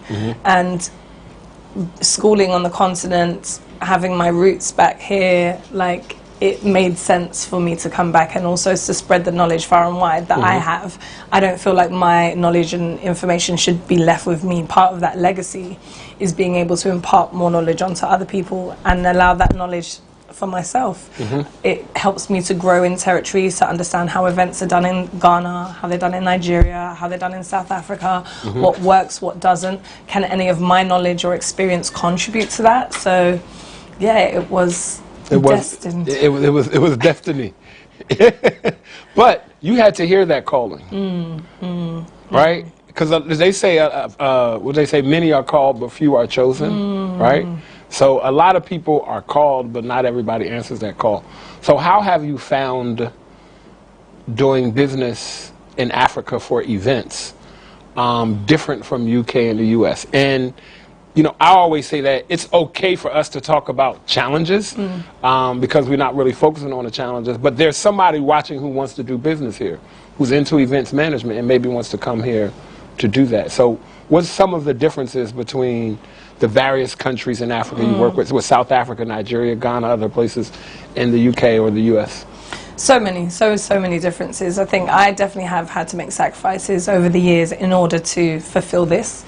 The differences across each country, again, I think reading the first chapter of your book will just give you an insight as to where. I'm not being paid to plug, I'm just saying. But thank you. Because you have to understand the people first. That's the first thing. Understand who you're working with, how they work. Being a woman working on the continent has its own layer. I was about to say, I'm sure that's a whole nother... Being a woman in Nigeria as a Ghanaian or British was another layer. Being from the diaspora coming back home, it has another layer. Like all of it does, because there's also hierarchy, there's also respect, there's things that culturally have been embedded for generations that you have to now step into and just grab the reins a bit more. So, for example, when we were working in Nigeria, the runners, so these are the people who literally, without them, you will not get stuff done. At all. They're picking up stuff, they're running it to places, they're making sure people are in the right place at the right times. At the end of the event, they all sat down with myself and my other colleague who's also British, and they were like, thank you. Thank you for just treating us like we're human beings. And my dad always taught me that it doesn't matter when you who you're working with. Right. If it's someone who's older than you, when they go home, they are the head of their household. They are the breadwinner. They're the person who is coming back. Just because they're working with you now as a runner at a smaller role, it doesn't take that away from them. Right. And so it's always paying back that respect and ensuring that people are spoken. I'm not dictating to you to do something. I'm not going to ask you to do something that I wouldn't do. So if I'm asking you to pick up rubbish, you will see that I've picked up rubbish, which also isn't a very African mentality. It's go and pick. Like there's no small question. boy, small girl, please pick all of this. Yes, but for me, I was like, that's not how I work, and I can't change that. Now, it's difficult, because I think you get to an element of capacity. For me, I was like, working in Nigeria, I could only do a month, because the stress, the conversations, the level, the dealing, like all of this builds up from having a Western upbringing to then, you know, integrating it. You have to take time away. Africa, Ghana, it works at a very different pace. You have to adjust to that pace. This trip here, it took me a week to settle in, because I have to do the Accra city tour. I have to go and party, to show face in different places, and then I have to also kind of come down and settle. So yeah. Right. And you know, I tell people all the time, Accra is growing at a rapid pace. You can be away for 6 to 12 months, and when you come back, there are how many new clubs, how many new restaurants, how many new lounges, how many new roads or changes. So it's growing at a really rapid pace. What are some of the logistical challenges that you have here with events? Like, do you have problems getting materials in these countries? Do you have to always ship them from South Africa or Turkey or Dubai or something? Or you've got it. So not everything is here. Not everything is here, and this is something I'm really working on. Like as basic as comms, so radios on event day. There isn't well, we know of one that's here, but even so, stock is limited. You know, does it work with the radio frequencies? There's so much that has to go into it. Rigging, near impossible to get things. Pyrotechnic, all of these things do often have to be flown in from different countries on the continent to make sure, you know, we have it here. But I think in time, this is something that just will be developed. I'm definitely seeing a change in the industry and the change in the way people are, you know, having their experiences, because we've had positive experience and negative experience of international companies coming in, bringing international people to do all the work as if Ghanaians are not capable. We've been here. They have been here doing events before. It was on an album that brought everyone and put eyes on Africa, so I think it's just refining that and just trusting the process internally. And I will always be, I guess, an ally for work to be done by Africans for Africans. You know what? I've seen miracles, right? And by miracles, I mean, you know, during the year of return, we did a lot. And I remember us having an event at Cape Coast, at the Slave Dungeon. And I remember showing up maybe 3 or 4 hours before the event, right? And we had a lot of people on the way. Like 250, 300 people I knew were on the way to Cape Coast. So I remember, let me go early. I remember showing up and nothing was set up. And I was losing it. Like, yo, what is... And then I was like, Diallo. Shouts out to my brother Ernest. I'm sure he may see this. And Ernest was like, I got you. The confidence that he said that with, okay, when I tell you in 3 to 4 hours, honestly, you would think that it was set up from the morning. Like, there wasn't, it was done. And I was just like, okay, there are miracles. It's just how I don't know how, I don't know how, like. I understand. I wish we could do that earlier. Yeah. Without, like. But why? Because it gets done. I know. And that's the thing. That's the mentality. But it will get done. It'll get done. But it's like the stress. Yeah. High level. I had to learn the hard way as well. On site, 4 a.m. I'm like, I'm not going to the bed. So the things here, I've been calling them since 11 a.m. They told me they're coming. Why is it now gone past 11 p.m.? They're telling me they're coming 4 a.m. We got to be back on site at 7 a.m. Go to sleep for an hour, come back. I was like, oh, okay. And that's when I started working and I see people say, oh, it's your first time doing an event here. Don't worry, you'll be fine. You'll be fine. Don't stress. Like, you have to not overthink it because it works differently here. It definitely works differently. It definitely works differently. So you mentioned a lot of big names. You mentioned Afropunk. You mentioned Afrochella.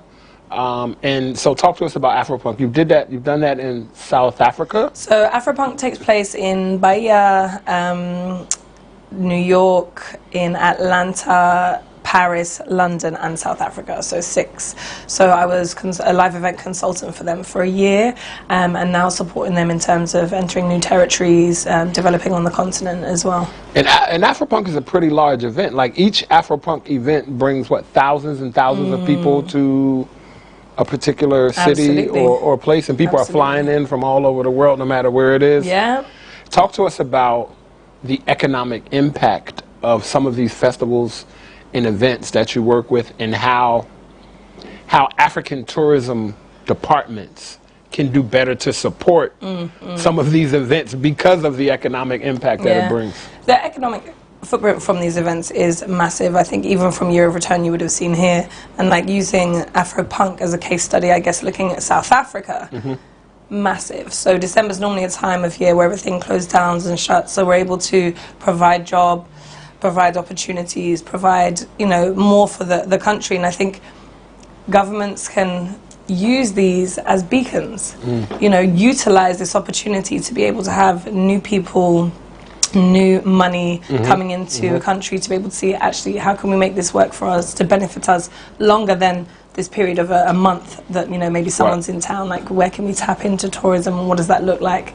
So yeah, I think it's about having conversations with the right organizers that are supporting the economic growth, you know, internally as well. I don't want it to just be ever international companies coming in and doing and then, you know, bouncing back out. It means to be how are we working with companies on the ground, what corporate social responsibility are we doing, what are we giving back to ensure the longevity of business and the economy for, you know, wherever we're entering. For the economy, for the local economy of wherever the event is. Precisely. So I take it, I would assume that you believe that large festivals of such that you've worked with can be a part of this idea of Africa beyond aid to an extent, right? So let's say you take a festival like Afropunk in a place like Accra. Could Accra handle a festival like Afropunk that size once a quarter? Oof. Once a quarter, that's a lot. But to be fair, I think there's levels to this. Okay, so is it an international festival that's coming in? Right. Who's the target audience? Who are they, you know, what are they looking to generate from a perspective of, is it revenue? Is it just exposure? All of those things kind of have a hold on it. And it's funny because we do feasibility studies for organizations. So if you want to enter a territory, come and have a conversation with us. We work with the team on the ground to be like, this is what it will cost. This is what you'll need to do, who you need to speak with. These are the stats. This is what you should be looking if you want to work with a particular audience. To be able to get, I guess, the lay of the land of the best way to work when entering. Because it's easy to say, okay, once a quarter to do an event, but there are so many different layers to that to be able to actually identify, you know, what type of event is best coming in, who's your audience, and how you can maneuver. So, yeah. So, for up-and-coming event planners, artist management firms, and other diasporans from the UK, from the Caribbean, from the US, who want to work in Africa. Call me. That's the fact. Yeah, that's number one. That's the quick Number one. answer. Call you. Number one, call you. What piece of advice would you give them? What advice do you have for somebody who wants to come and do that? Because I'm sure, like you, I talk to a lot of people who want to come here, and everybody has big dreams, which is good. And I try not to burst the bubble when I see somebody floating with all of this ideas and this romantic idea of what they're going to do when they come and how it's going to work and what will happen. Even knowing that this particular person hasn't spent time, and I try not to just be like, calm down. Yeah. None of that is going to happen because... That's nice. When you get here, you'll see. I would say don't be naive. It's all of that. I think all of that naivety and also an air of ignorance can come with, we are this brand, we have this name, this is how we're going to enter. And I have seen first-hand examples of that. You know, Cardi B being an example, we're going to bring this massive show, book 30,000 people, book out the stadium. Sorry, do Ghanaians listen to Cardi B like that? They don't.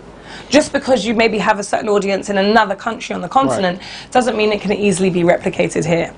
Or anywhere for that matter. So I'd say take time. You have to put the work in to really understand the market, understand your audience, and understand how everyone works. So yeah, naive and ignorance, leave that at the door.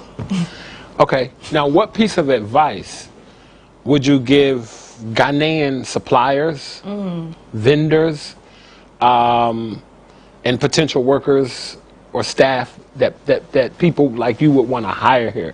What piece of advice do you have for them that will help them be better on-ground partners for events and festivals?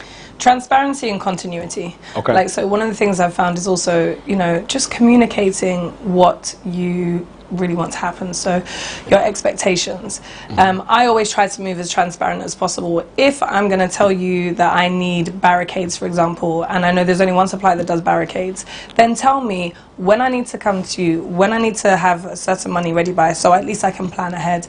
I think sometimes it's very flitty, you know, people, you know, say they can do something, but then can't. Oh, I'm on my way, but really you're at home, or you're in Tema and you're coming to meet me in East Legon. You know that's going to take some time. So it's just, yeah, being very open. Really? So Tema and East Legon is not, it's not a 15-minute trip? No, it's not. And so it's just, I think it's, with those expectations and communicating, it's easier just to navigate the way of the land. And I understand, you know, when we did the course in 2019, we were here, a lot of suppliers were like, we have issues in terms of we're asked to put our own money up front in terms of being able to be paid. We don't get paid in time, and it's very difficult. Like, I, even working on some of the projects here, I come in, I'm about business. Right. This is the process and this is the structure. And if I can ensure that the money I'm bringing into the country will stick to that process, then everyone else works accordingly. And we've seen it.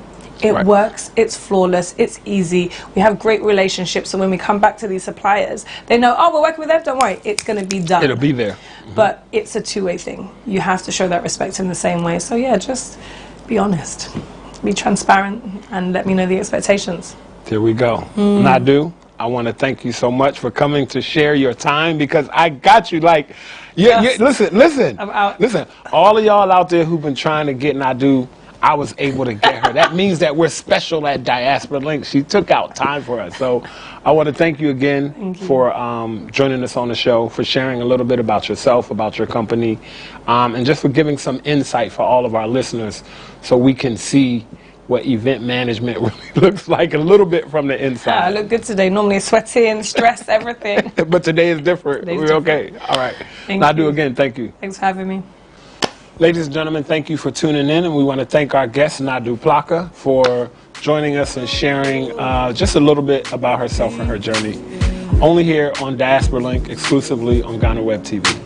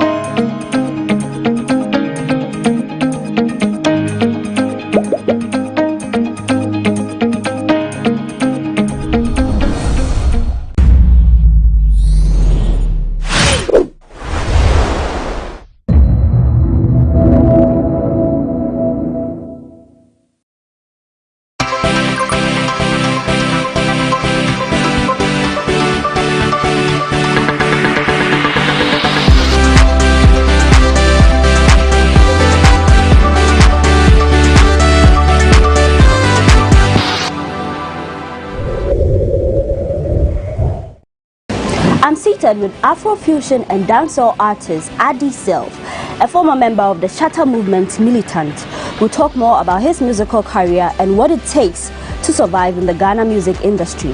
I am Paula Amabruni. This is Talkatainment on GhanaWeb TV. We'll be right back.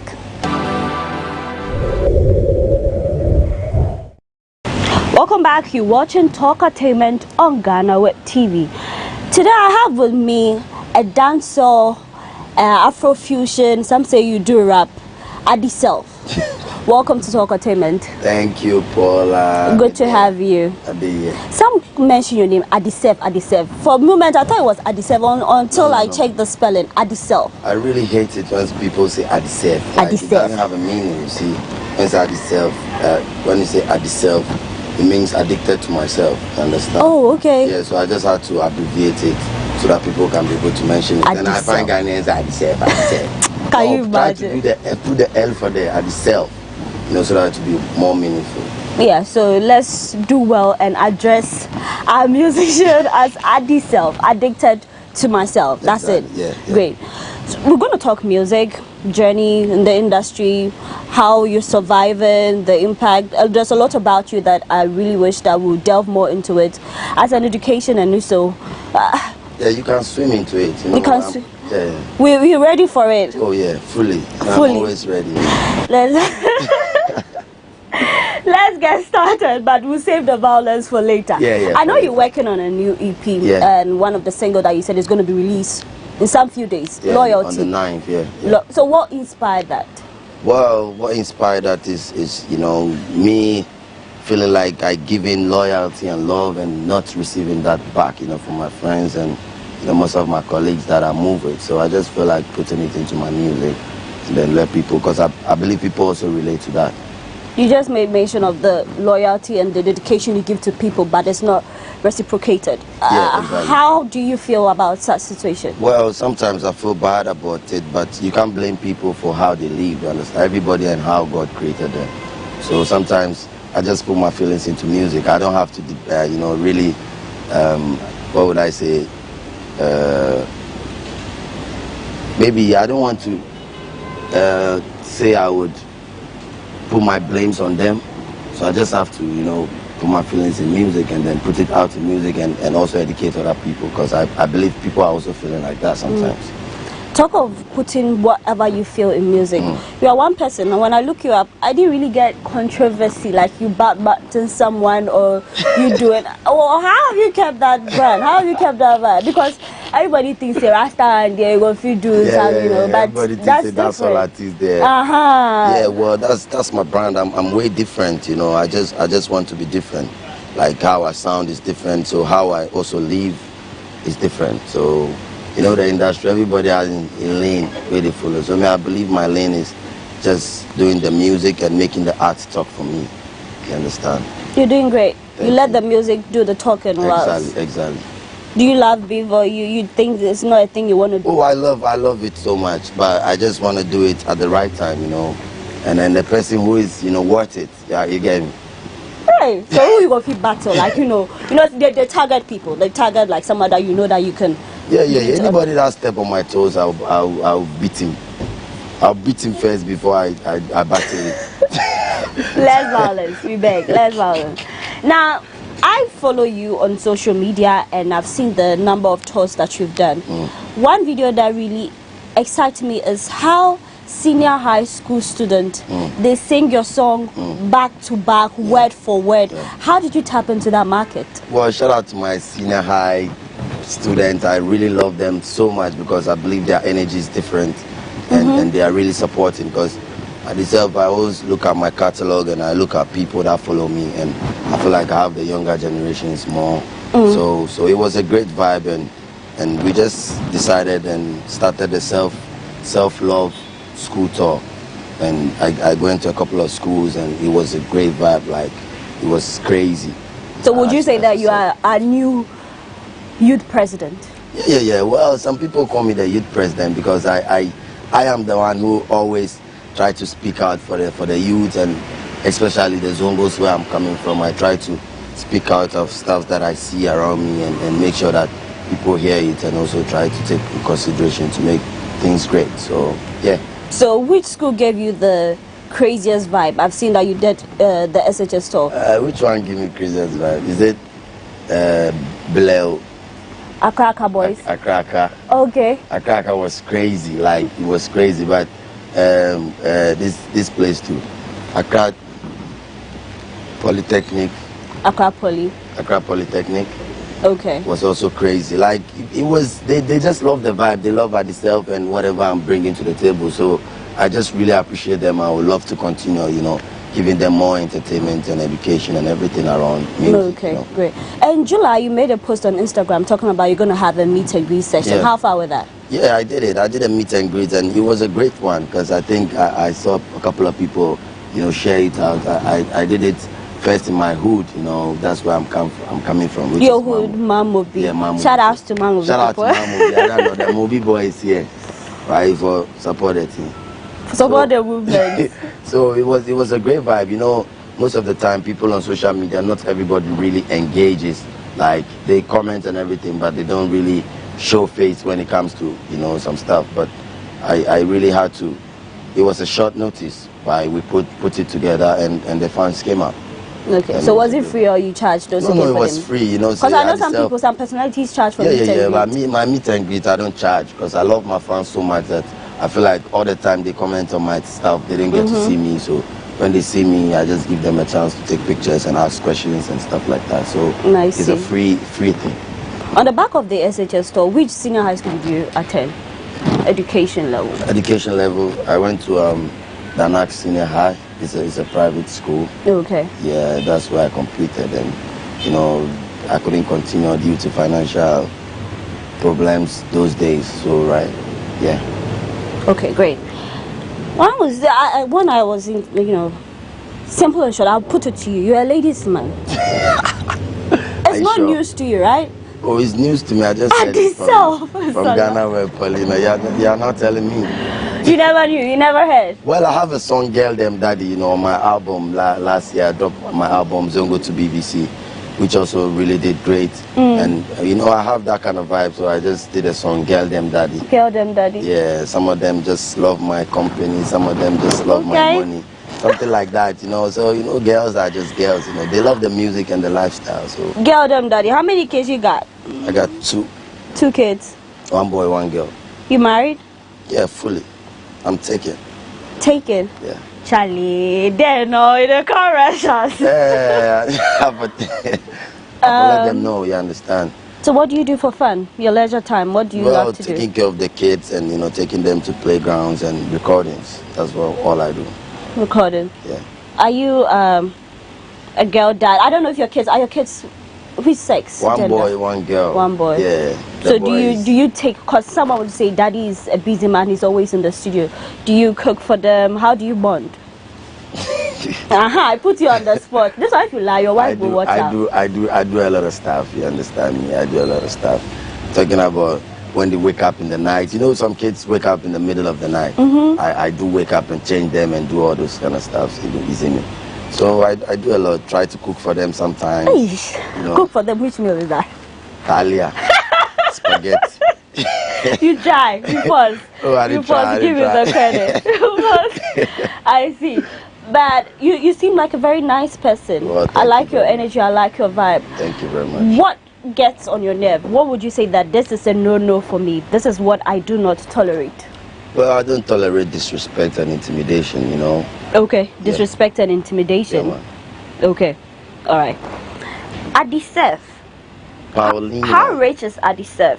Oh, rich as F. Because we know that, you know, some land, East Legon, are there, you have properties scattered here and there. That's what I heard. Went on the street that Adisef, you get the blog day inside. Oh, if somebody say Dio, that means something day. Something day. Maybe say big thing, it be something. Something day. We're just still trying to survive, you know. With these days, YouTube getting to pay us a little YouTube, bit of money. we dey talk money, what I dey talk is how much we that. Yeah, and also, you know, with my album Zongo to BBC last year, I made a lot of money with that because people really purchased it, and it came on number 4 on world chart, and also number 1 in Ghana for almost 6 weeks. So and if they don't purchase your album, you ain't gonna get to that level. So it's all about people also patronizing what I do. So the album was titled Zongo to the BBC. Zongo to BBC. Do check it out if you haven't. Yeah, Zongo to BBC. You got to check it out. I dropped it last year and it's still doing great. You know, I don't know. Your boy is here. All right. So I want to ask you, is music in Ghana lucrative? Do you make money out of it? Well, not really, but yeah, if you really know how to strategize yourself and your brand, you're going to make your own money, because I believe in this industry, everybody has to have his own office and try to run it, because it's not easy. You understand? So when I say having your own office to run it, like making sure that you have your own YouTube, because most artists out there push their songs on other people's YouTube. Yeah, like the management. Their management or their team. I've been through that and I know how it feels. You get me? So I feel like you having your own YouTube page, seeing how you grow, and, you know, making sure that you put things right when you have stuff to do. You know, yeah, I just feel like when you do your own office, you will feel run out. So money did the YouTube then? Oh yeah, money did the YouTube and also Apple Music and streaming platforms. Because right now I give Apple Music my project, you know, for myself, and they will sell it and they will take whatever percentage and they will give me the rest. Okay. So it's also a good business, and also, you know, sometimes man gets shows here and there, and it's also bringing some cash in. So we're still trying to survive until God give us that big break. Energy. We will give us that big money that you people think say we get. Then we go here. Then you go here. We go here. Yeah. Energy, I feel that. Yeah. Now, celebrities, artists flaunting their wealth on social media, do you think is bogus, or we should just let them live their life? Once you got it, you flaunt it. Well, most of them are living a fake life, I would say, with no apology. Yeah, and most of them flaunt. You know, when you have it, you just have to live with it. But most of them flaunt it, and next 2 days, you know, go see them with it, and you get me, those kind of vibe. You see some artists in the house say, this is my house, da da da da. the next 2 years, no, you know, the house, you another house inside. You see your house where you don't go feel live inside for long. You understand? Some of them rent and lie to the people, but we just have to keep it real. Because I myself, I believe in keeping it real. Because I came from nothing, like nothing, from the Zongos, trying to come up doing my own music until I met Shutter Movement on Facebook. They signed me to their label. We did Taking Over, Thunderfire, a couple of songs, and I left Shutter Movement. And I believe it's just growth. And I want us to just keep everything real to the next generation, so that they will know that, yo, if you are venturing in music, it's not an easy task, but you can do it when you are really focused. You get me? So yeah. You do? Yeah. Great. Now talk of, just because you make mention of the Shutter Movement, Self-Nation, SM Movement. Yeah, Self-Nation, Shutter Movement, Shutter Movement, what's the correlation? Well, it was a great relationship until I was signed on that label. Because when I met Shutter Movement first, it was like a brother and sister relationship kind of thing. Because we met on Facebook, you know, and we met in real life, started trying to work things out like a family, until we did a whole lot of singles together until, you know. What was your favorite single? Oh, we have Ghetto Star out there, and Ghetto Star is a great man featuring Shatta Wale. You know, that was one of my first singles I recorded with him. So from there, we had a chance to record Taking Over. And Taking Over, we did show Ghana. That song was a job, yes, especially my verse. Me, I no one talk anything. Money they call me for my bread. Yamba kinchiki yadi. Now say Yanzu this time me I do the party. I deserve. We take it over. It was fun. It was fun. It was great. It was a great vibe and a learning process for me when I was in the movement. So after Taking Over, Shutter Movement actually decided to sign me, even though I have my own Self-Nation record label I'm doing, and they decided to sign me on the label. So I had to join Shutter Movement as an SM militant. You get me? That's how I joined Shutter Movement as a militant. So we worked together until, you know, we signed a contract for 3 years, and the contract time catch, and Adiself has to move on. Great. Yeah. On the back of Adiself moving on after the contract time catch, we'll take a quick break. When we come back, Containment continues.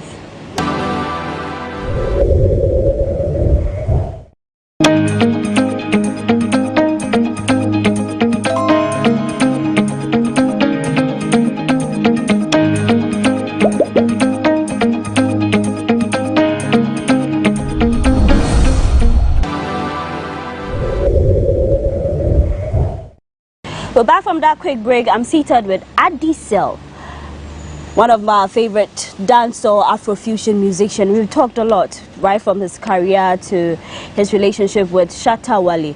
Now, Adiself, how has life been following your exit from Shatter's camp as a militant? How has it been so far? Well, it has been a great one. You know, I would say bittersweet. You get me? From you getting to have everything you want. Well, let's talking about, you know, going to shows and the fans are already packed. You get me? I just have to jump on stage and to, you know, creating my own shows and trying to put everybody together. You know, it's not an easy task. It's not gonna be easy, but Adiself is doing it. It was a great one and a great experience for me, because I believe in life you need to face growth. You have to grow up no matter what. You can't live with your parents forever. Even Paulina, you where you be, woman self, you at some point your man will come marry you, so you have to leave home. And I feel like it was time for me to leave home and grow up and do what I'm supposed to do. So what informed that decision? Well, when did you have that wake-up call? Well, it was about, as I said, the contract. You understand? The contract ended, and there was no understanding on continuing or something like that. There was little brouhaha and misunderstanding. As everybody saw, Shatta came out talking a whole lot of stuff.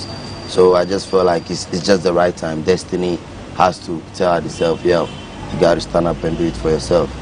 So how did you feel with the whole comments about the SM militant and all that? Did you feel pain? Do you feel like after giving your loyalty, this is like, you know, how best you can describe us? And yeah. Of course, I felt bad. You know, I'm a human being. I had feelings. So I felt really bad and disappointed how it came out, because if I have to live there, it could be a simple press release, and then the fans and everybody will know that I deceive is no more with Shatter Movement. But it was in a harsh way, and it was like crazy. But I had to be strong within myself and tell my fans that, yo, let's pick up the pieces. And so many Shatter Movement fans still love me, and they're following the thing, and it keeps me growing, you know. Did you live with some of his lawyers? Of course, a lot of people followed me, you know, a lot of people. We share the movement. Chimpe. I feel that. Yeah. I feel that. One thing I realized is that I've seen some former members of the militants come out to badmouth him, like real level allegations against him, but none has really been seen of you. Yeah. Why is it so? Well, because, you know, I'm a grateful youth, you know, I'm a very trying youth coming up, and I appreciate every little thing somebody do for me. I'll look the bad and focus on the good. You get me? I feel like, you know, Shatter Movement has tried for me in a way because, you know, talking about my experiences in the industry and also all the big songs I was on and all that, I don't have to overlook that and you know, badmouth them or something. I just feel like I have to be grateful and move on, and that's how the self is. Great. So 2 years ago you released a song, Grateful Letter to Shatta Wale. Yeah. Now, 2022, do you still feel the same? Well, I've been grateful, and it's been 2 years, as you said. So as I left there, you know, most people, when they have issues, they will come out. Me being a dancehall artist, they thought it would be a diss song and all that, but I just gave them a different side of me, that I deserve is a grateful youth, because, you know, through Shatta Wale and Shatter Movement, I was able to go to London, and we did a couple of tours there, and I had to go to BBC, and it gave me the experience to do my album. You get me? So I'm very grateful for that. I don't have to see things as in a bad way always. I just feel like it's time for me to move on. Whatever he says, I know how he is, so I don't have to take it too hard. How is he? He's always coming out and saying things, saying his mind, you get me? So I just feel like that's how, you know, my mentor is. So I just have to see him like that. Just focus on the positive side. Yeah, focus on the positive side, because talking about on the real, you know, I learned a lot from him, talking about, you know, how to market stuff, how to move as a businessman in the industry. Shatta is always talking about business. We don't know the music business. Yeah. So would you say that he's one man who knows the business? Yeah, even though people don't really understand Yeah, he knows the business, and, you know, show business is not everybody that understands it, because, you know, the business side of it is whatever you do out there, because you have people following you. Whatever you do out there it be content, and our content is king. And if you put your content on YouTube, you have the right for your stuff. You'll be making money. So I think he knows that part of it, and I also learned a lot from there. Okay. You get me? So Great. yeah, I just would tell every youth that they should be grateful no matter what in their life, because every little thing you have, you should just be grateful of it. Because I myself is very, very grateful in life. No matter what happens in my life, I just look at the positive side and feel like I can do better. You can do better. Yeah. Has there been any regrets since your exit? No, I don't regret, because I believe it's part of growth. I have to grow up no matter what. You for do it for yourself, nobody go feel, you know, do it for you fully. Somebody can help you and give you a transport to this place, and you have to find the other transport and move on. That's life, you understand? Great. Now, talk of music, your association with Shatta Wale, dancer musician. Would you say that in the process, did any artist or producer, presenter, whoever, agreed to not to work with you or associate with you just because of maybe a beef they have with Shatta Wale? Because some people say he's outspoken and all that. So once you are in his camp, some people who are not close to him, once you want to maybe record a song, shoot a video, whatever it is, they're going to. Have you ever experienced anything like that? Yeah, I experienced so much of that. You get really? Me? Yeah, so much of that, you know. Especially, you know, when I was out there in Shatter Movement, I was like they are defending champion. You get me? I've had a whole lot of, you know, instant that I go after people whenever they come after Shatter Movement. You know, that's the loyalty thing. That's the loyalty. Why do people there like that? No, it's not like that. When you talk about Shatta, it's not the like militants will come for you. It's not like that. His fan base will come for you. When I'm in love with something, I serve fully. I was there to serve. You understand? And everything I served before, you have to serve. So it's just part of my loyalty to the movement at that time. So I went like me and so many artists, like some of the big artists, when they have issues with Shatta, I'm the one who come out and talk and we saw it. Always try to address the issues, because sometimes he's also right, because when you are in his shoes and some of the stuff he does is right, you get me? Because you know, it's easy being an independent artist, taking care of so many things. Sometimes it's very frustrating, you get me? So we should just accept how Shatta, because you go on social media like, they go again, SM fans. They say no good. They don't leave me. Self-nation, people you are like that. No, me, I mean the SM fans, me, they don't leave me. As I leave Shatta movement, they see I'm like, I was trying to betray or whatever, but I see them like they are not matured enough, because they've not been in my shoes to know what I've been through. You are just a fan and watch it.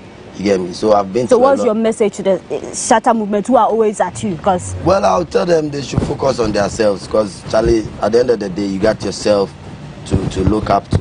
No matter what go on, it be you for do and for yourself. You don't have to watch anybody. So I just would tell them to focus on themselves and leave Adisef alone, because Adisef, I'm always myself. Done. Great, I feel that. So please, on the back of, because I've seen it. When you left, I saw the whole reaction, and then the back. You menaced, you left, then you were backbiting and all that. When you hear your former label mates addressing issues, joint, come talk, back to back. He does this, he did that. He's not loyal. And all that. How do you feel? Do you call them to like, make you slow down, or it's like you add more fire? You manage to get points, so you hit on. How do you react to such news? As the fireman or what? When you say they are lawyers, I just want to know how. Well, honestly, Joint and Shatta, have met them. I came and met them together. You understand? They've worked for over 17 years before I met them. You get me? They are very close friends.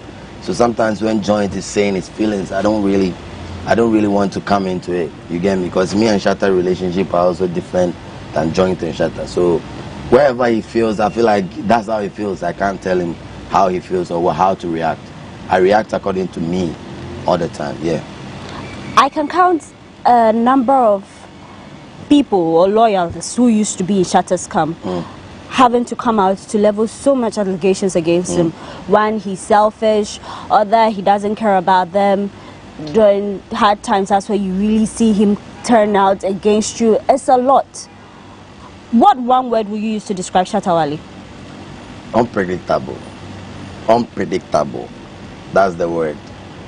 He's unpredictable, because you know, me and him are very close, and we have this deep relationship and convo. You know, different kind of convo, deeper convo. You know, beyond music. But the next thing you see is on live telling me that you get me. So it's unpredictable. I get that. But so you, as you stated earlier, you don't take such things to heart. No. I don't take such things to heart, because I'm in Shatta movement to do music, and if there's a point I feel like the music is not really coming out, and the music is not, I'm not getting the push I'm supposed to get, I just have to move on and do it for myself, because I believe in myself. You know, I'll tell every ghetto to believe in themselves, and when you want to do something, don't watch anybody, just do it. Great. You're doing great for yourself, I must say. Self Nation, the whole energy, the vibes, and all that you're doing. I appreciate it's been great. So what will it take me to be a Self Nation? How you term it? To be part of the Self Nation diva. Self Nation diva.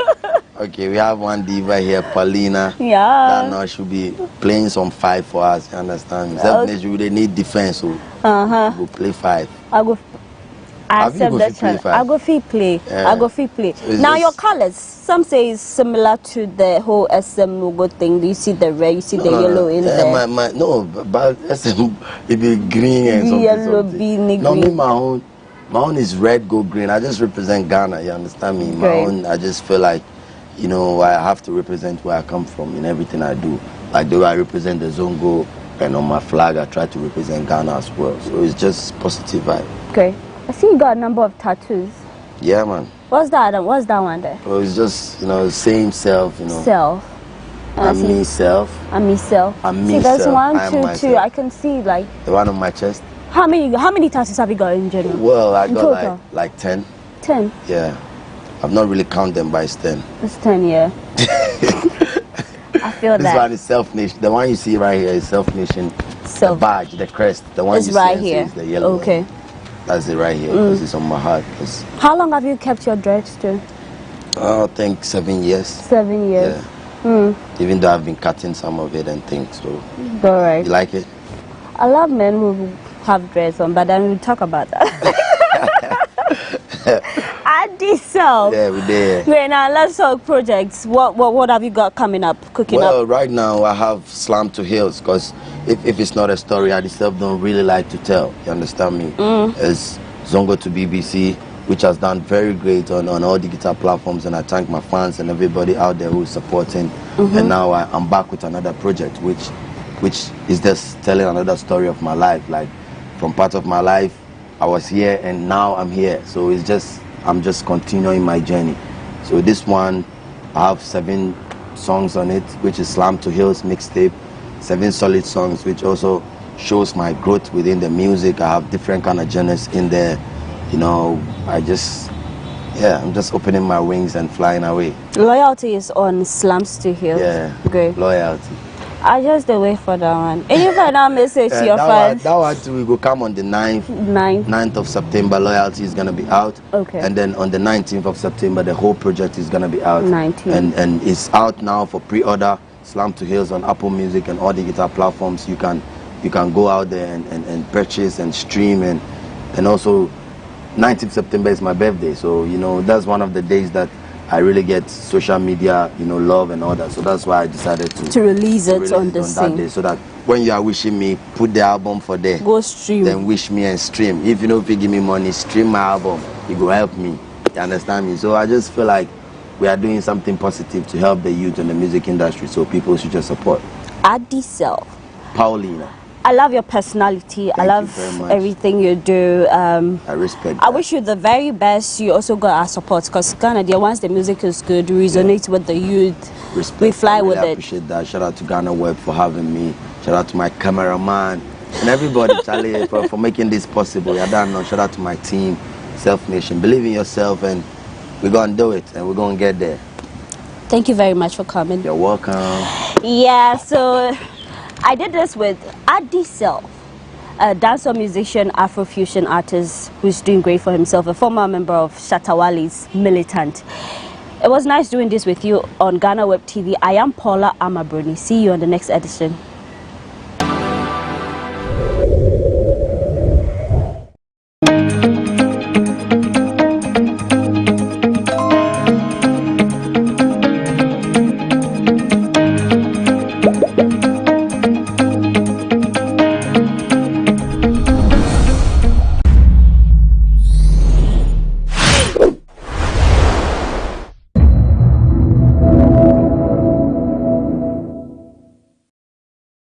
Welcome to Kigali!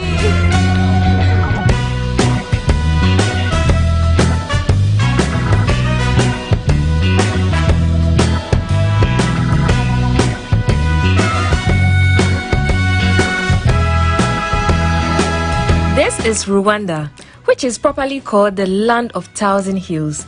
It is located in East Africa, officially called the Republic of Rwanda. It's a landlocked country and it's home for its rare mountain gorillas.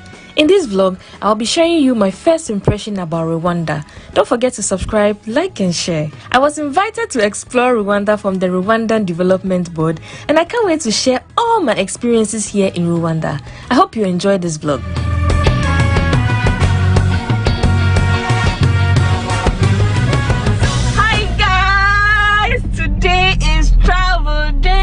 I'm heading to the airport. I'm super excited. You know how I get super excited when it's about travel. So I'm just entering the airport now. This is how it looks like. And so guys, I have finally checked in, and this is how I look. I'm visiting my 13th country.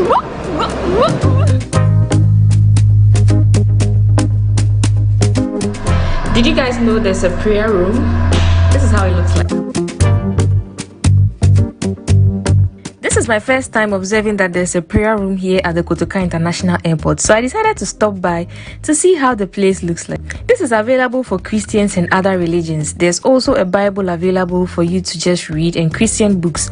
There's also one for Muslims and people who pray with mats.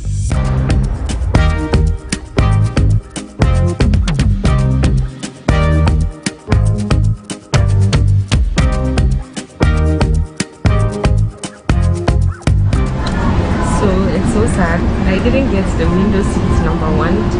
Number two, I'm in the middle. And this is my view from here.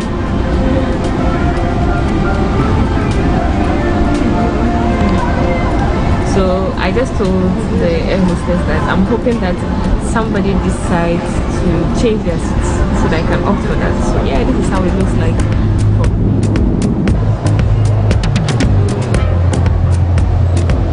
The airport is really full today.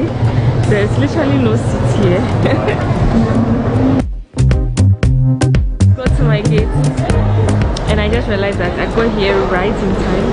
I think if I was like 5 minutes late, I would have missed my flight because they delayed me at the immigration side. So yeah, I'm about to board. This is how it looks like from here. So I'll catch you guys when I get there. It's funny, but when you're filming in the airport, everybody seems to be looking at you. But yeah,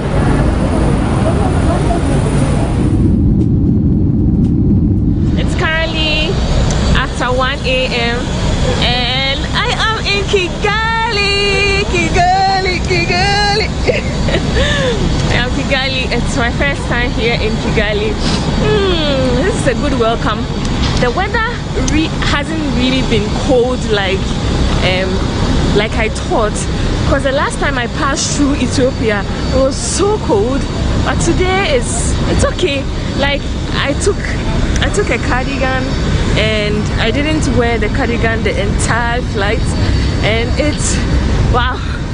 I'm so happy. I can't wait to explore Rwanda. I can't wait to see Kigali.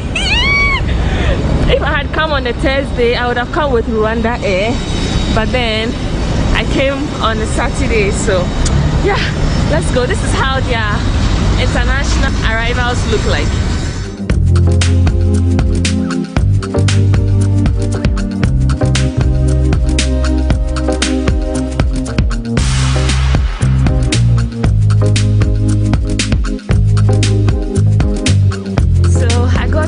Picked up by two gentlemen, and yeah, say hi. Hi. Yeah, and my first impression about the airport is it's clean. Mwah! The airport is really clean. Wow, I'm really impressed. So we are about to go to the hotel. I'll catch you guys when I settle down. I love you all.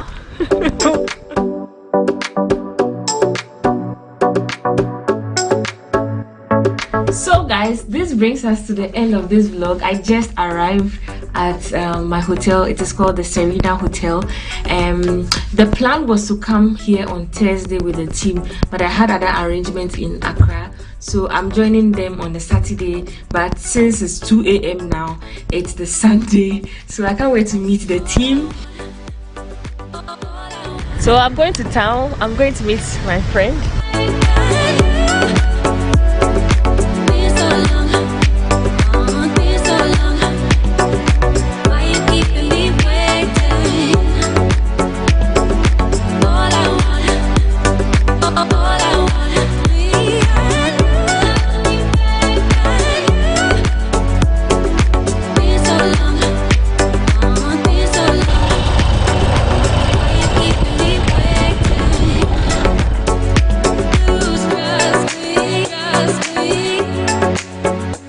Speak English. He had a recording here and we spoke to him, so he brought it and then he's charging us 2,000. Why are you putting me in a video? Asante.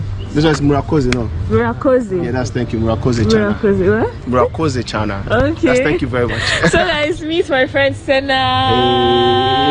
Hey. Good to see you. Good to see you. Good to finally see you. I know. The system here looks very effective. And then one thing I've noticed from the people here, any government office you go to, like immigration, any office, any government office, like you go to, they are legit trying to help. If you go and someone doesn't have an answer for you, he'll call someone for you. Oh, like, right. It's not like they are really helping you. Like anything you need, you can get it in one day. You can register business in one day here. I'm told you can buy a land and get the papers the same day. The same day. Oh wow. Behind me is the Kigali Convention Center. It's a very popular place here. And so, I mean, when you come to Kigali, come and take a picture here. I came here with Senna and we are going to be exploring Kigali on a motorbike because motorbikes are taxi here.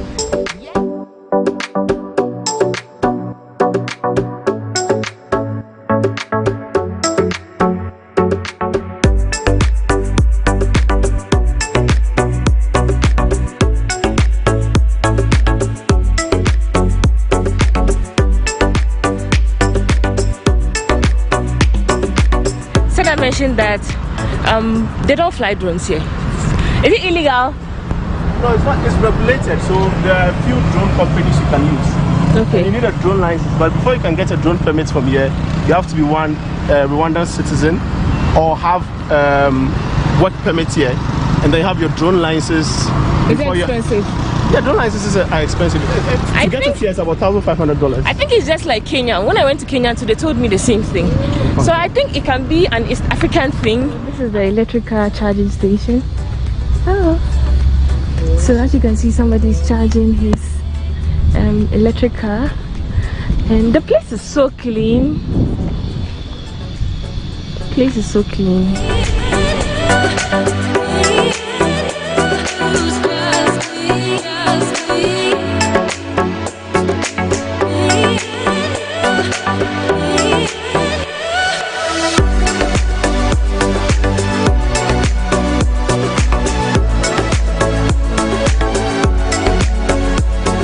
So we're going to enter the convention center, but then they are doing some works at the top there, so it's closed, but there's a lounge down there. So yeah, this is how beautiful. This is Radisson Blue Hotel. This is from the back. I showed you all earlier from the front. So yeah, the place is really beautiful, and it's an Instagrammable place to come and take your pictures. What's really?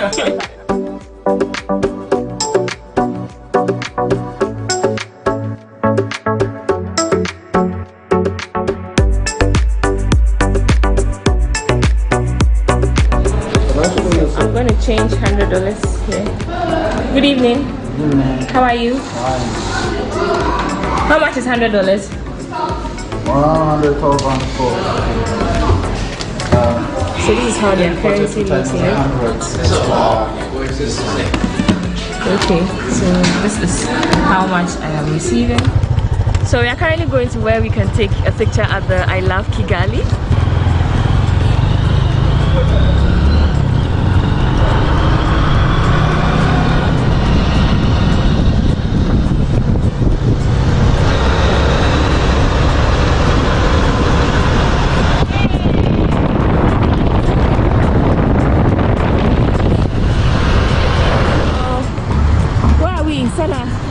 So this is, they call here town. This is like this UTC, but this is like town, like the central business district. Yes, all the head offices and everything is here. And yeah.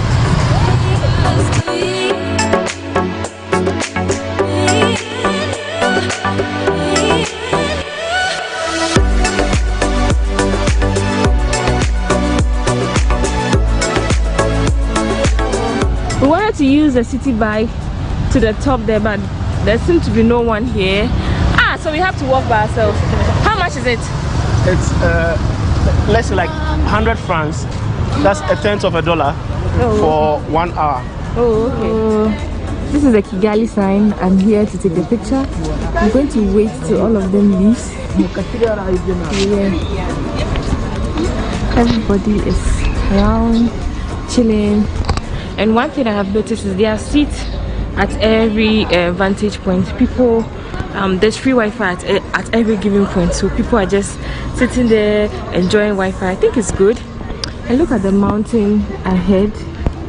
There's a mountain in front. So yeah, it's beautiful out here. A lot of people are. Some people are doing music videos. Others are taking pictures. So guys, this brings us to the end of this. Senna, where are you running to? So with the help of Senna, I was able to explore. We've been walking for past 20 minutes because it's like, oh, we are just here to my hotel. This is my hotel, Serena Hotel. Everyone should say thank you to Senna. Bye bye. It's okay, don't need to. Now the only thing that is left, we need to find Senna. Say hi to you. Come on, say hi. How are you? You are using a city bike? Yeah, this was the city bike. It's an amazing thing, you know. How much did it cost you? 100, no, 200 per hour. Per hour? Yeah, very affordable. Yeah. Very affordable. Yeah. As I was saying, it's left with one more thing. We need to find Senna a Rwandan girlfriend or wife, right? So that he automatically stays here and don't go back again. Guys, I hope you enjoyed this short tour with us. Thanks to Senna, I'm back to my hotel. I'm going to take you on an experience tomorrow. Senna, let's blow them kisses. Mwah.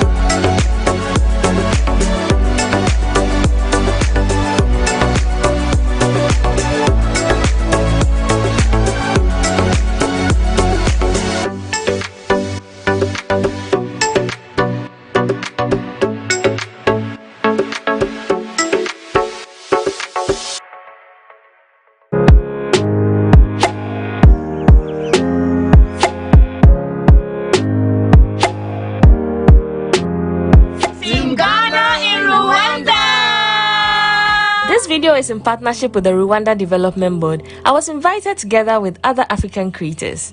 In this vlog, we are visiting Usambi village, which is about a 40-minute drive from Kigali. Hi guys, we are back again, Chale, as part of my videos here in Kigali, Rwanda. I'm currently here at Usambi village. Here we are going to be seeing a lot of bird species, specifically the crane bird. And I've heard a lot of stories about this crane bird. People used to keep them hostage at their homes. They used to cut the feathers of the birds. The birds are kept here for people like us to have a look at them. So let's go, let's see what they have in here. I hope you're enjoying my videos here in Kigali, Rwanda. Let's go, guys. Good morning. How are you? Good. You're welcome at Usambi village. Yeah, I'm going to give you like a brief introduction about Usambi village, why Usambi village exists, and then afterwards the Christian will take you around. So Usambi village is a nature reserve and a sanctuary for the grey-crowned cranes that were rescued from captivity. People used to have these birds that you see here, the cranes, in their homes and hotels. And when they had them somewhere, like chopping off the wings to stop them from flying, which is not good, and it's illegal to have cranes in homes or in captive. To start this, we started in 2014 as a project, and it became a local organization called Rwanda Wildlife Conservation Association. If you can see, it is written here on my shirt. And this organization is the one that established Usambi village after seeing that we had disabled cranes, which were from people's homes. As I said, people were chopping off the wings, and we wanted a safe place where we can pull them to rebreed and multiply. The reason why we worked on cranes, it's because they're endangered, like there are very few in the country, and we wanted to see how we can increase the population of cranes in Rwanda. And after that, after doing we did census before we do anything else. In the whole country, we had like 500 plus. But these days we have, actually last week we did census, and we have 166 cranes in the country.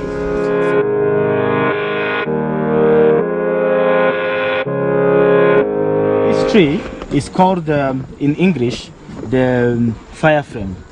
Fire frame? Fire frame, this one.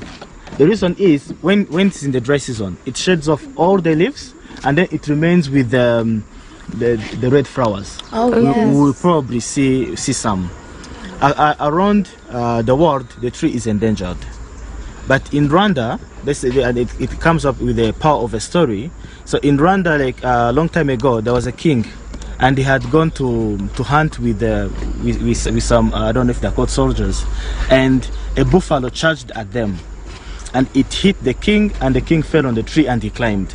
So when the buffalo saw the red plants, yeah, it thought maybe it was fire and it went back. So from that moment, the king said it's a protector. So in Kinyarwanda we call it umudinzi or umuko, you know. And because of that, many people in Rwanda plant the tree as a protector from maybe to chase away bad things. And so in Rwanda it's a success story that the tree is still, you can still see many of the trees here in Rwanda. But when you go to Madagascar, if you Google like fire fame tree, you're going to check in Madagascar, it's really an endangered tree species. And can you tell the difference between the male and the female? And so sometimes people will keep praying and they think maybe that is the male and the female.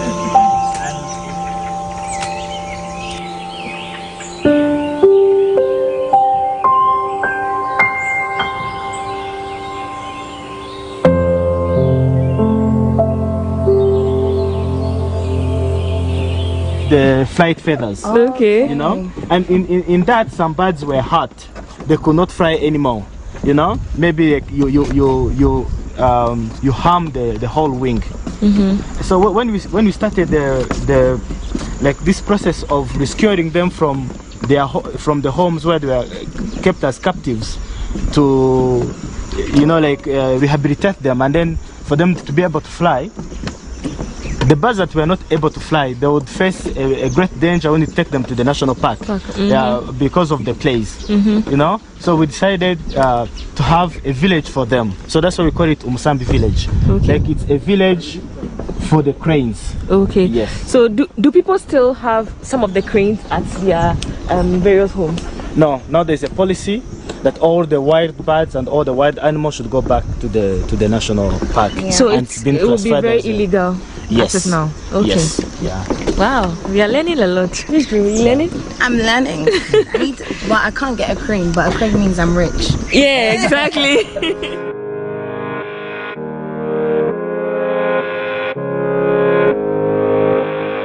So guys, we've seen some of the cranes, but then they were quite far from us.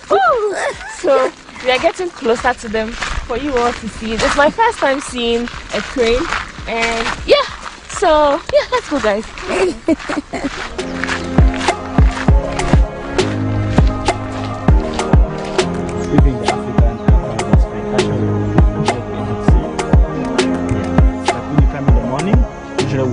When the birds wake up in the morning, the first thing they want to do is be territorial. Like, this is my land, you can't come here. So they make a lot of noise. First we hear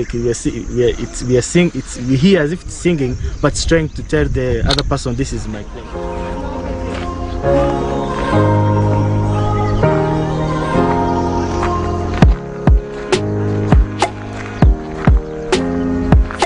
So the amazing thing about this place is there are birds chirping everywhere, and it's fresh, it's serene, it's beautiful.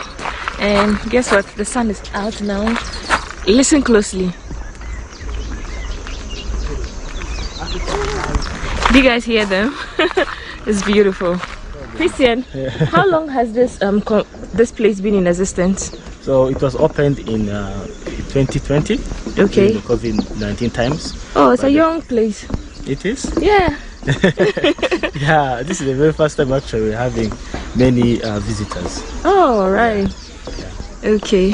So yeah, would there be any development here aside from this bird species here? Yeah. We probably, as time goes, we can introduce even other species, including, like, for example, grazers.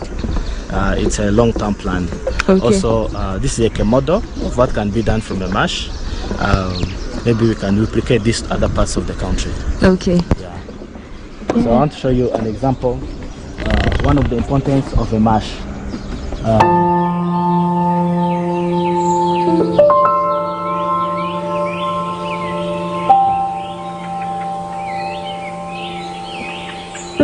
And it also has a story. It's a tree that we use in Rwanda to make drums for the king. You know, we call it umuvugangoma in Kinyarwanda. I don't know if I translate it in another language. Yeah, but when it grows, it is hollow inside, and when you put like a hide, a very dry hide around it, and you drum, it makes the loudest, most beautiful noise. Yeah.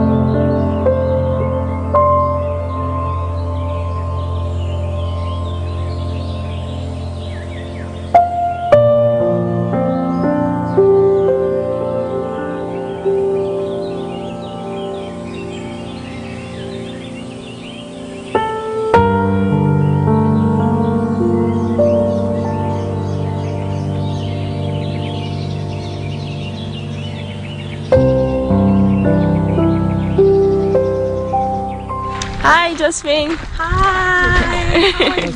We are good. Enjoying the place. Yes, so she is from Rwanda. Yes, guys. Yes. And she's a tour guide. Yes, this is my home. This is my industry. I'm feeling like home, sweet home. Yeah.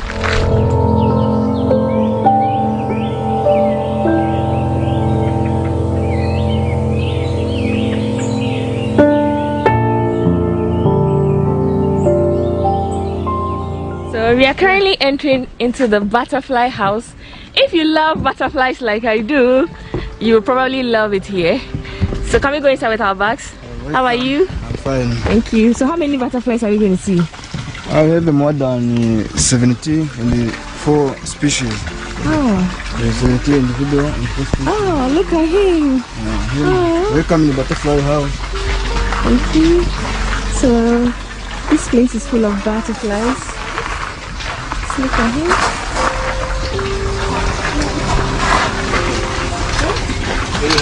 Look at this.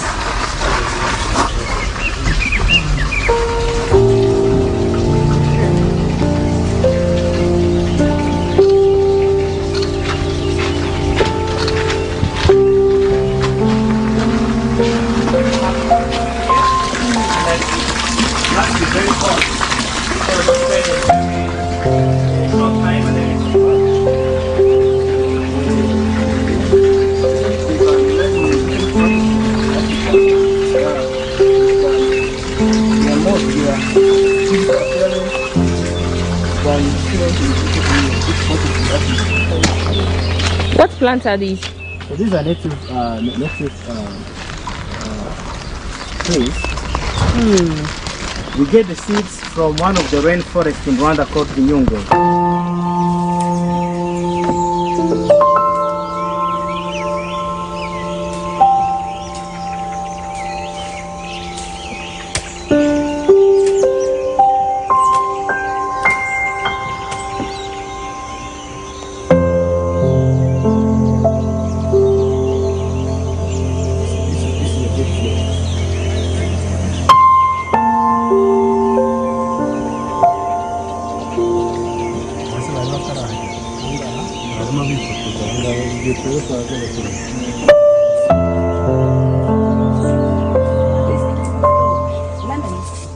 So guys, this brings us to the end of my time here at this village. I had a lot of fun.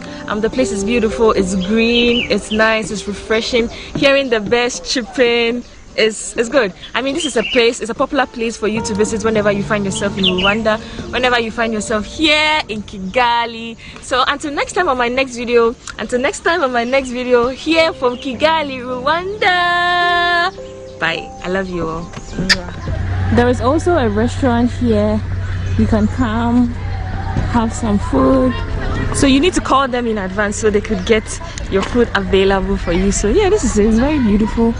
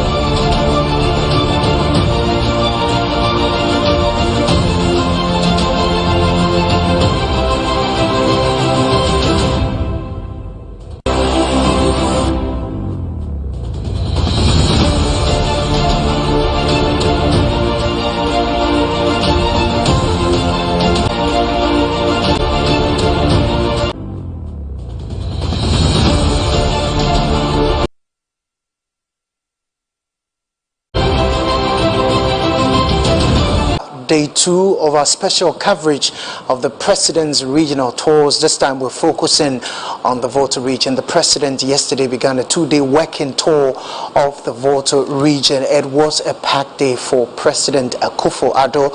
From morning when he attended the Ghana Bar Association's annual conference to the evening where he inspected projects in Pando. We will be giving you updates if you missed any of them. But this morning, the President has just commenced day 2 of his tour of the Volta region. Shortly, I'll be taking you through the itinerary for today. But a while ago, the President was at the 66 Artillery Regiment Military Barracks, where he was being briefed on security matters in the region. We will bring you some shots from that meeting shortly right here on this program. Remember, this is a special production from the Ministry of Information live here in Accra. We are live on the ground with the President on his presidential tours, and our anchors will be joining us with the very latest as well as all the big interviews that you need to know on this particular tour.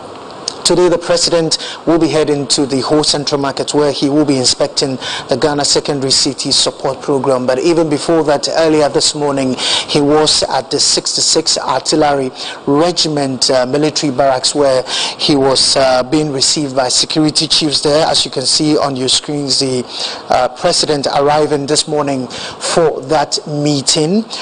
Remember that this is the first time in 18 years that a sitting President has visited this regiment. The key operation is known as Operation Motherland, which is focused on ensuring the security of Ghana's eastern borders. And the President was given classified brief on developments on our eastern borders as well as responses. And as you can see on your screens, the President also inspected a parade at the 66 Artillery Regiment Military Barracks in Ho.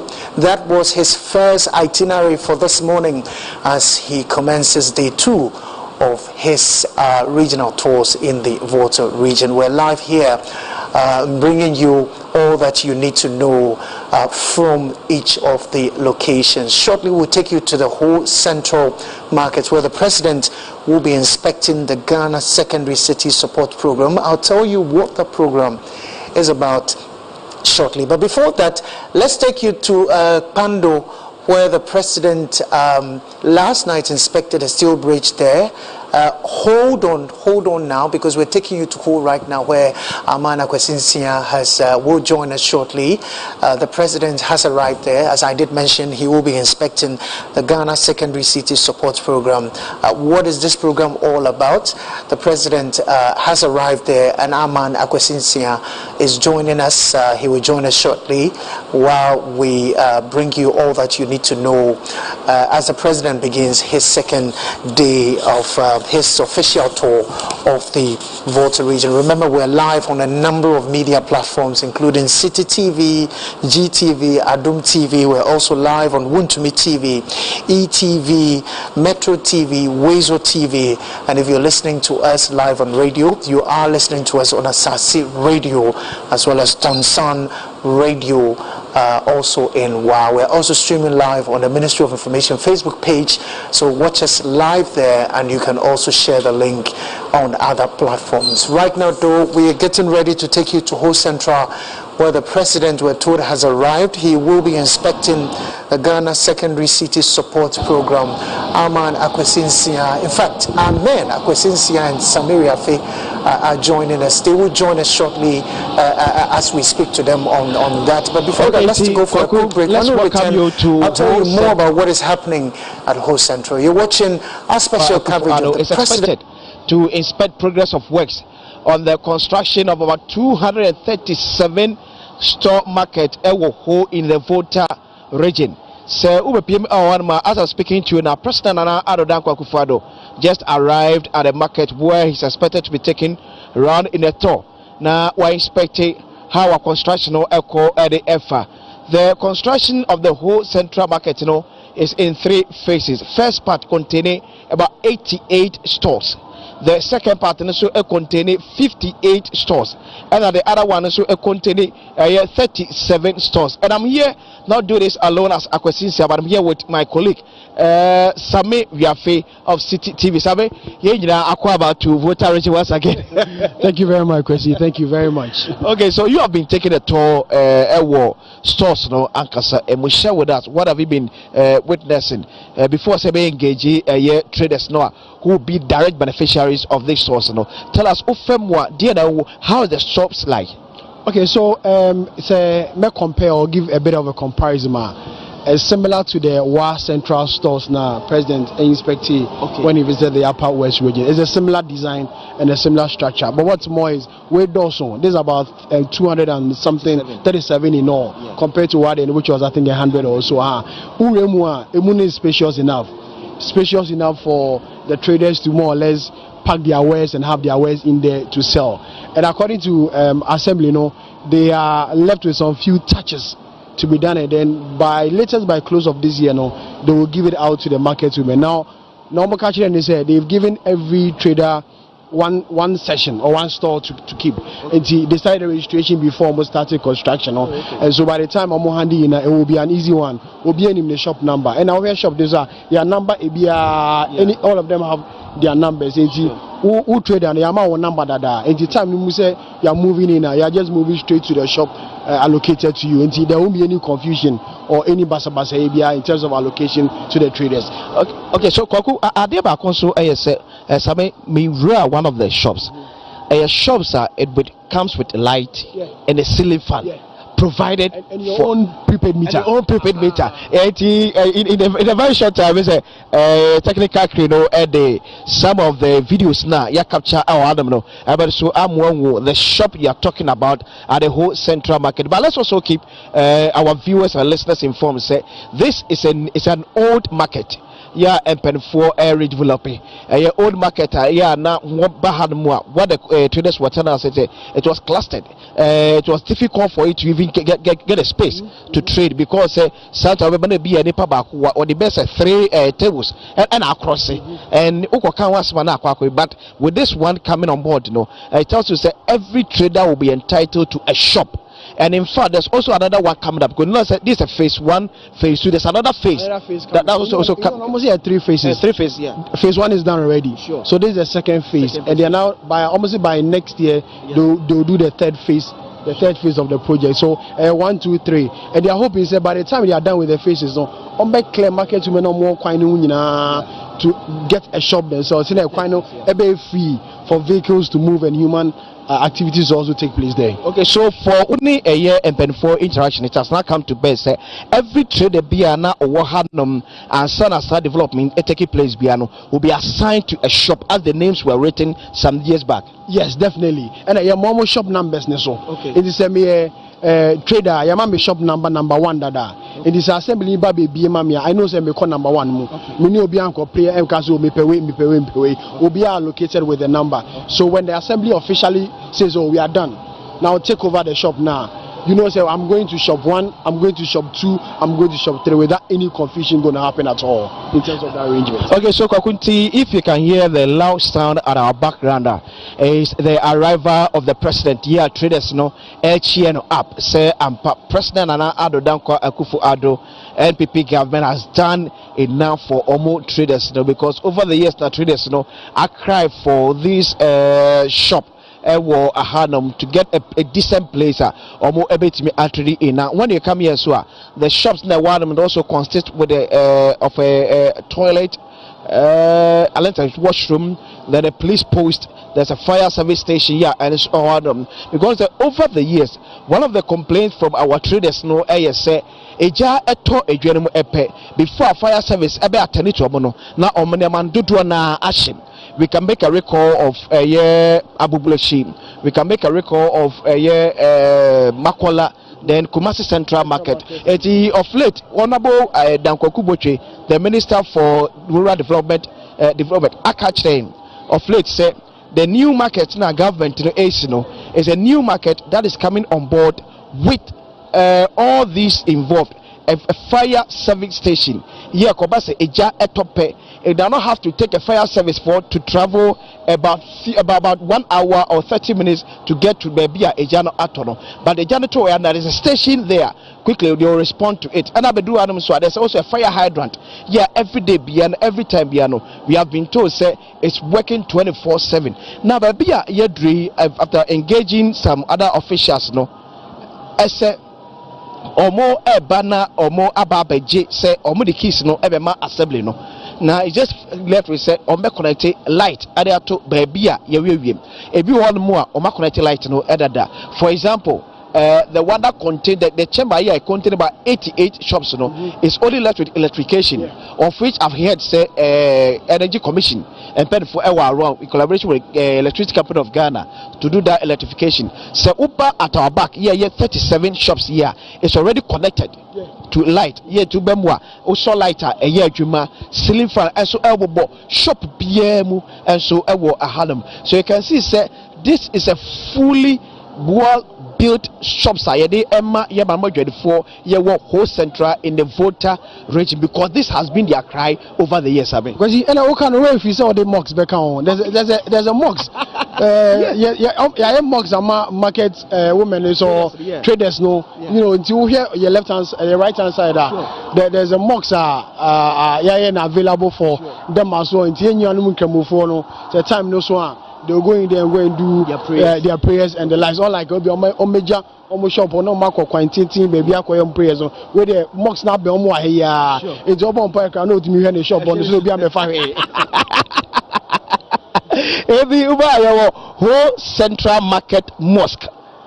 Whole Central Market Mosque. Yeah, and then Pelifaka is a be one more, but water, the be one more. So, that's our son, saying you must for a madeno, while the Butabeko, and so one more a flow, and the Emerson be a Jedfono, any uncle high. Because certain for Ekan, they built this market in such a way, say, as a trader, you don't have to move out anywhere.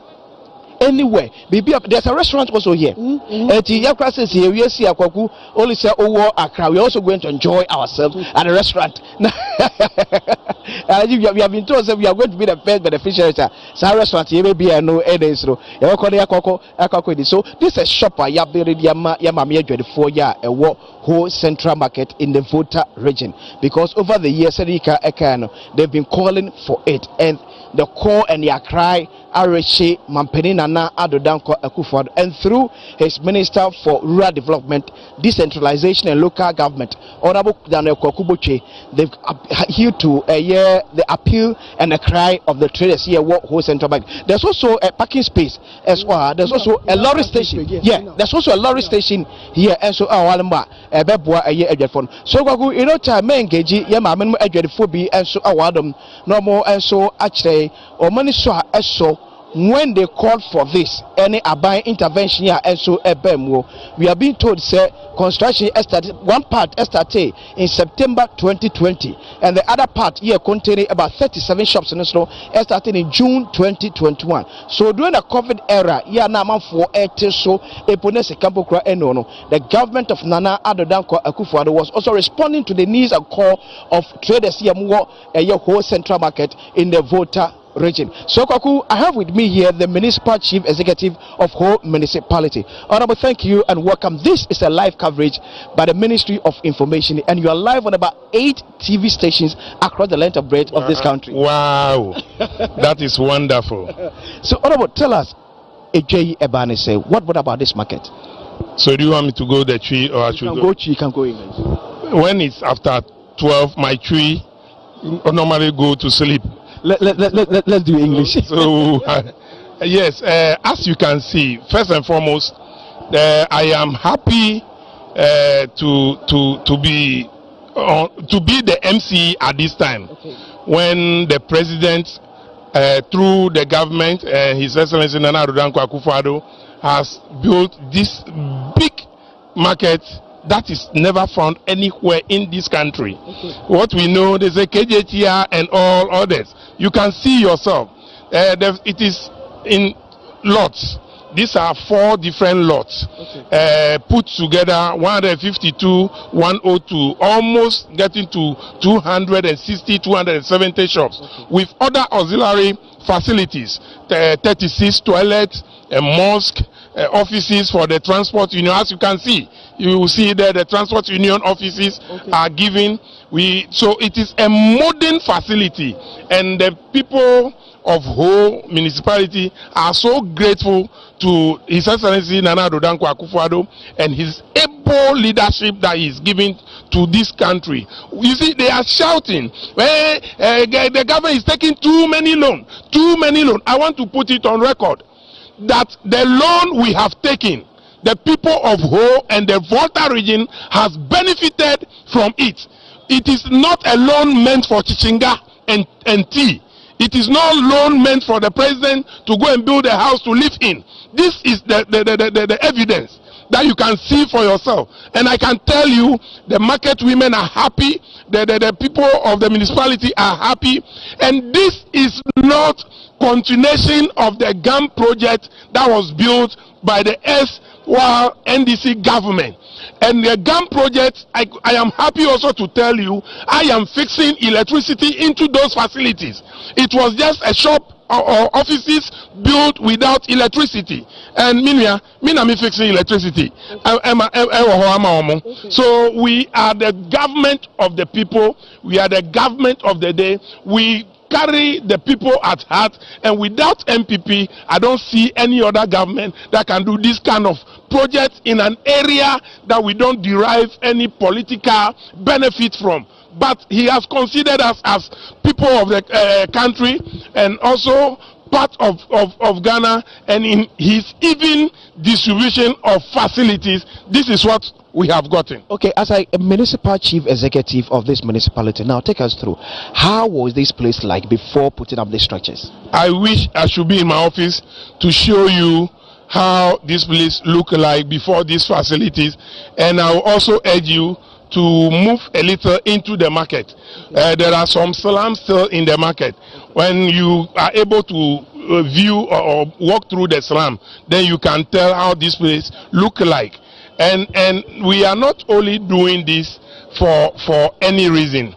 It is going to enhance our local economic development component of our IGF. When this thing is distributed, my brother, the assembly will get IGF through this my quota from the common fund, from all other sources will increase, because I'm going to increase on IGF. So other distribution that comes from other sources will be increased automatically. Okay. We know about, I think this is the first lot, there is a second lot, there is a third lot, there is a fourth lot. Yes. Now, most of them virtually are technically complete. Yes. When are our traders, market women, taking full possession of these shops? You see some of them standing by. That is what they want to hear.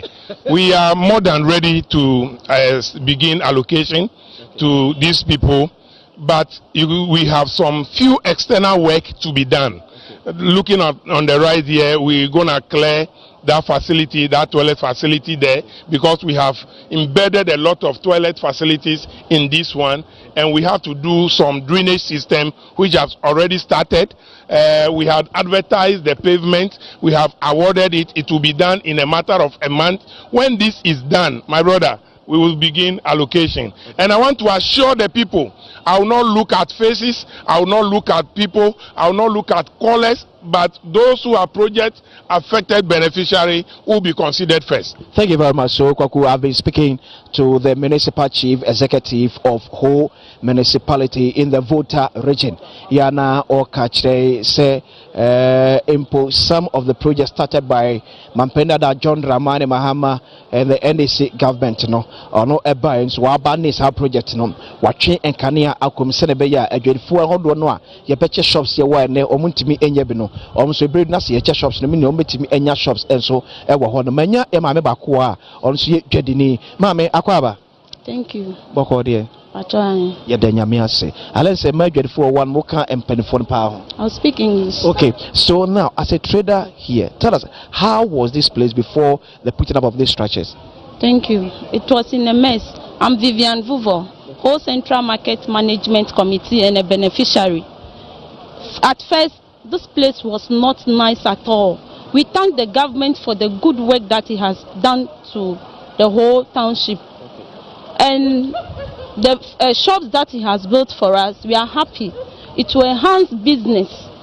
We will not be running a helter-skelter of going up and down with our goods. Rain will not beat us again. We will take our shops back and be inside, sell and develop the whole township. We are thankful.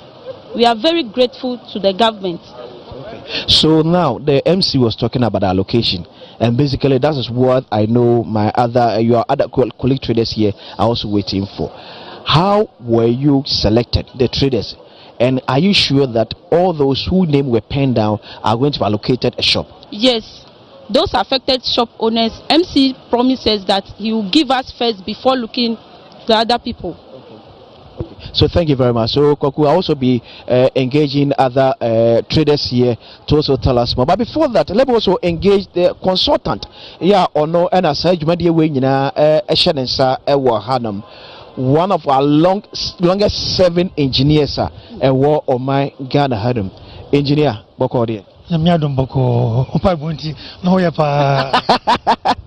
Accredited Yamiasi. It will say a Juma way in a Wadarman, why share I share, giving out the layout plan. But tell us, nay, difficult say ye movie a good phone a free hanum to put up this nice edifice. Odemedasipi, Sinaonim no. There's always resistance. And you're brave, but fortunately, with the help of the municipal assembly, we're able to convince them and then assure them so as soon as we finish, they'll be relocated there. So based on that assurance, they moved out and they have cooperated with us. They attend our site meetings, we discuss issues dispassionately with them. So far so good. Doesn't be any problem again. Okay. Over 8 TV stations and Ajibre a show Sabra Yekase. Now bet me actually some of the components are a war was a shop simo. Okay. Yeah, project under UDG1 and UDG2. UDG is urban development grant. World Bank financed project. On the UDG1, yeah, 88 stores, restaurants, and 24 washrooms. And yeah, the first one that you see on the left-hand side. On the right-hand side, there's 58 stores, 12 washrooms. So that completes the UDG1. Yeah, by UDG2 now, maybe agencies here, 37 stores. Yeah, mosque. Because there was a mosque here before we moved in. And you replace and 12 washrooms, 24 washrooms were. And revenue office, and the transport office, so union offices, so that I can the only project the last one, which is about 70% complete. There were a few issues, but it's going to be resolved as early as possible. And also, 54 stores, 12 washrooms. So that's where we are now. In all, we are counting about 237 stores in all. One concern is that you get for retirees here say, my stores who is near na emusha measurement the fun way. Oh, based on the design, interaction. We give them all options. So what could many crop? Won't say, oh no, they are relatively smaller because space in this one know how to. But fortunately, high space in this one, you compare with what we've done elsewhere. Into a reasonable, and I think once they move in, they'll be comfortable. Thank you very much. Many of you, Kwaku, what is it? Many consultant here, did you make a share and sir, and come on. Now, let me get to speak to the main contractor. Yeah, a day a Jumay, a man, yeah, waji a Jumay, aye, a Jumay, Ankasa. Contractor Bokodi. Boko, Yamiase, ma Ashefo, Entime, Entiona, Yemuno, Udin, your full name and your construction. My name is Randy Kuma. Our firm is Visual Investments Limited. Yeah. So now you are the one who actually came on grounds to do this work. Now tell us, only what actually na normal area, and have you done especially the moment? Oh, of course, yes. This is a World Bank funded project and there are modalities to go about. So when we came, there were issues that needed to be sorted out, and the Assembly has done that before we came on the ground. There were some few issues, but we managed to sort it out, and here we are today. So for me, oh,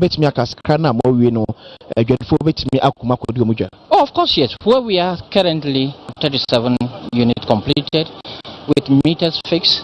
So as soon as we order hoarding here, you will see that they will allocate it to the various shop. Okay, thank you very much. So Kaku, you also heard me speaking to the contractor who actually had this contract to work on that year. So President Nana Addo Dankwa Akufo-Addo has just finished taking an inspection of the central market in the Volta region, and this market contains about 237 shops. There's also another phase, which is the last phase coming up. There's also another one that was built by the elsewhere regime of the municipal chief executive, also giving assurance that we shall see electricity because traders are one currently shops here available, and until the other one is why you're lighting so as far as also coming on stream the last phase of this project. We are wrapping up your engagement on say they are willing to move in. The assurance no about say commission. How are they taking it? They are very excited, very happy about it. Many drivers no cross okay, because you know how both market and lorry station. Drivers no they're excited about it. Okay. So such a project is coming on board. For them, no, they believe say ye omufi kwan ho a ebe boa with their work, because almost the traffic nature and you be and they cause traffic. But if you're able to move all of them into the shop, and then will help them with their driving activities. And for them, they are very, very excited about it. Traders will believe you say a bit decongested markets at a point in time I have very, very congested. But then say there'll be free people will be any activities without any causing any congestion for them. All the stakeholders involved here are very, very excited about this project. Okay, so it has been me, Akwasi, NCMI, Kisame, Wiafe. This is where we bring to a wrap President Addo Dankwa Akufo for the inspection of the whole central market in the Volta region. Kwaku.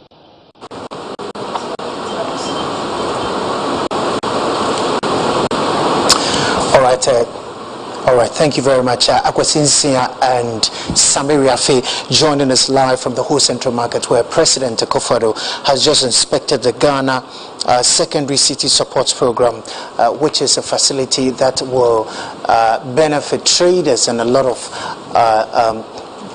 people living in the area who deal in wares, as well as we heard from the contractors, the MCE, as well as traders. They are excited that the project is taking shape, and very soon it will be commissioned for traders to have the opportunity to sell their wares to customers in the whole central market. Well, you're watching our special coverage of the President's regional tours. We're focusing on the Volta region because the President yesterday began a two-day working tour of the Volta region. Today he is on day 2, and he will climax his tour later on today. But let's take you to Pando, because last night the President was there to inspect a steel bridge there. We will go for a break and come back with some more coverage on the President's tour in that region. While we go for that break, we'll leave you with a footage of what happened when the President visited the steel bridge in Pando last night. Have a look at it. As I speak to you now, we are in the Pando district of the Volta region, where in a short while the President will commission a very important bridge that serves the people of Darfur, which is part of the Pando district. You know, there's never been a bridge in this particular community, and before you could leave the Pando town to Darfur, you need to use a canoe.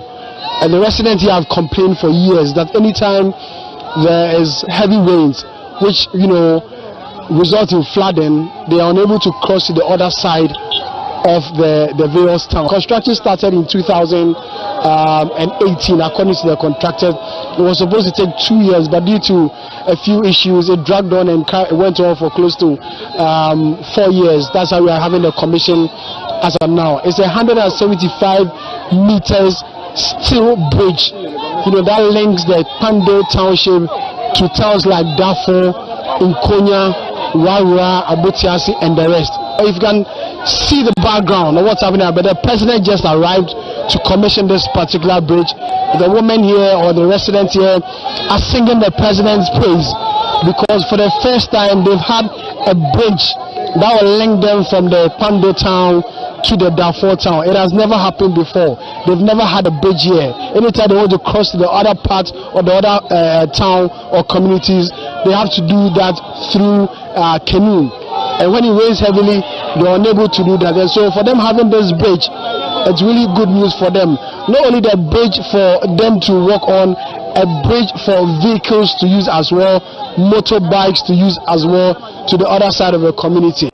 And according to the contractors or the engineers working on this particular project, now they are able to more or less link them to Rara, Abotiase, Nkwanta, Jasika and the like. So this bridge is a very, very important